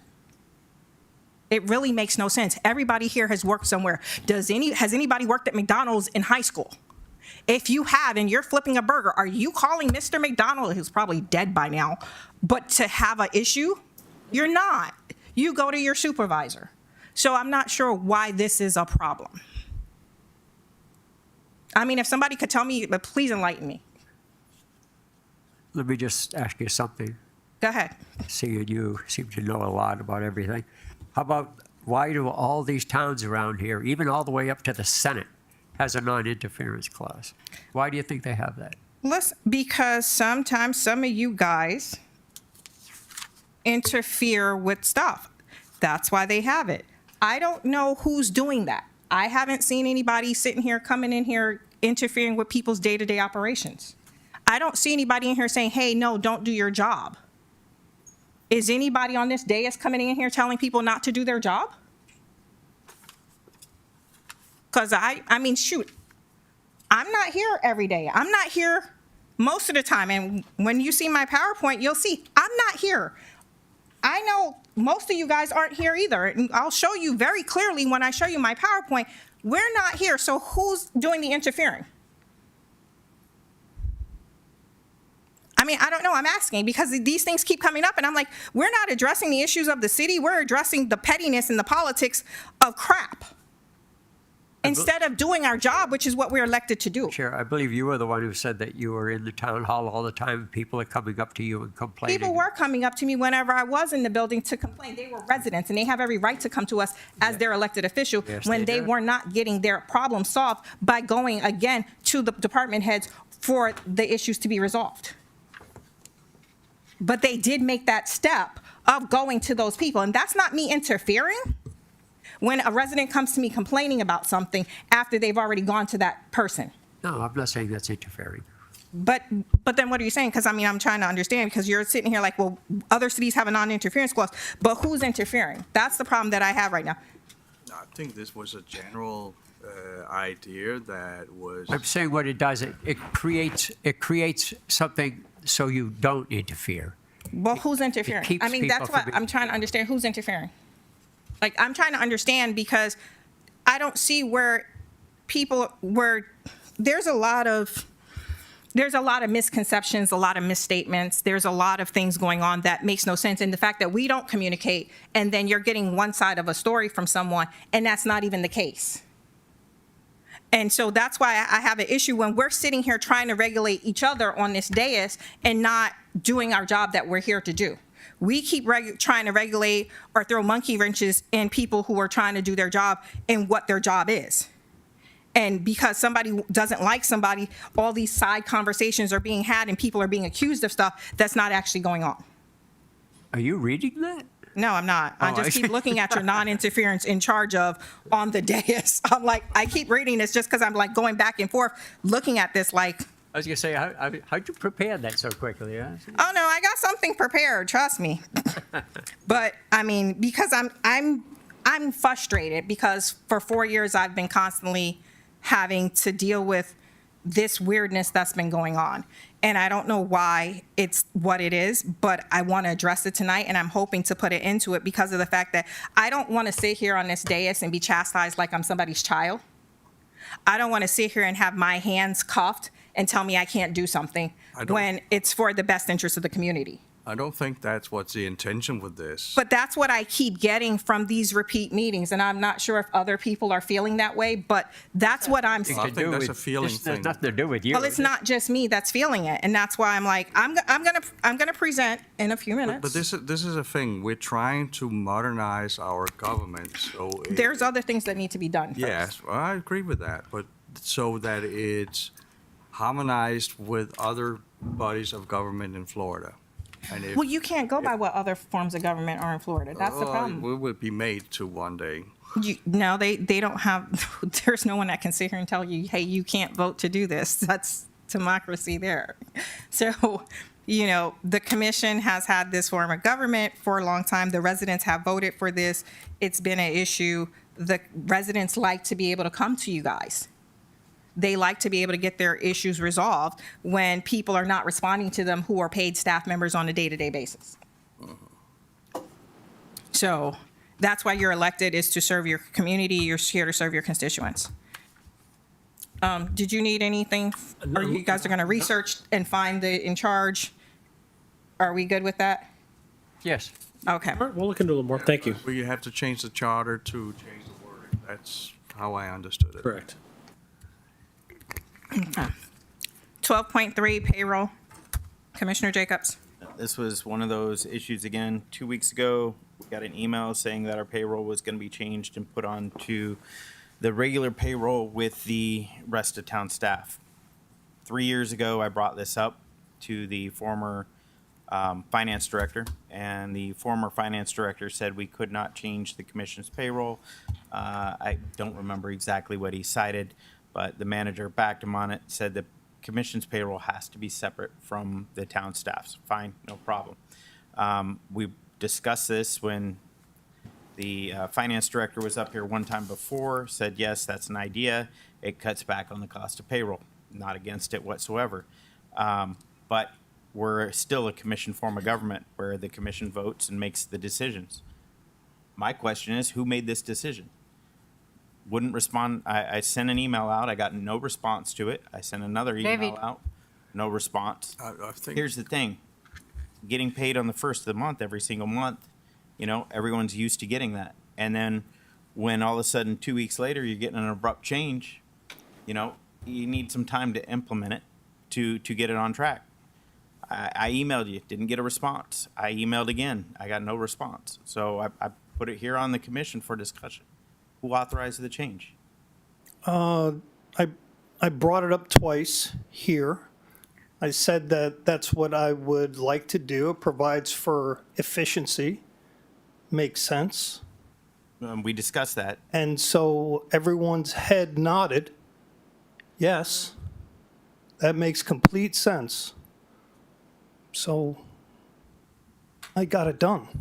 That's exactly what I did. But there was no direction given to do it. There was no specific direction given to do it. They need this I specific assumed that your nodding of yes was You don't even respond to my email.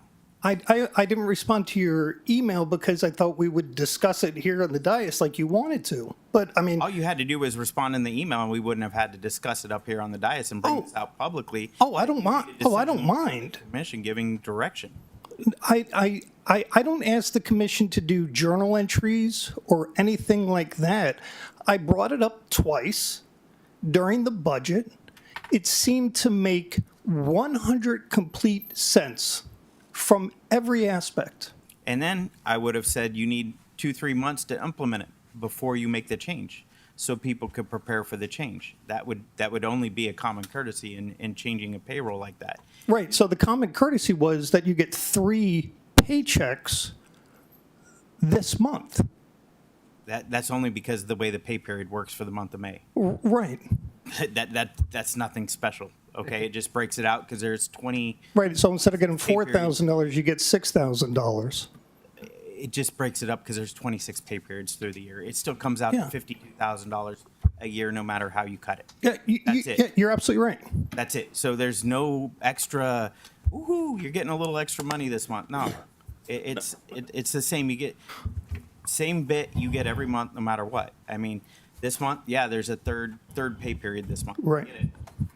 Listen, I pay my employees every 2 weeks as well. But again, we're a commissioned form of government. We have to give direction to make changes like that, and especially critical changes like that. And I had taken your head nodding across the board as go forth and do.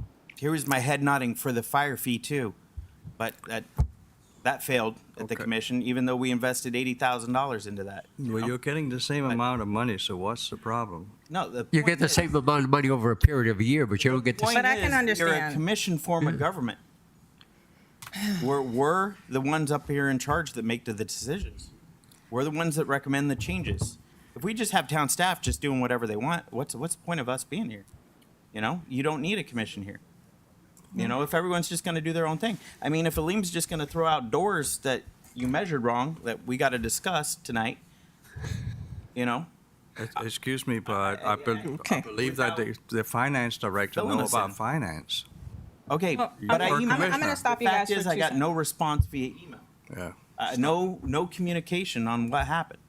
You know, that was it. It's like, okay, a dead issue. Well, then I email again. Okay, then I'll put it on the agenda. If you're not going to email and communicate with me, I'm just going to put it on the agenda, and we're just going to have to openly discuss it.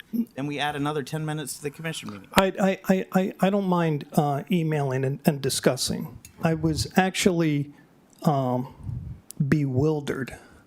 That would be the term I would use. David, can I ask a question? Absolutely. On the months that don't have three pay periods, right? Yep. On those particular months, Yep. if we get anywhere near what it showed in the pay period we just had, it's going to be $300 less on each one of those. Yeah. That's a big difference. That's $600 a month less, regardless of how you figure Well, out over a period of a year. Okay, But let me back up. somebody is budgeting their money like I'm. Well, let me back up. Number one, I apologize. We can go back. That's no problem. It's not a problem. I just wanted an explanation on who approved it and how this came about. I did. That's what I asked. Yeah, I did based on our discussion, based on looking at the limited finance staff we have, trying to get a little bit more efficient, trying to give the staff that we have more things to do other than running a separate payroll. And so I looked at the calendar. March seemed reasonable because you get 3 pay periods. And to me, it seemed like It was a the no-brainer. approval was based on our discussion.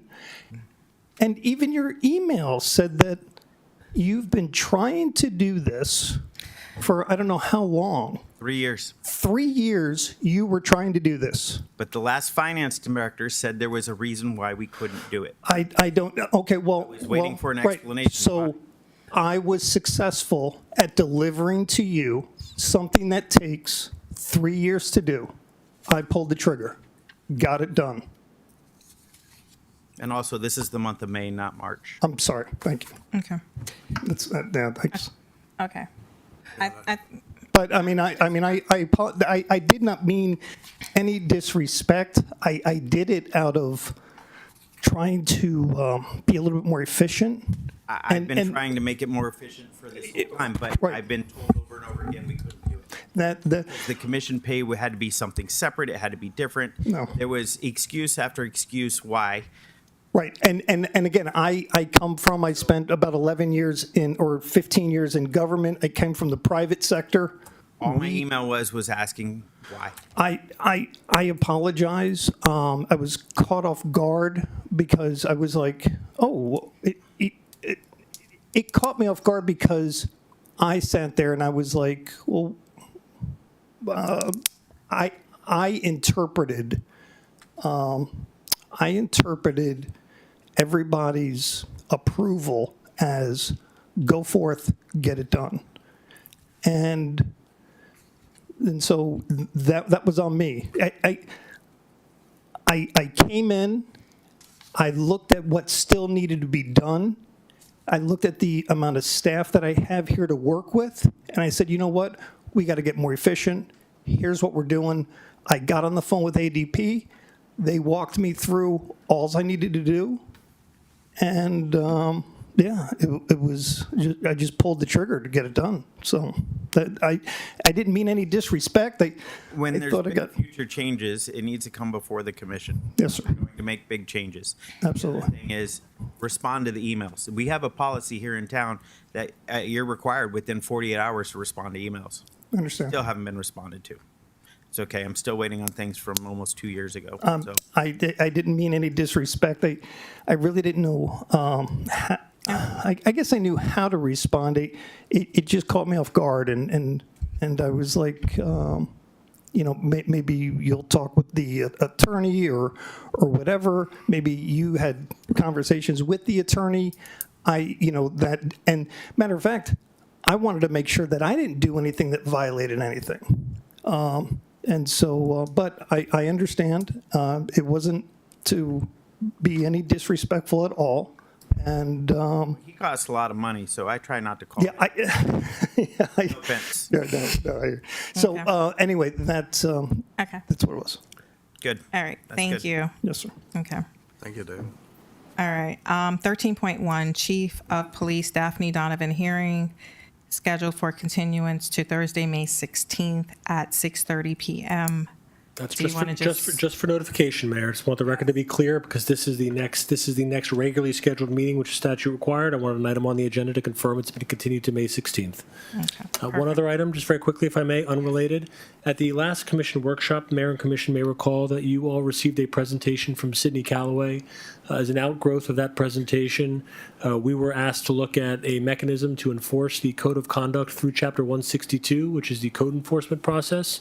Since that time, we've been doing some legal research and conferring with Mr. Calloway. We're in the process of finalizing a legal memorandum that's going to be circulated to the Mayor and Commission, along with your code staff and your manager. I'm hoping by the end of this week, which will provide a mechanism for the enforcement that the Commission has requested. I just wanted the record to reflect that, Mayor. Thank you. All right. Thank you. Okay. Town manager comments? So this is not the final bill. What's that for? No, you know what? It could be. Yeah, it could be. So let's confirm that, otherwise Yeah. I'll have to bring it back before commission. Just one item, actually two items. On the 16th, on the May 16th meeting, the furniture for the police department, which originally started with the previous chief of police, we started getting new prices, so hopefully I could get some pricing to complete that. One price that I got so far is like 33,000, so I'm going to see if I could get other pricing, and it should be back or put it up. So, Oh, sorry. If you need to put it out to bid, please put it out to bid because time is of the essence, especially when they're coming out to do these inspections in June, if I'm not mistaken? August, I believe. Yeah. June, August, when is it? June I or don't know. July.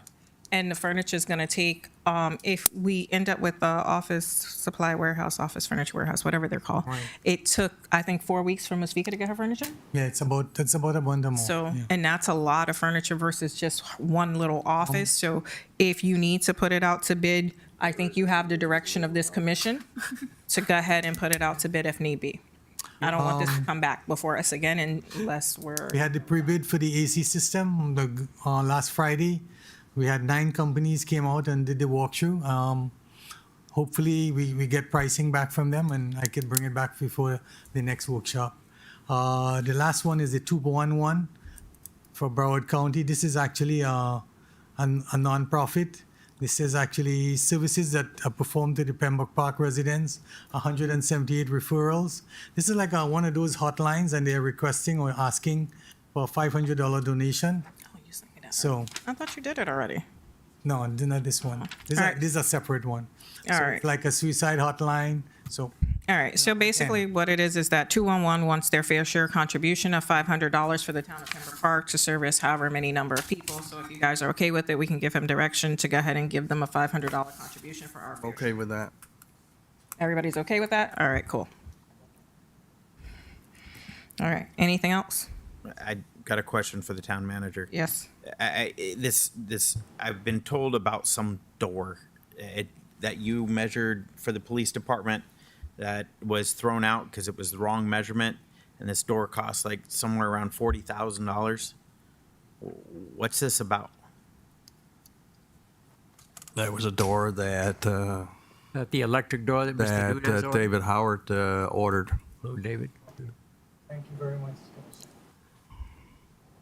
I never measured any door.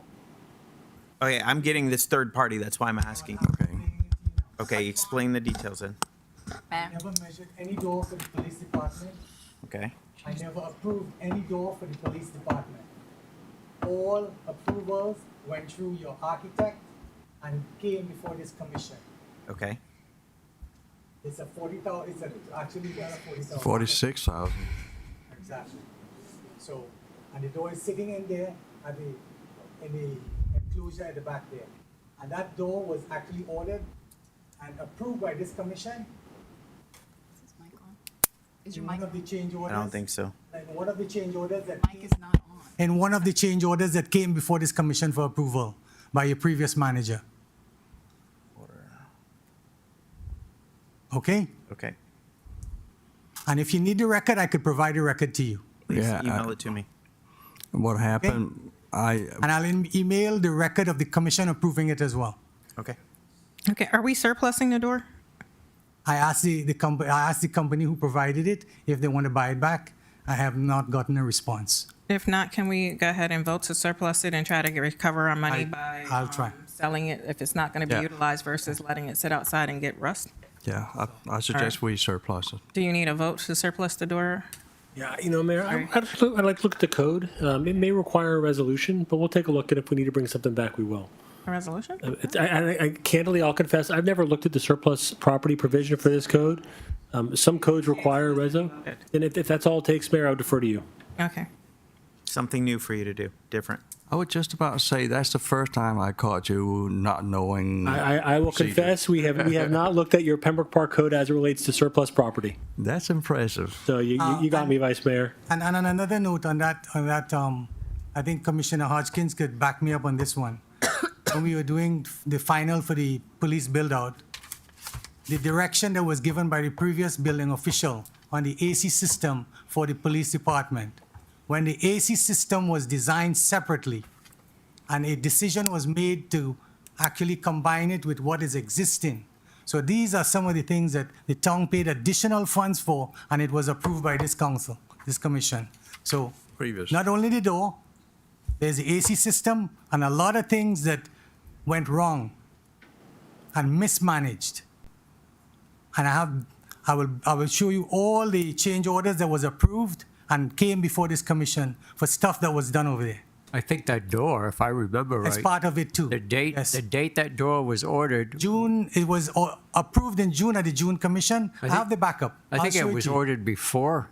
Yeah, I think it was ordered before. that's correct. It was ordered before and Before we approved had in a March. contract. That's correct. Before we had a contract. That's right. It was one of the first things I did when I was appointed or elected commissioner was ask the previous town manager if he could In the back, cancel. it's all there. No, I asked him to cancel the order because it hadn't been delivered. And he said, I can't do it. Yeah. I know we're going to have the sunset. Disposal requires commission approval, does not require resolution, requires a motion. Yeah, let's go. So similarly You want with the the door, there's the AC system that there's also one of the major keep change trying. orders that was approved. Okay. Motion to surplus the sliding door. Hey, I couldn't. It's not on. The mayor tried, Vice Mayor, I know, blame the lawyers. Okay. Was that everything for, I don't know, who started that conversation? I did. Okay, sorry. Okay, I'm like getting whiplash now. Okay.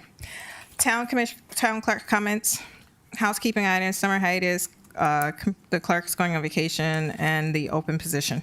Yeah, yes, I need to go over some things with all of you. In regards to the summer hiatus that we take every year, I just wanted to see what was the dates that, or the months that you guys were looking to go ahead and be out. I will be out from the 9th until about the 25th. You have one commission meeting that's scheduled for the 12th. And I'm just looking for your recommendations on what to do.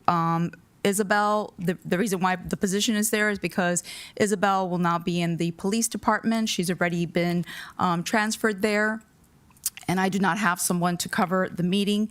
I can go ahead, and I was gonna speak with Maricari or one of the other young ladies that also does the code meeting. I don't know if, what your recommendation is. I would rather hear from the commission and see how you like to handle that. Also, in addition to that, like I said, we have the area of the hiatus.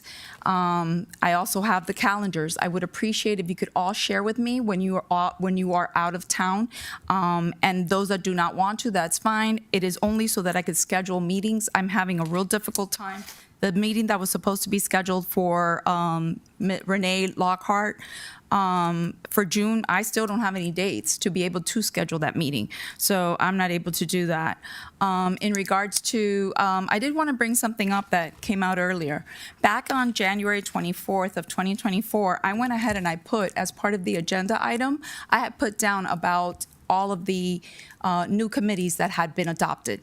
We have the Economic Development Committee that was adopted. We have the Youth Committee that was adopted. And we have the Parks and Recreation Committee that was adopted. I brought it forth at that time to make mention of how, we needed, how were you going to move this forward? It was at that time that I received direction that our lobbyist, Ms. Carper, would be the one pushing forth with how to put together the application and so on and so forth. Therefore, at that point, I kind of handed it off so that I wouldn't interfere or be in the way. And Susie's right. On April 23rd, she emailed me asking me in regards to how was the process for the background check. Actually, she said, I know they must have a background check to participate. How do you want to proceed? Well, honestly, I wasn't involved in the process at all to get the applications, and I'm more than willing to help as to how to proceed, but I don't know how this commission wants to proceed since you have multiple people involved in doing that. And so before, I would submit the background checks through ADP. That system I misspoke. That service was deleted. And I have not done any more background checks since then. So my response was, I do not have access to requesting background checks. The account was deleted. Christian has been running background checks. I have included her in this email. Also, the HR consultant may be able to assist you. So the process, which I believe is fine the way it is, the process should be that now moving forward, how you want to handle these are your boards. So whatever process you want, you just need to let me know so I can assist. But I haven't had any communication or interaction with that situation. And in addition to that, what I did have is I did speak with our interim town manager a while back because as it is, because of all these meetings, I don't think that what I'd like to do is maybe utilize other employees in the town that would be able to take the minutes for these meetings because there's only so much that two people in one department can do. So I was just going to bring that to your attention. And the last thing you mentioned is that a charrette by May 16th. What do you mean a charrette by May? What? Oh, no, it's Are not you gonna be a looking charrette to by May schedule a 16th. date? Okay, but are you looking for a date to do the charrette? We're going to need to do two things. You need the Parks Department to go through, the Parks Advisory Board to be sworn in.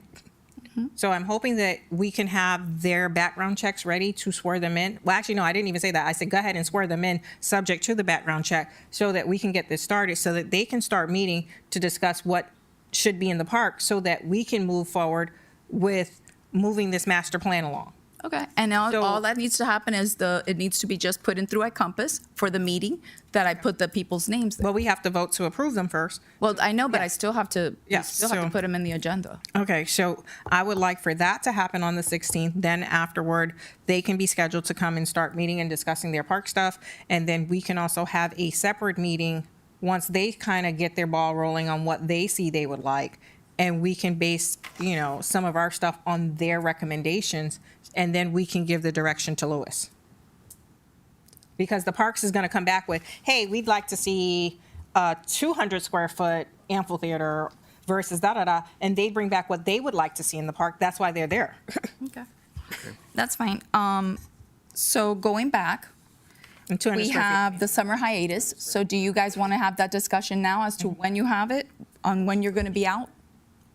What's traditional, June and July, July and August? Usually it's well, actually, it's kind of like June, July, and August. Like you would have your last meeting June 12th, and then you'd have your next meeting at the end of August, which would be the workshop, which would be August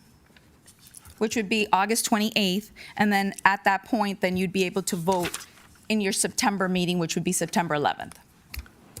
If I may just add to that June point. 12th till August? And I know that Mr. Delina is not here, but just with regards to the summer schedule, I just want to make sure that we have the opportunity to set a tentative millage rate to make sure that we have everything in line with the property appraiser in order to get the trim notices published prior to August. Typically, that would happen at the end of June. I already met So, with- all right, again, as long as, just want to make sure that's on somebody's radar. So, thank you, We Mayor. actually met last week on that.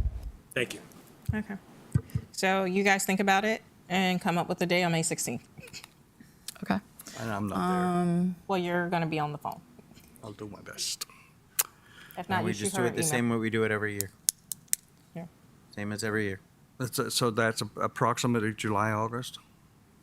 Well, the It's- end of June to the middle It's of August. half of July, Half of or June. half of June, full July, half of August. Okay. So we're back at when the school starts. Yep. Pretty Now, much. I've already sent you all emails stating that I can go ahead and provide you with a full agenda the Friday before I go on vacation. The only thing is, it would just be somebody to be able to actually run the meeting on the 12th. So again, I'm going to do all I can to see if these other individuals would like to run the meeting. And if that's okay with you, the only other choice is to then if you don't want to have somebody else run the meeting, then you would just have to wait for me to come back. Or schedule the meeting before, So, a week before, which would be the 5th. and then we have to take the attorney's schedule into, you got any small children? I do have small children, Vice Mayor, but we will work around your schedule, not to worry. Thank you. Okay. Since we are canceling the May 22nd meeting, if you guys want to do June 5th, that's fine. I wouldn't have to get anyone to sit in on one of my meetings. So you want to move it forward? It's up to you guys. No, that's going to be on you guys. I'm not here. Huh? I'm not here. You're not here? Oh, okay. Well, then the meeting stays on the 12th, and That's all right. Listen, y'all don't need me. don't know what to say. What? Yeah, We have a special meeting on the 14th. Could we, We can kind of figure can this we out on the merge those 16th. two? The 14th of, The 4th, we have a special meeting regarding town manager, and then we have a regular meeting on the 12th. Yeah, I'll adopt him so you don't have to worry about it. yeah, I won't be here. Somebody going to be 9. Sorry. So that's not, okay. We'll take it as it comes. Okay. Okay. So you'll have your decisions on the 16th. Okay, so the 16th, you're going to be making decisions on? Your The summer vacation and what day we're going to have the meeting in June. Okay, the meeting in June, and, okay, so also, you mentioned about moving the workshop from the 22nd to the 16th. Okay, so I'm going to I'll schedule the special. Oh boy, this is gonna be fun. I am gonna schedule can I schedule it at 6 for the regular meeting and then have that item at 6:30? Okay, so I know you've already spoken to the attorney. The attorney's not available until 6:30, so we're. So can we put them at the end of the meeting? Because we have a bunch of items that, When are we doing the town manager, the assistant manager? The assistant manager should be on the 16th. We're doing it on the 16th. Yeah, you have that. There were like 3 items for the 16th. May. Yes. Yes, for the vacant positions. everything that was discussed tonight is scheduled for the 16th of May. Yeah. Manager, building official, town planner, was that it? Yeah, but there was something else. They are adding to the special that is for the hearing. They're adding additional items to that special. So, That's what I'm saying. Can I start it at 6? And then when, we can do, Yeah, I can change it to 6? Okay, good. yeah, Okay. okay, is that on the 16th? yes, That will be 6 o'clock. yes. So you'll just be calling us at Yeah, it's 4 just, o'clock, your time. Okay, so the workshop, I don't think we're gonna have enough time in an hour. No, the workshop can be at 7. That's what I'm saying. Do you think we'll have enough time with all the items that have been provided for that special now also? And not, we based do it- on, If not, we do it at 7:30. We can run over or we can suspend in the middle. It doesn't matter. If we have to suspend in the middle, we can suspend in the middle. okay, I just need to know because remember, we I know do that, have Paul. also a video issue. Like right now, I need to cut off that video within the next 4 minutes and then recreate another one if we want to continue. okay, let's, And I have stuff to discuss. that's not fun. And I need a vote because 12 o'clock. Yeah, that's why I said we're going to turn into pumpkins. So, So our first meeting is gonna be in August 14th? No. It would be on August 28th. Oh, boy. Okay.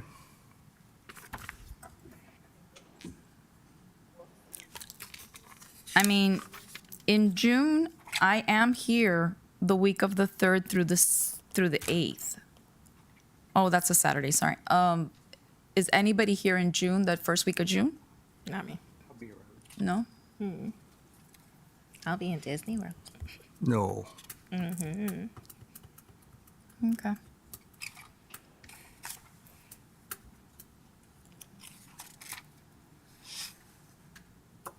All right, can you guys email her a list of dates of what you guys are available with, so we can kind of figure this out? Because if not, we'll be sitting here all night. Yes. For which one? Everything. Okay. The HR meeting, the charrette. Well, the charrette's going to be coming after the Parks Committee meets, Okay. Okay. because they can't give us recommendations if That's they don't fine. meet first. That's fine. Are we starting a new meeting after 12? Yes, we are. I have to use the restroom, folks. Go shake the dew off. Okay. So I'm waiting for June dates for the HR, Okay, we'll email you. please. Thank you. All right. You want to go ahead and reset well, is there a motion to extend past 12 o'clock? We can we, how much do we need? We're very close, right? We are, but we're at 3 minutes right now. That's the problem. And she's going to have to reset the computer. Well, So yes or no? so we're gonna adjourn now, right? Well, if you guys have to vote if we're going to go past 12 o'clock. Well, I say we go past 12 o'clock. Is there a second? I second it. Okay. All in favor? Aye. Aye. Okay.